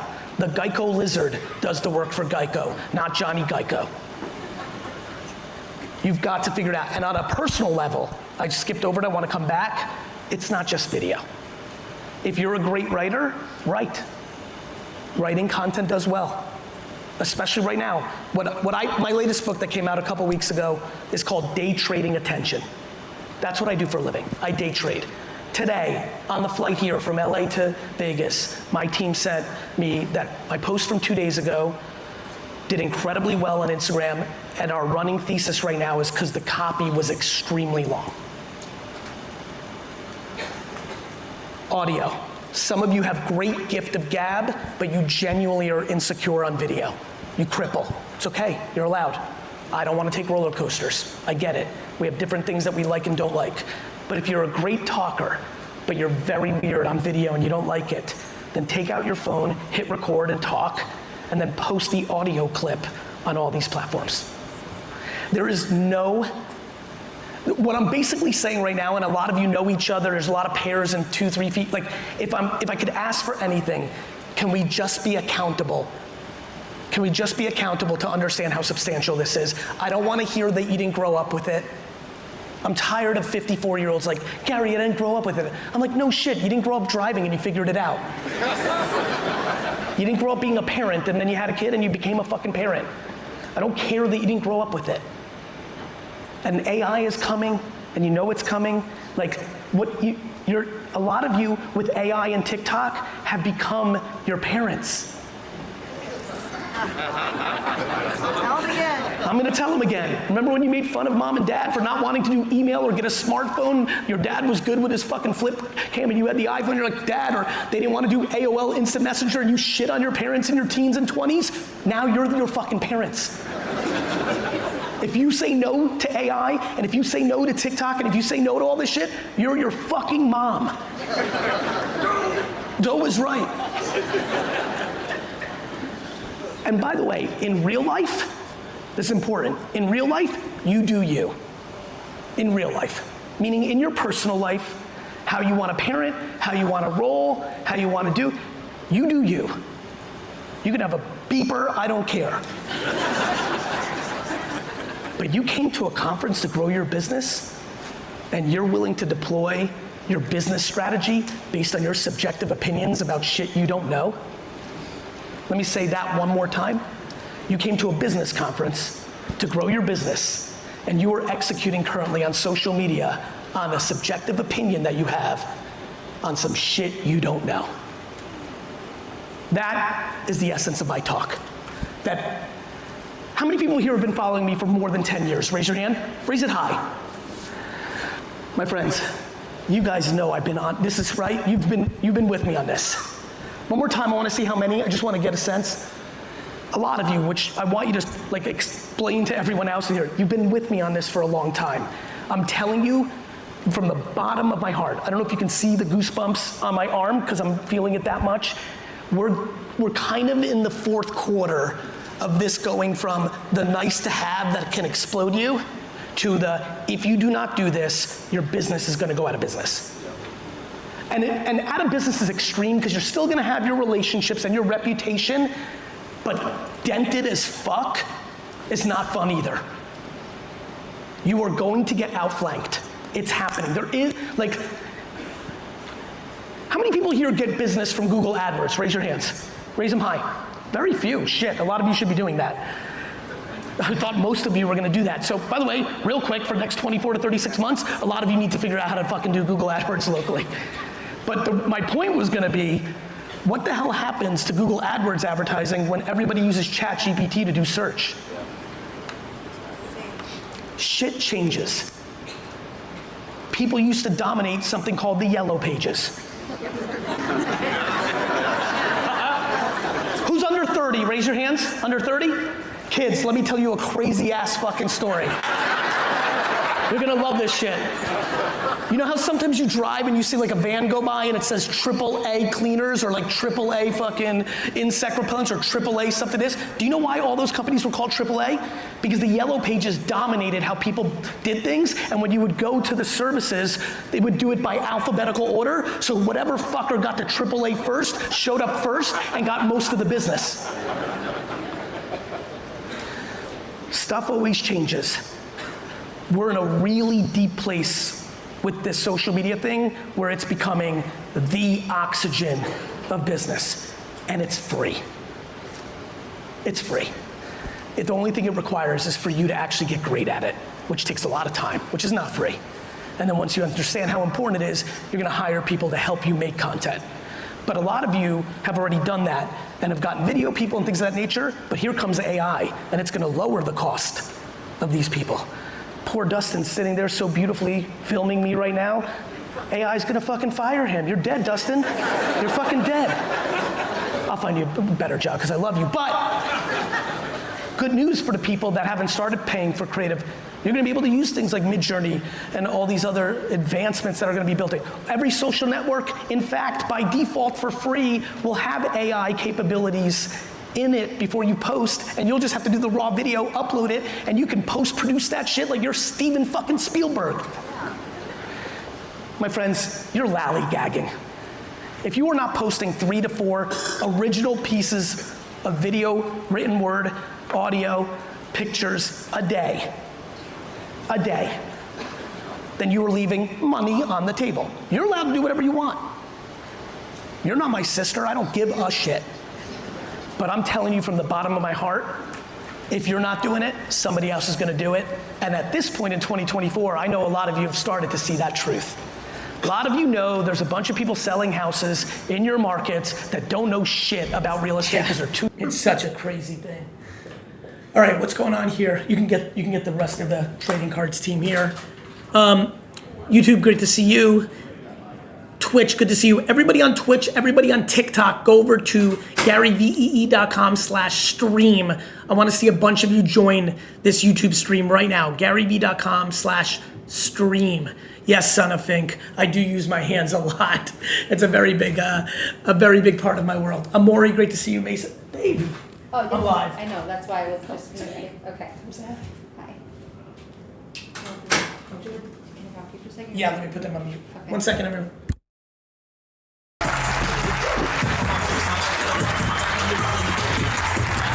Thank you. So, dude, I didn't tell Gary like what I wanted specifically, but that was exactly what I wanted to do. Why? Because I'm frustrated that so many people, I talk to so many people on these events, and it's just this fraction of people who are consistent on social. But everybody else agrees with me. They're not arguing with me. They're not saying, no, Neil, you're a liar. Well, it's similar to the framework. Nobody's gonna be like, no, doctor, you're an idiot. I should continue to gain weight and drink alcohol. And like nobody's gonna say that. Mona, say hi. I'm on YouTube. I'm on TikTok, and I'm on Twitch. Wow, you're in a lot of things. That's how we do it. Love you. Love you. All right. Yes, I know. Biceps barista. BB, I know you want this. Dwyo, what's good? Good to see you. Nancy Berry, great to see you. Running some errands. Shep, good to see you.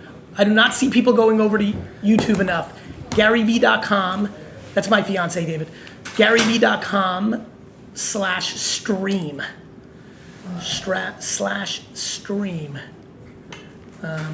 Bells, good to see you. Mace, good to see you. Modelo, thank you. Leighton Gray, thank you for joining.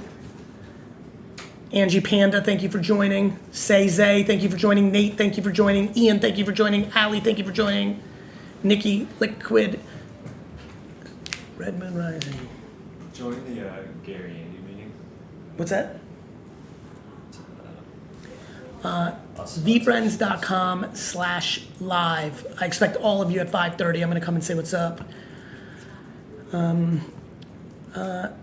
Lynch, I love Twitch too. Let's send everybody to Twitch. Twitch.tv/GaryVee. Steve Rennick, what's good? Riverflow Cuts. Sean, what's good? Joe Stenger, what's good? Nathan Frazier in the building. Bob Singh, good to see you. Rob B, good to see you. Mary Vision, London Operational. All right, here we go.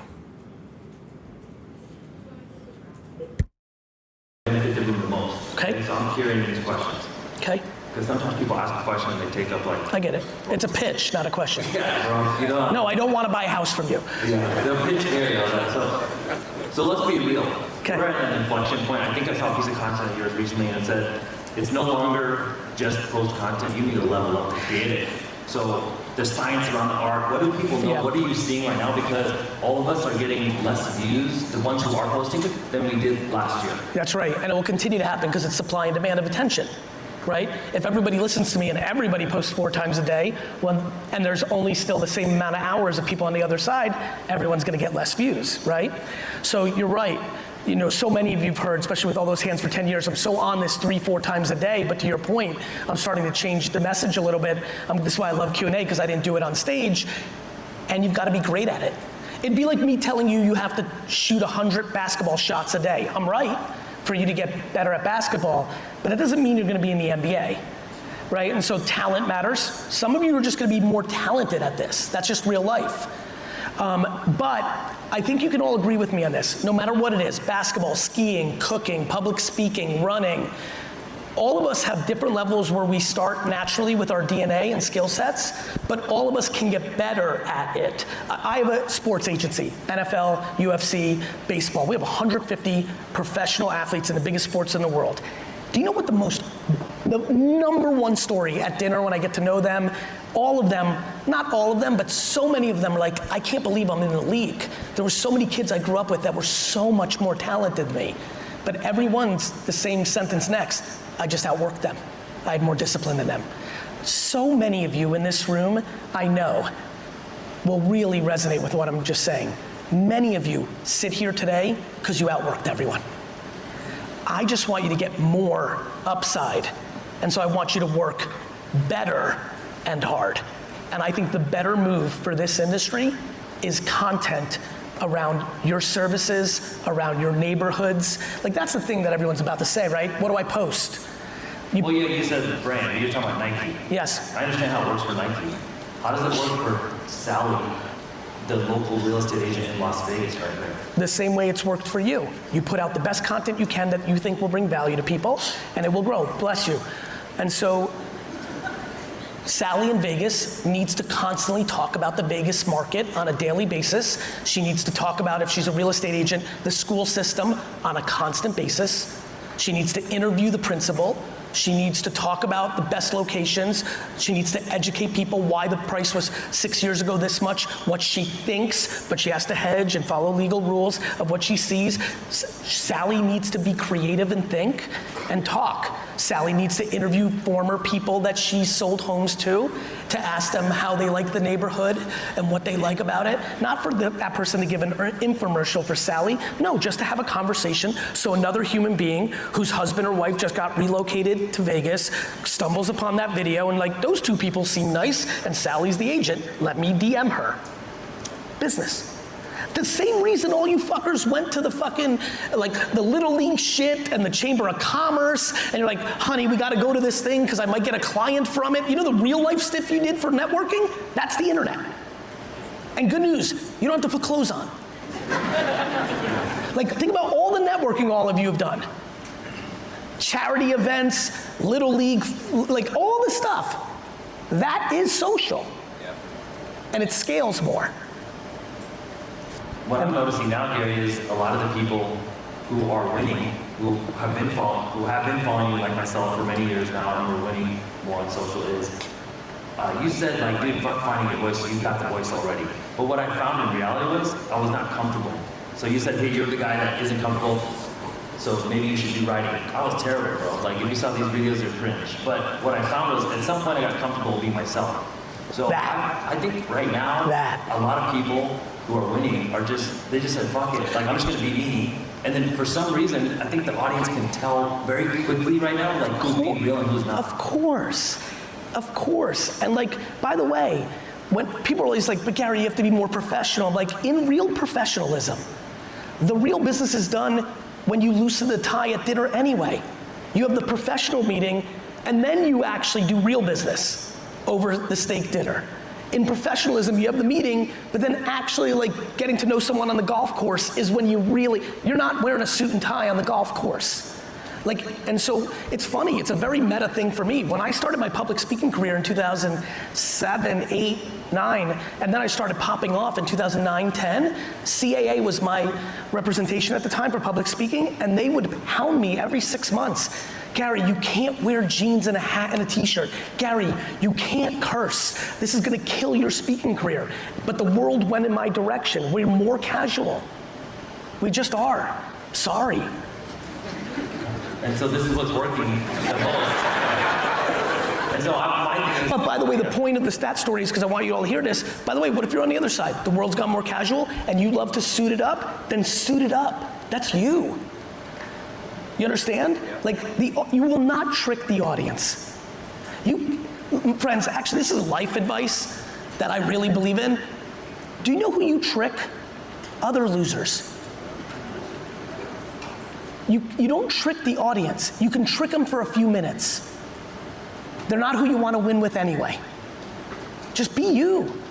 You know, for the youngsters that raise their hand, the under 30 crew, for you, like a lot of under 30 in this space will dress up and will get the watch and the car because they feel like they need those things because they're young. People know you're young, even if you wear a fucking suit. Like, there's a lot of people in this room that will outflank you because they have more experience, but you have other shit.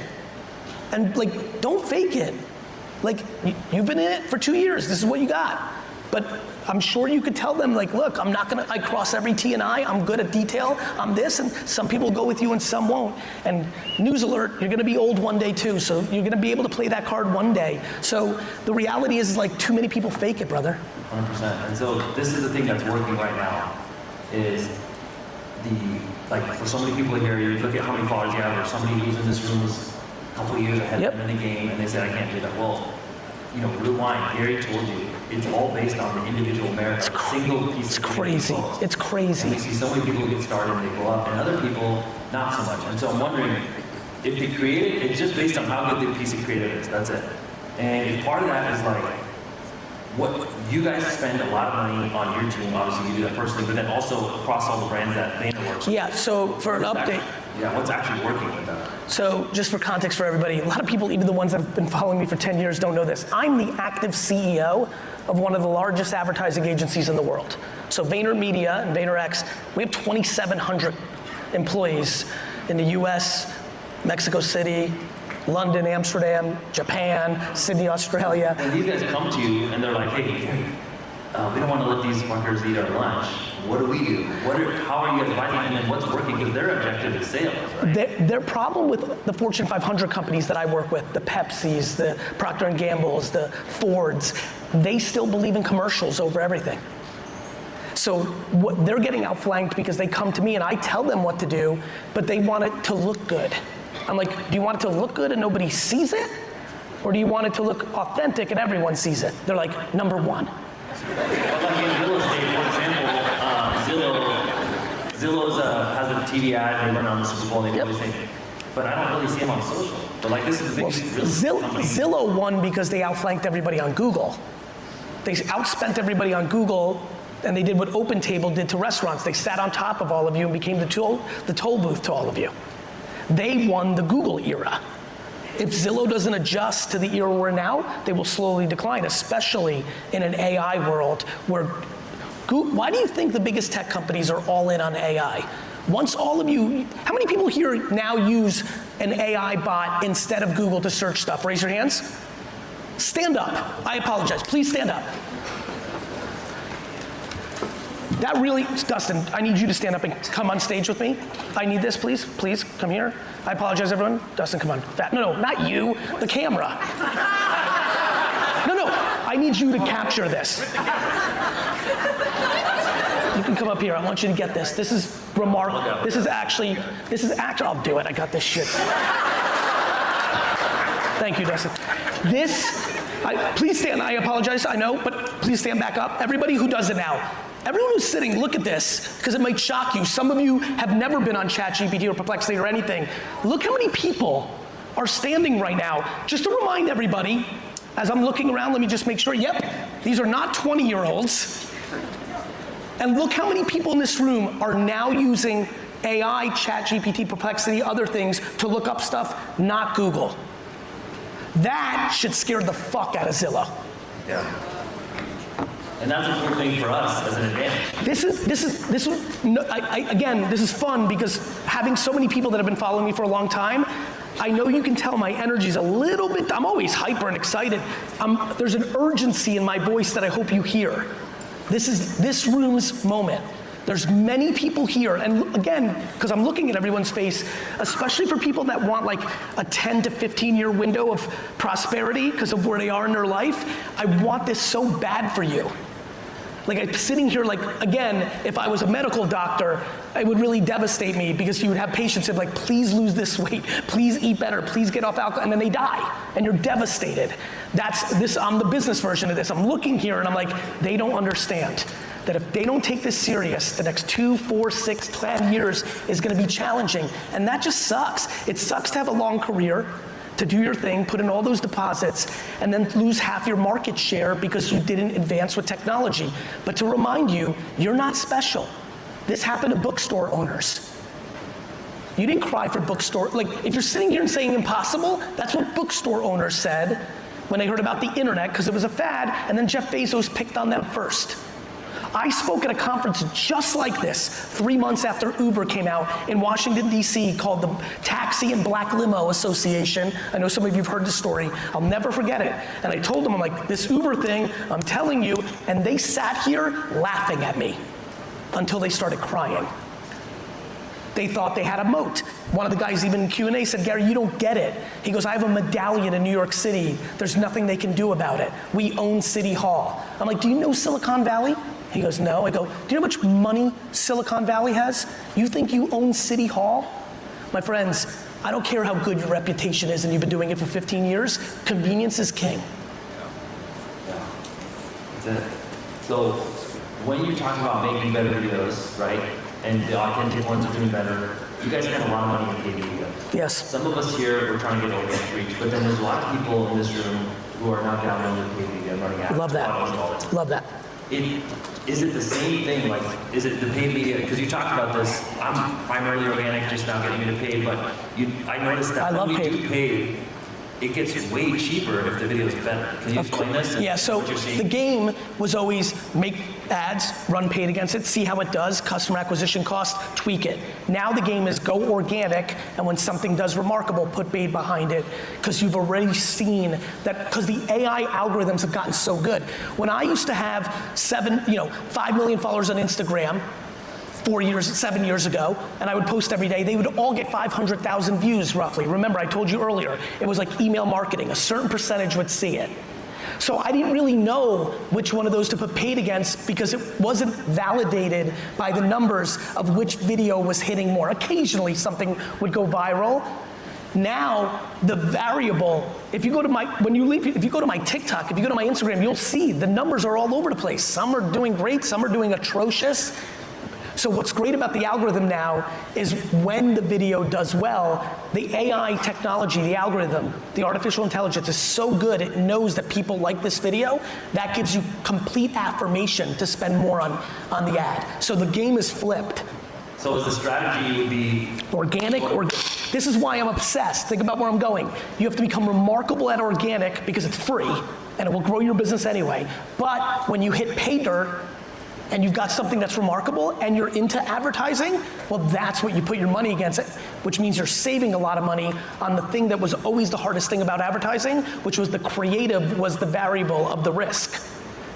You can get in front of, by the way, I'm giving a talk right now. I've got all your attention. But if I was talking nothing interesting and nothing good and you were bored, then the ad didn't do well. Right? So I can get you in front of people with paid advertising. This is what I tell my big clients. They're like, we want to spend $10 million on this. I'm like, this video sucks. I can get $10 million worth of people to see it, but nobody's gonna buy shit because this video is a fucking commercial. Do you guys even see commercials? Like, who watches regular TV? What are we doing here? Yeah, so when you think about, I'm a guy here or a gal here, I post 10 videos. One of the 10 videos did 8x the views. What do I do with that video? I think there's two things. It depends what you want. If you just want to keep building brand, then you just spend media on it against the demo you want. So if you want to grow in California, or you can run it just to people in California. The same video, or are you reshooting that video? Same video. But if you want to sell something, then you take that video and you tweak it a little bit with a call to action, maybe a banner overlay at the bottom of it that says go to, you change the copy, maybe the video, you add something to the end of the video that says 20% off, or first consultation for free, or what I think a lot of you should be, I've got a big one for a lot of you. Most of you should be running social media ads, or start with organic and then ads, to host dinners in your town that people submit for. Let me break it fully down. If I'm you, if I did what you do for a living, and I'm trying to either get real estate agents from the B2B mortgage side, or I'm a real estate agent and trying to sell homes, it's kind of hard to go right in for the kill, right? Those ads don't do as well. If I'm you, I go make a relationship with a restaurant in town and tell them, I can bring really good people to this restaurant. I just need a little bit of a discount. Either give me the private room for free or hook me up with some, biz dev, a little local biz dev. And then you're running ads to your website or to your social where you're telling people, doing a free business dinner. Not a real estate or mortgage, doing a free business get-together of business people in a 20-mile radius. Please go to this form and fill out who you are if you're interested for a free dinner and some good wine, and that's it. You will get 6 to 8 people all the time. People are always trying to network. Those people are trying to sell some shit to you too, right? But then you're gonna have them submit the form so you can see everybody, what's your social, and literally you're now hosting really smart 6 to 8 person dinners, plus you're being seen by everybody in the general area. That's a good spend of $100. Because by the way, $100 on Facebook or Instagram in a 10-mile radius will get you fucking good shit.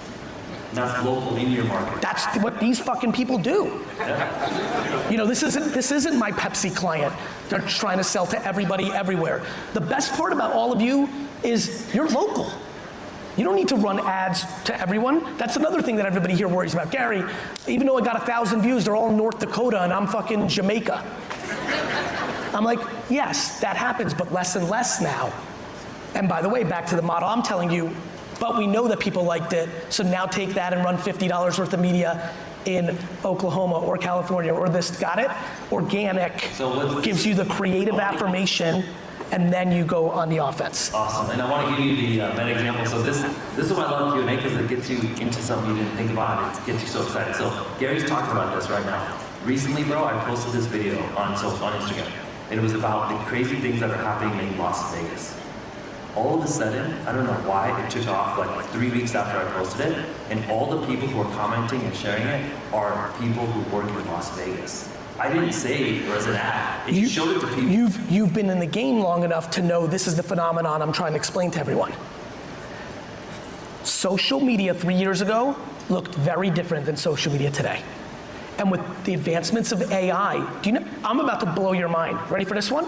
This one I'm very excited about. The image recognition software capabilities that Facebook and TikTok and Google are working with, now you're literally going to make a video. This gentleman's wearing a really rad shirt, right? Yeah, you bro. You should know that. It's a crazy shirt. This Hawaii shirt, right? He's gonna make a video. That video based on what he just said about Las Vegas, which was impossible 4 years ago, the platforms, when it starts going to whomever, some of his followers, random people, if it gets going, do you know that that video is gonna start hitting people that actually bought that same t-shirt? Because it's gonna recognize what it is, and especially, this is why Amazon can build the biggest company in the world, they have all that data. Wait till you see what Amazon Prime does. You think your phone and Alexa follow you around? Wait till you watch TV in 3 years. You're gonna be watching TV, you bought some shit 4 minutes ago and the commercial is gonna be right there. And, like, they've got it all stacked. Well, what's great is I've been telling people, hey, if you're the biggest Las Vegas Raiders fan, just simply wear the jersey or videos. The reason I reached out, so is this why? Like, it's actually picking up the thing, yes, and it's putting that out to the people who have the same interests. Yes, my friend. Tell it's just starting. My friends, please, the opportunity is substantial. It's free. It's free. I need all of you who've been lollygagging, who did it 4 years ago and said, it didn't work for me, or the ones that are just like, do it a little bit. I need you to allocate 100 hours of learning. Before you start posting, go learn. You have to be good at it. The first second matters. The thumbnail matters. The copy matters. What time you post matters. Are you posting a carousel or a regular post? For a lot of you, there's a lot to learn. Even the ones that have been doing it for a while, there's a lot to learn. And then it's platform by platform. People have no clue how big Facebook is right now. Facebook is a monster. But every good young marketer thinks it's old school, so they're focused on TikTok and Instagram. That's your opportunity. Like, it's a big deal. It is. And so as we wrap up your first question, this is totally off topic. Okay. But I want to be real. You know, at the beginning of your content, what I really liked about it was the hustle, like the culture, like let's get it, let's work hard. How you get it is you work. And you put in the hours. Yes. And what I found in my journey of entrepreneurship is I said I was doing this for my family. And then I started doing it for myself as well. But then my family's over here saying, well, where are you? Where the fuck are you? Yeah. Straight up. Yeah, because every workaholic does it for their family, but what they're really doing is because they fucking love the game. But your family benefits from it too. No shit. But that doesn't mean that it's still true that you're doing it for your family. You're doing it for yourself because you can't, I don't know, but for a lot of you, I'm sure, because this is what you do for a living, so a lot of you are very entrepreneurial and entrepreneurs. When you're a purebred entrepreneur, you don't know how to breathe if you're not doing it. And so, but anyway, go ahead. So that's a struggle that I myself, I'm not alone in this. You guys have the same. Of course. And so a lot of us have this thing, and we're actually, many people, when I talk to them one-to-one in our groups, they're going through it right now. Yeah. And so, how do you? Easy. Stop being full of shit and be accountable. If you're worried that you're missing time with little Susie, or your wife or husband, or Johnny, then don't skip Johnny's fucking baseball game to go close a deal. Go to the fucking baseball game.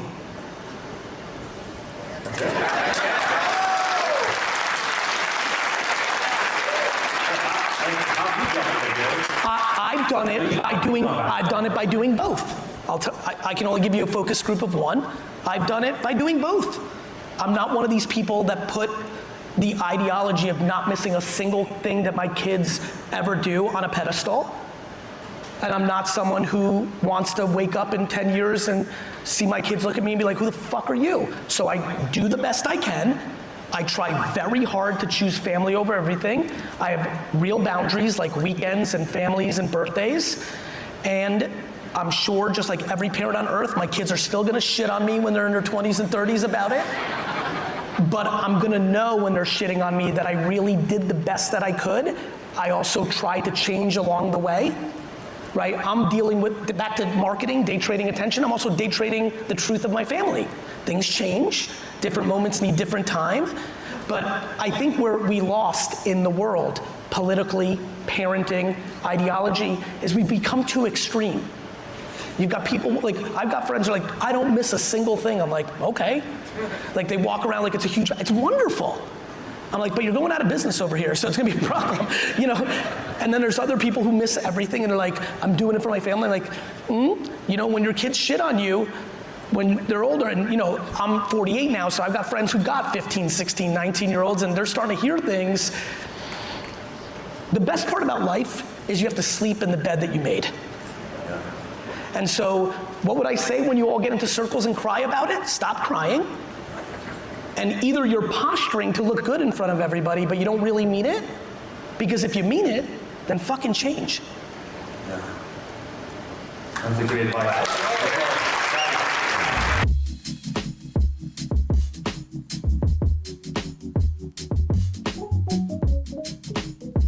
In the last 5 years, I realized my mom was showing me how to live versus telling me how to live. One of the profound things of self-discipline is it accomplishes the goal that most parents, coaches, managers, and leaders want. A lot of people want to deploy discipline on others by acting with self-discipline. It actually creates the osmosis on your circles that you're looking for. Attention is the #1 asset. Do you think people's attention spans are getting shorter? No, I really don't.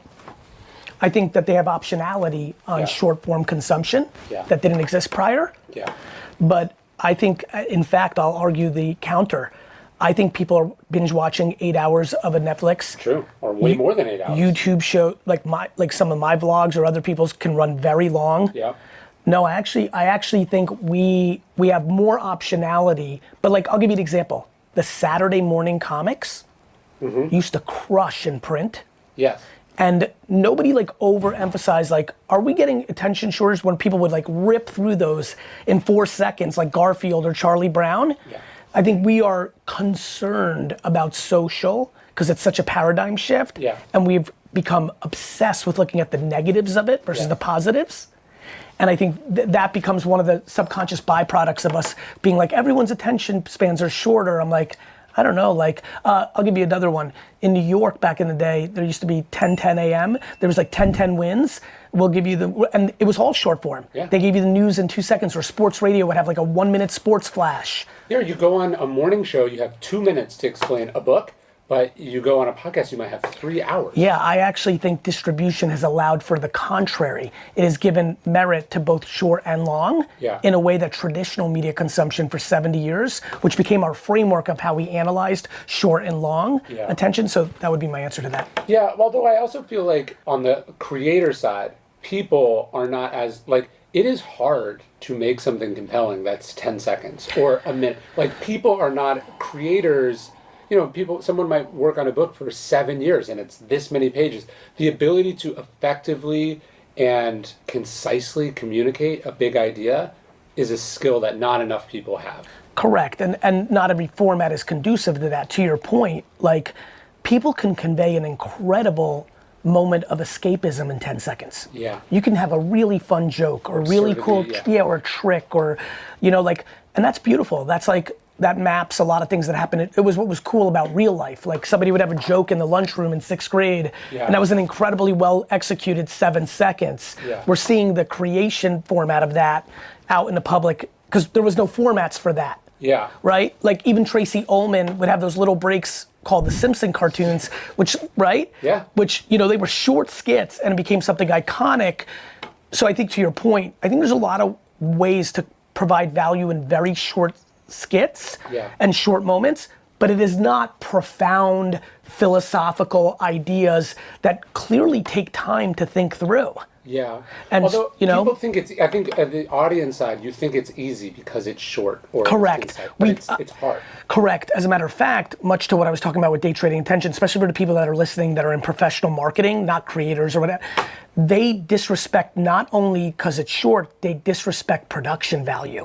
Okay. I would argue that all of Fortune 500 marketing is losing right now because they put production value on a pedestal. So they feel that a video made by an iPhone that is mundane, that doesn't have the lighting and is not good. Meanwhile, the audience has spoken with their actions.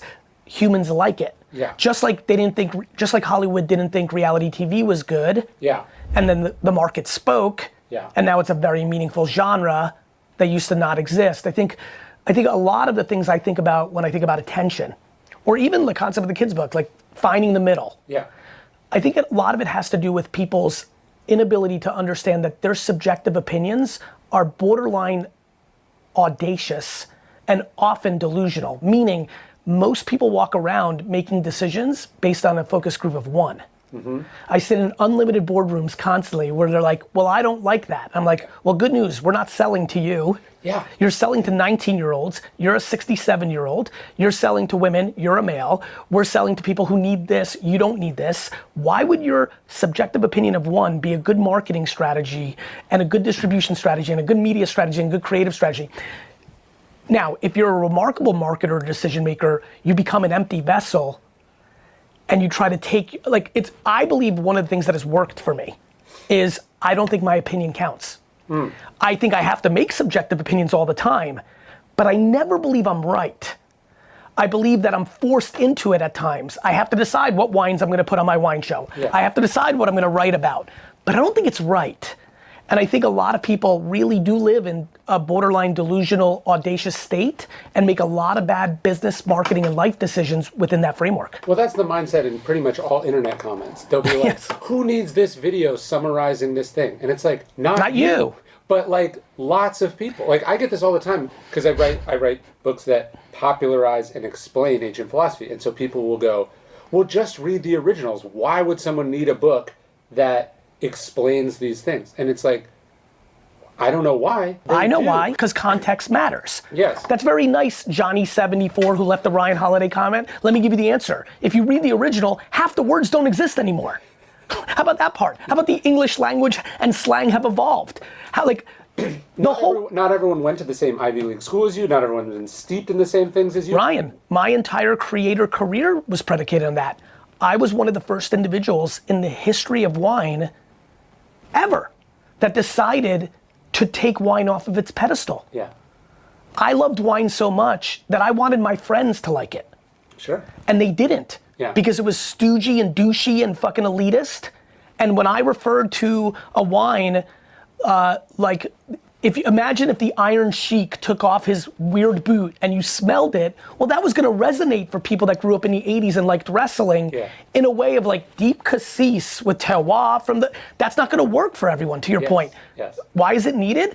Because interpretations or DJing, or whatever you wanna call it, is actually how if that was the case, we should all stop because it's always been talked about. Yes. That's insanity. No, there's different people are at different places in their journey and want different things. And there's this kind of narcissism of like, well, the way I get it straight from the source. Like what I realize is, hey, I wake up every day and I'm fascinated by ancient philosophy. And I understand how it can apply to my life. And then I look around and I would try to talk to other people about it and be like, what does this have to do with me? Right? Like, you realize people don't share the same assumptions as you. That's right. And that's where middlemen or popularizers or translators or influencers or explainers come in. And That's it's an right. important role. I think that's absolutely right. Yeah. Like, I don't even like movies all that much. And I used to watch Siskel and Ebert when I would find them on the dial, predominantly because I loved their banter and interpretation of, I literally had no interest, in seeing any of the movies. But I've always been drawn to the explainer. It's it's funny. It's my language. I mean, I live with unlimited acronyms and analogies because I've always felt like it was a way to convey. Yeah. And I find my career in that with wine. All right, everybody, about to go to my next meeting with the admin team. Gonna check my schedule. Just want to say what's up to Art K, Cyber Ninja. David May, thank you for hanging all day. Shepherd52 as well, and Bag. Crypto Gear Unlimited, great to see you. Bruno C, thank you for joining. Rich Kobe 99, Danny Smith, Valentino, Ruben Z. Thank you all for joining the TikTok stream, whatever. Thank you for joining, Lena C. Thank you. I will see you all soon. Back to this meeting. I'll see you soon. I got a new video coming your way. I just texted Dustin with it. Chain or Unlike YouTube, on social media, people are starting to not follow. They don't need to because the algorithms are bringing you what you like. So one of the reasons your views are over-indexing is you're getting enough likes and shares and people are staying on the video. So the algo is understanding that people like your stuff and they keep showing it to more people and then more people like it. So you're winning on the merit of the creative. Literally, when I started in social media in 2006 and 2007, if you interacted with anyone, it was considered rude not to follow each other. Yeah. Today, when I look at the behaviors of the end consumer, we're gonna like it, but we're not gonna follow the person because I'm gonna see it anyway. And that's what's starting to happen. And so that's something to not over fixate on attention is the #1 asset. Anything I can help you with from understanding like any growth that you're looking for from, like, for example, how much are you all doing on Snapchat Spotlight? So we've been vague with Snapchat. We grew it up where I think we're at like, I don't remember the last time I looked at it. It was probably like 650,000 members or people or whoever are involved. Yeah, so to me, this is for everybody who's listening, who's trying to grow. It's always supply and demand. Everyone's trying to win on TikTok now, even though 5-6 years ago, as you know, I was yelling like, this is where the opportunity is. You know, Instagram is even more competitive and hard, and YouTube as well. And I think there's this big gap on Snapchat for people like yourselves that are super advanced, but even people that are watching right now that want to start their journey. It's a very tricky and clever little place to jam on. And then for you personally, you're probably going to segue soon into being able to do some stuff on LinkedIn and talking about the business side of what you're doing, not just the entertainment side, you know? Sorry, a call came in. No worries. No, I completely agree. We definitely have been wanting to grow a lot more on Snapchat and focus more time on Snapchat. And I think we are now. We're going to start focusing more time on it.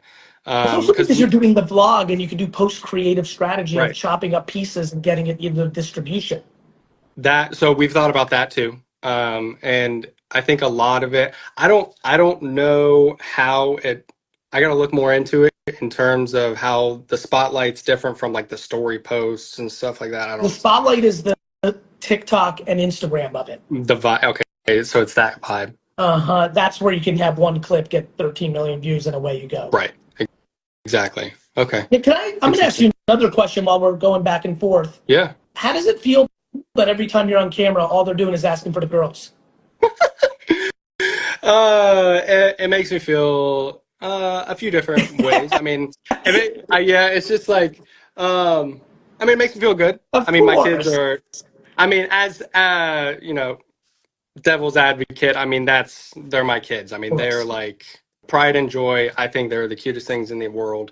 And it's great that we can share our moments and our time with our kids. And it's good that other people like that as well. Yeah.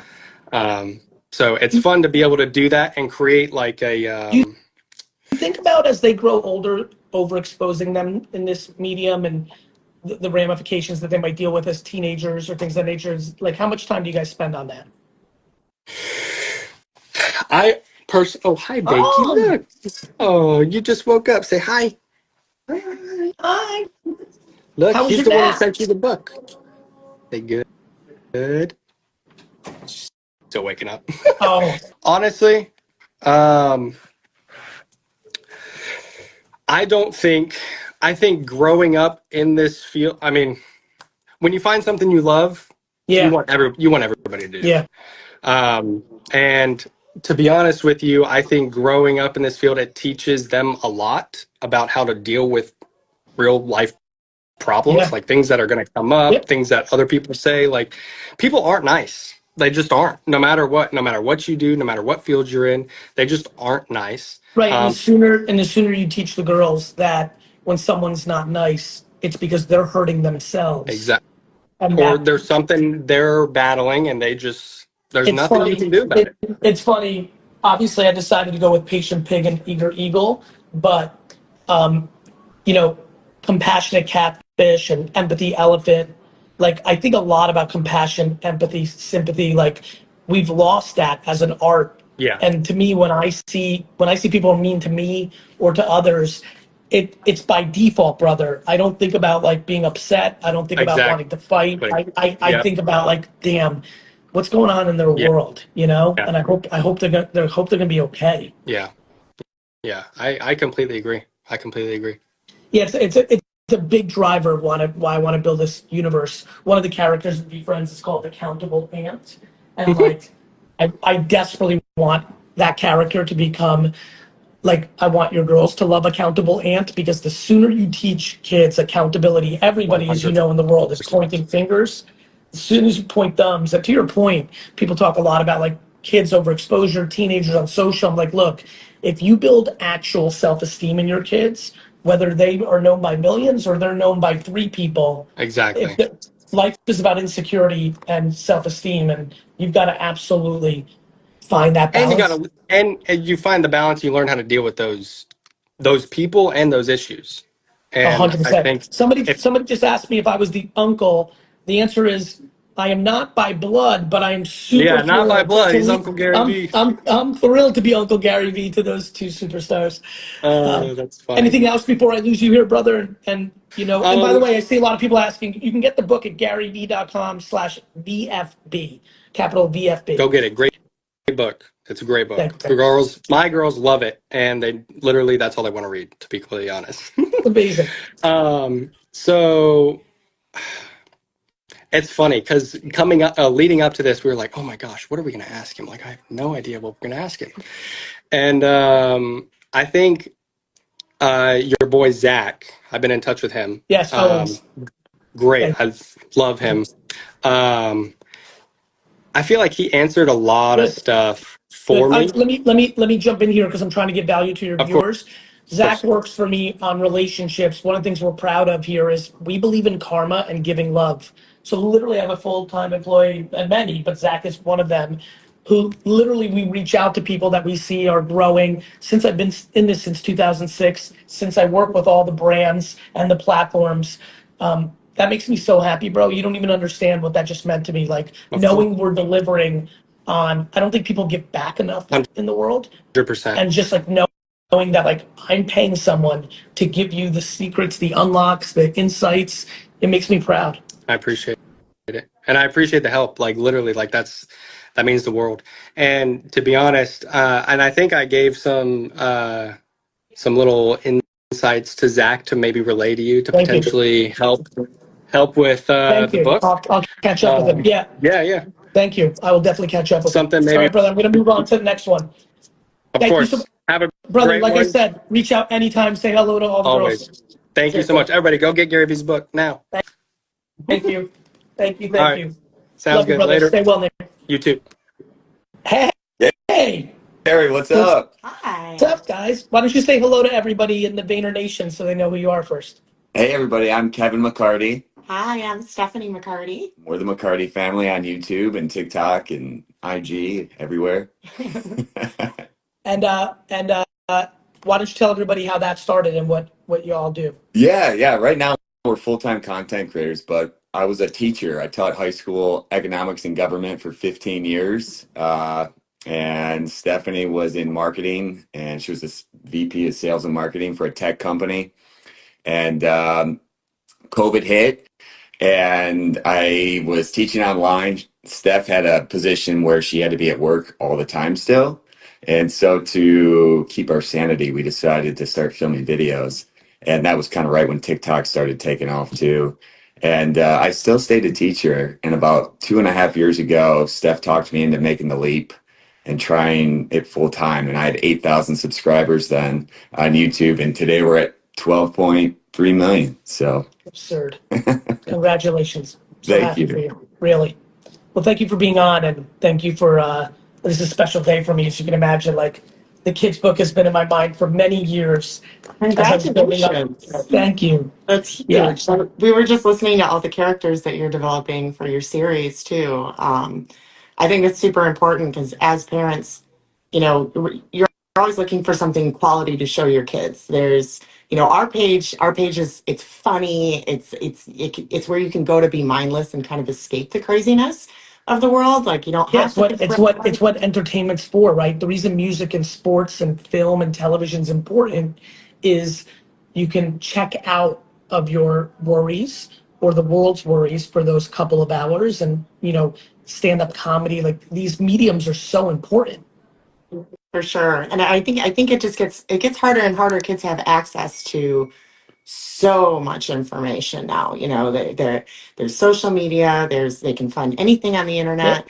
And like what kind of tools can we actually put in front of them to like teach them those values that, you know, if that's all they have, those things can be missed. And so I love the ideas that your book centers around, and we can't wait to get a copy of it.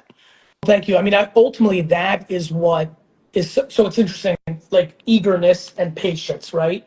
I'm obsessed with both, especially patience, because patience is hard. I'm still working on that, Gary. And brother, I'll tell you this, it's a triggering word in my content. People get mad that I talk about patience so much. I get unlimited DMs from like alpha dudes and gals who are like, GaryVee, what the heck? You're supposed to be the go, go, go guy. What's all this patience? I'm like, do not confuse the word patience with complacency. Absolutely. Like, there's a reason there's a different word in the book dictionary for patience and for laziness, right? And so patience is hugely important. Like, I've done a lot in my career and I feel like I'm just starting to kind of get going. And I run into 22-year-old men and women GaryVees all the time. And they're like, it hasn't happened for me, Gary. It's over. And I'm like, it's over? I'm like, I worked in a liquor store until I was 34. Wow. Yeah. Awesome. So Awesome. I think people really are confused about, but what the book goes into, and I'm hoping to teach parents and kids, and I see a lot of you commenting, the book is linked right here pinned, GaryVee.com/VFB, VeeFriends book, is patience is remarkable for Patient Pig, but what kids are going to find out in the book is she took it a little too far. And so I think the big thing that I'm trying to teach modern parenting, or at least leave a deposit that I hope people get value out of, is we've lost our balance. We've gotten a little bit too red and a little too blue when purple is the answer, you know? And so, but eagerness is amazing. But if you end up being sloppy because you're so eager to get something done, game over. Or hurting people along the way, right? It's all about balance. And I think it's just a fantastic way to like showcase that to kids too. And a fun way for parents to be that too. So you see one perspective and then you flip it and then you get the other perspective. I think that's genius. Appreciate it. Big shout out to Manny Galan, who used to work with us, came up with that idea of going in both ways. Like, I thought that was super clever. We really like that. Let's kick out of the book for a second. Everybody here's got a gist. If you want the book, if you have somebody 3 to 8 in your life, the link's below. How about while we're here together, I'd love to bring you guys some value. You've obviously exploded, but are any platforms that you want to grow on, or hitting any bumps, brand deals, business stuff? While I'm here, I might as well use my business acumen, bring you a little value. Thank you. Thank you. We're actually, I would say YouTube is going great. We have a really loyal following there. Instagram is one of those places it's odd because we have, 122,000 followers on there. Our views are that of someone with a lot more followers, but it doesn't translate. There's a couple things going on. One, unlike YouTube, on social media, people are starting to not follow. What is that? Because they don't need to. Because the algorithms are bringing you what you like. So one of the reasons your views are over-indexing is you're getting enough likes and shares and people are staying on the video. So the algo is understanding that people like your stuff and they keep showing it to more people, and then more people like it. So you're winning on the merit of the creative at a time when, literally when I started in social media in 2006 and 7, if you interacted with anyone, it was considered rude not to follow each other. Yeah. Now, that makes a lot of sense. Today, if I see your content, I like it. Like, when I look at the behaviors of the end consumer, we're going to like it, but we're not going to follow the person because I'm going to see it anyway. And that's what's starting to happen. And so that's something to not over fixate on. Just focus on making remarkable Instagram content. That's Instagram, right? The big thesis that I have that people make mistakes on is that people make the same content for every platform. And I believe the reason it makes sense is that people are now more algorithm-based. Social media for the first decade was follow someone and you would see their stuff. Now we're just seeing algo.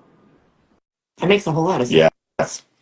So what I would just say is don't get crippled by, obviously when you meet people at the park and they're like, hey, like, how many followers? Oh, you're the social. How many followers you got on YouTube? Well, your chests go out real life, 12 million. And then when they're like, what about on Instagram? You're like, 122,000. do not, one of the great things that I think everybody in the world, children and grown-ups, should learn is do not have self-esteem wrapped up in the amount of followers you have. Yeah, 100%. I love that. Yeah. Period. And back to your teaching roots, brother, remember, like, if you really changed the trajectory of one person's life in a school year, how great that actually felt, you could literally see it. That's how I want you to think about Instagram. As long as one person that day gets remarkable value out of this video, then that's what you should be fixated on. And then miraculously you'll wake up and there'll be more followers there. Yeah, no, I totally agree with that. It's been a process because I'm still new. Like, we're 3 years into this, and I consider that still young. And very young. As a teacher, you know, you get to physically see that difference that you make with those kids.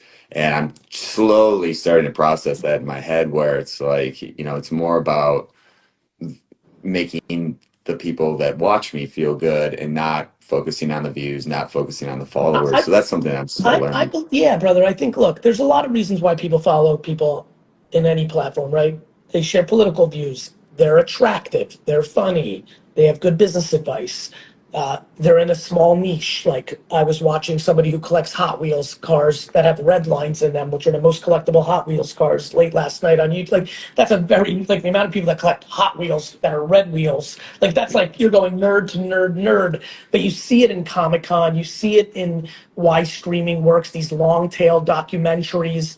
You know, like, I think the key forever, no matter what anybody who's watching now is doing, is if they want it, focusing on them versus what you get out of it will always be a good strategic framework.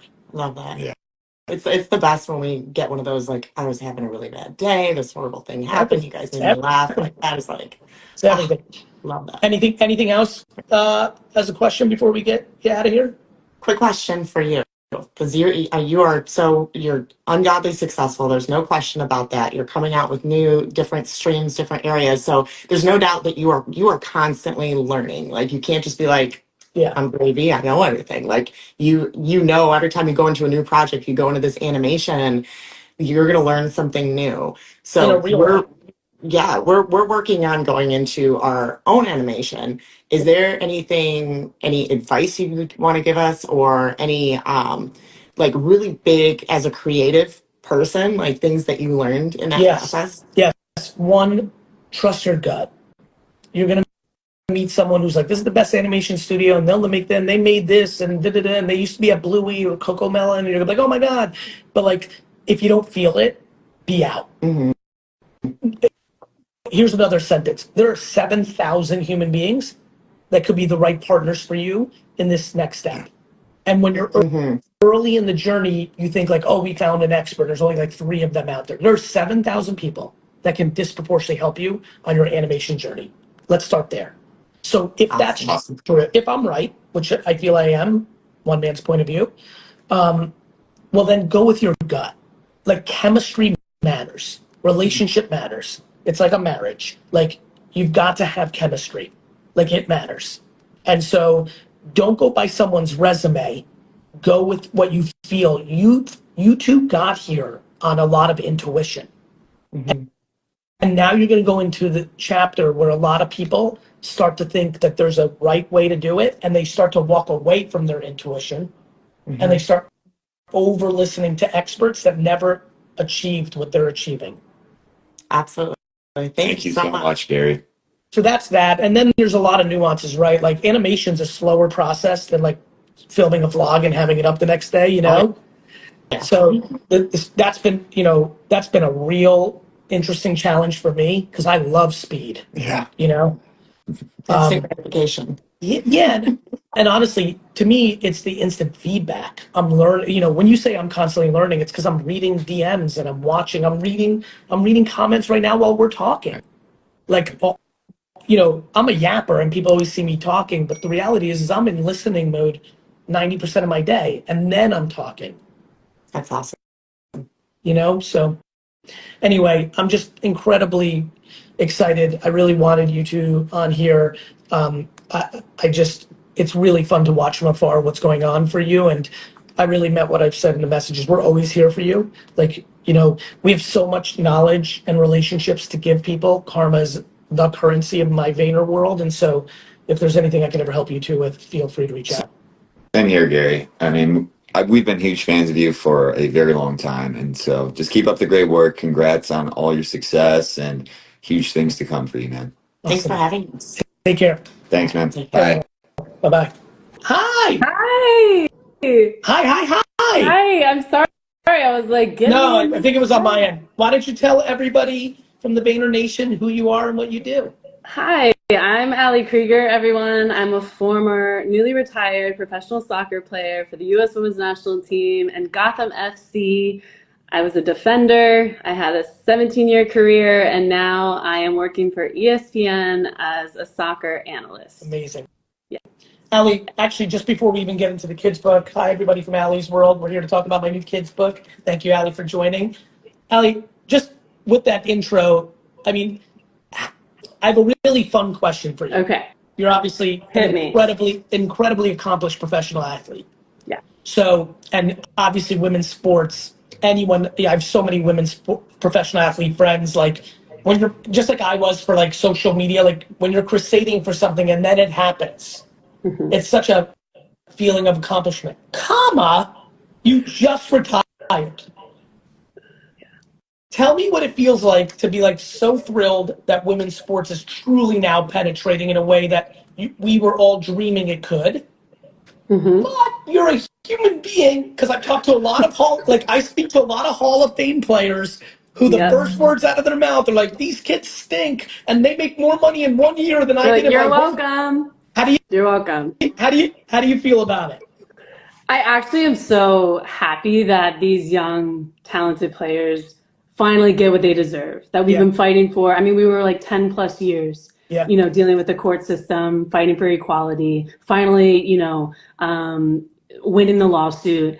There's still work that needs to be done, but these women now are reaping those benefits that we fought so hard for. And that was always the goal, right? Like the 99ers paved the way for us. They created this path, and then we took advantage of that. And then now we kind of snowplowed a little bit more, and then these younger players are reaping the benefit of that. But that's how it's supposed to be. That's how I agree. Things are supposed to happen, because your work now you're seeing that reward. And so it's really exciting. Now they just have to get back to the winning ways. And Yes. But it's been general, like I'm going even broader. Obviously, women's soccer has always been at the precipice, but obviously WNBA has exploded. The ratings on like women's volleyball and softball, like it's all being lifted. Right. It's really cool.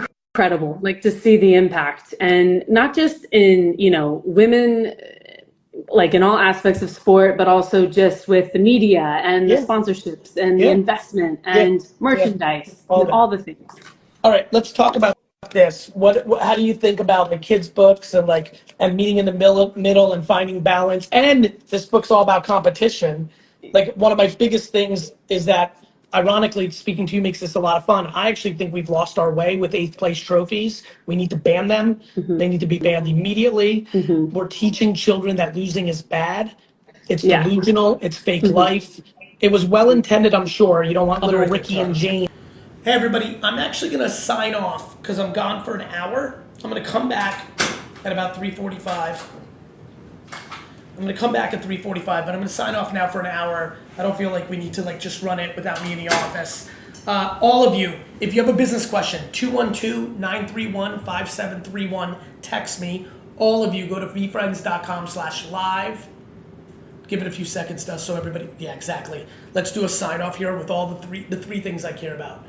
That people go to 212-931-5731, that people go to VeeFriends.com/live, and that people DM at VeeFriends cards if they want to learn more about the trading cards.